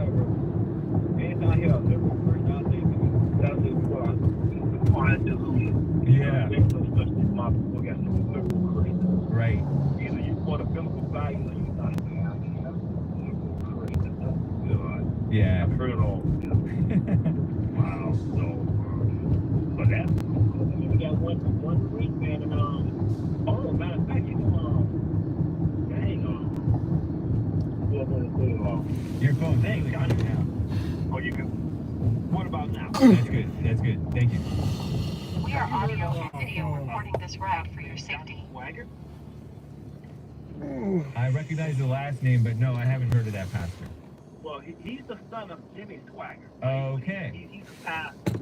So he called out the blacks and said, how y'all can support the Democratic Party? Nice. What they stand for. And guess how the black church responded? They was rough. He was polite. He actually asked the question. Yeah. He was polite and everything. And you had black guys come on here. I'm not gonna let no white person tell me what to do. I like, yeah, evil black arms. Yeah. 70 years old. He's 70 years old, Jimmy Swaggart's son. Yeah. Wow. I feel like Francis Swagger or somebody, they love JLP or they talked to him or something. I forget.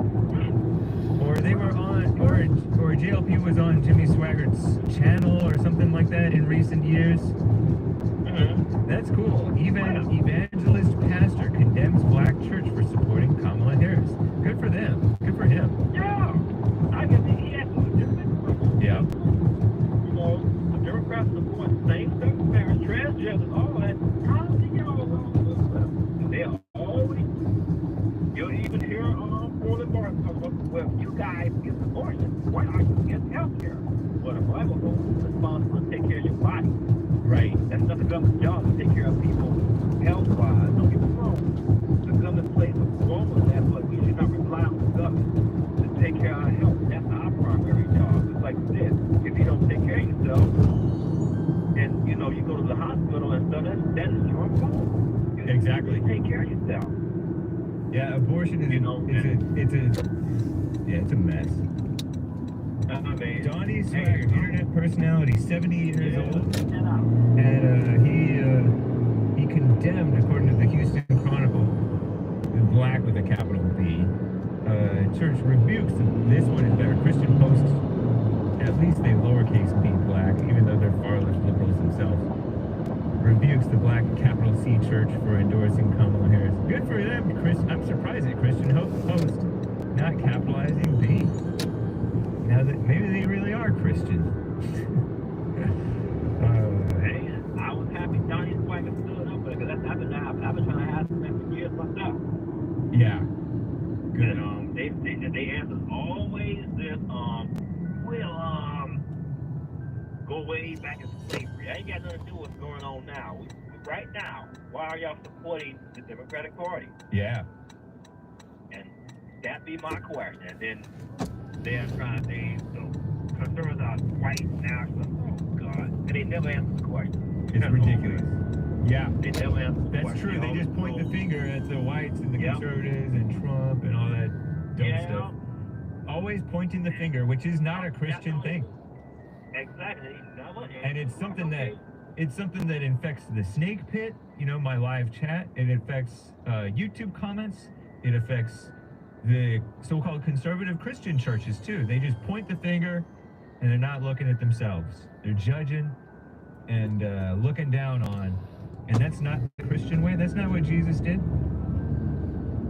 Francis and Friends, JLP 2017, Sun Life Broadcasting Network. Francis and Friends, Francis Swagger. That's right. Thank you, Big Pump. Nice. Yes, sir, man. I was glad that he rebuked the man because I'm telling you, it's getting real bad. I mean, like it is. Even the black community.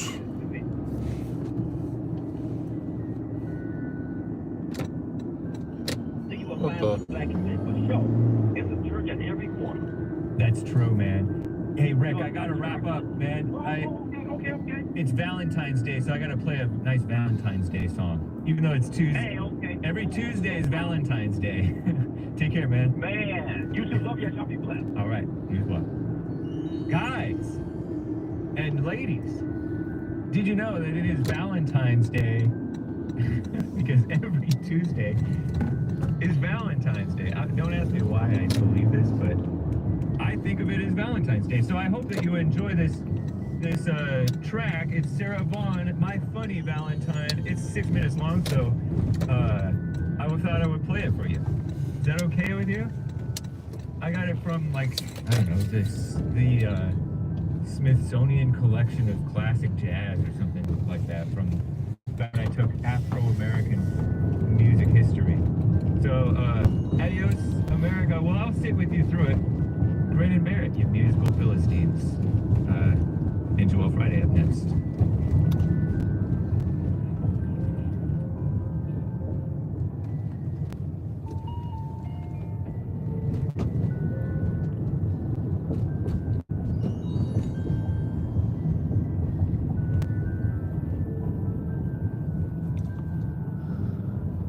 Can you hear it?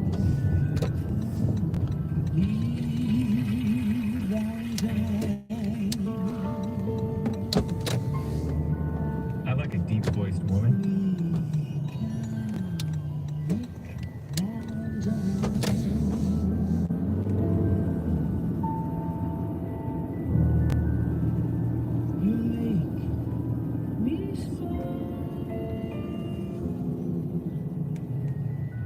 With my heart.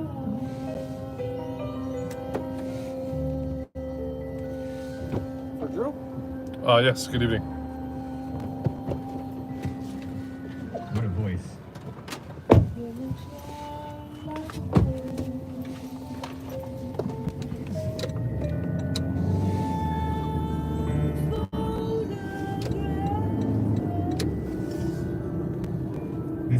very satanic.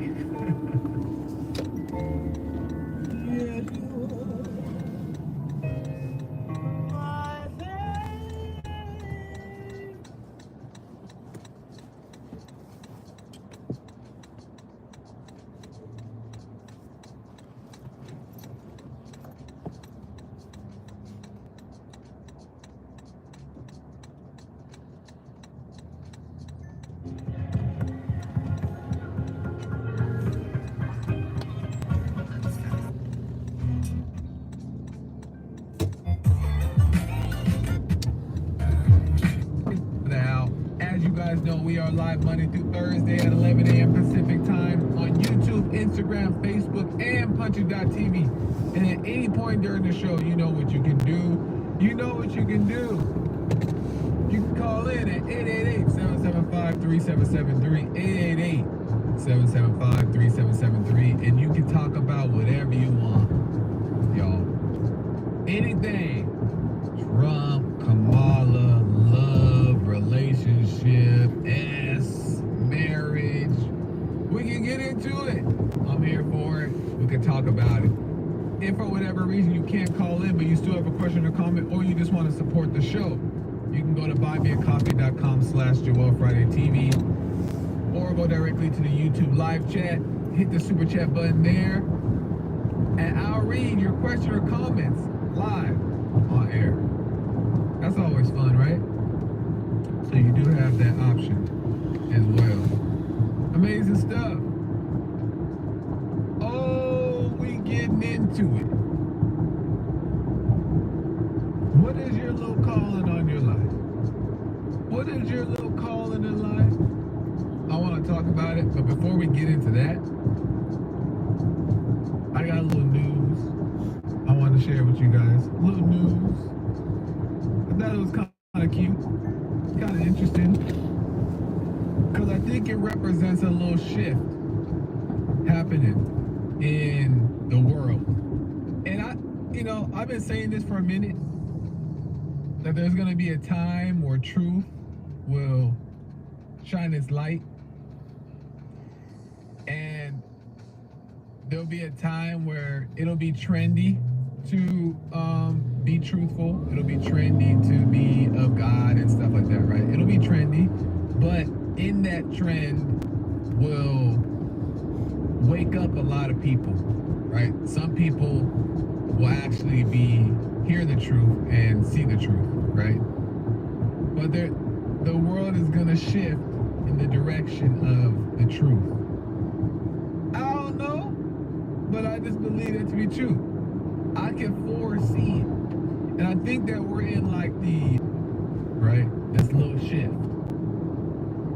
And one of it, a big shift, a big part of that shift, I'll say, is happening in politics, right? Because now everybody in the world is involved in politics, for the most part, right? Because politics is all over social media. We have all these these big moments of our culture that has happened, that has got people involved and turned their focus to politics, like big old Black Lives Matter thing, the January 6th thing, the attempted assassination thing. All these things are capturing the eyes of the people across the world, right? So now more people are paying attention more than ever. So I think widely that shift is happening first in politics for whatever reason. And one of that is, we've always known that these big corporations, these big companies, these major CEOs tend to lean more liberal, right? Lean more left with the Democrats and all that stuff. We always kind of known that. That's kind of been common knowledge, that for the most part, the outspoken ones, the very known ones, tend to be the ones leaning more towards the Democrats and liberals, right? But now we're seeing things happen left and right with these mainstream high-profile celebrities, right? we see Elon Musk. Elon Musk is out here, a full-fledged endorsement for Trump, right? Spoke at a few rallies, did a big interview, got like millions and millions and millions of views. Crazy. Like full-fledged. He's jumping on the stage at Trump rallies, on stage jumping around. Full-fledged. And he's the richest man in the world, right? I think in the world, right? Or is it U.S.? He might be the richest in the world. Net worth-wise, right? So there's that. And then you have, we covered on Punchy TV, we covered, what's the other guy that does Facebook, Meta? I forgot his name. Dang it. Somebody help me. Meta, Facebook guy. Zuckerberg. Mark Zuckerberg. Thank you, dear. Mark Zuckerberg, he was like, he's not endorsing Trump. He's not saying he's endorsing Trump, but he's like, I respect that Trump, when he got shot, he did the fist. That was pretty bad. Bad ASS, right? Sorry, kid. But he said that in the interview. He said that, I'm not saying I'm voting for Trump or whoever, but when he got shot and he stood up and did the fist, that was bad. The respect was there.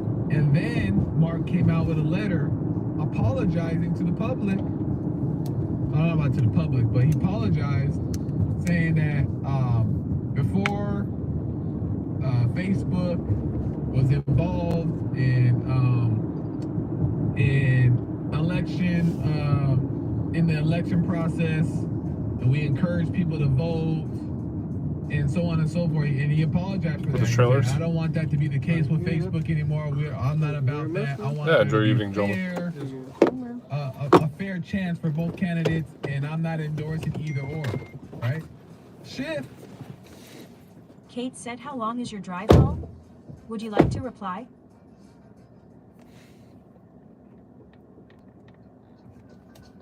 A shift. And he top 10 richest.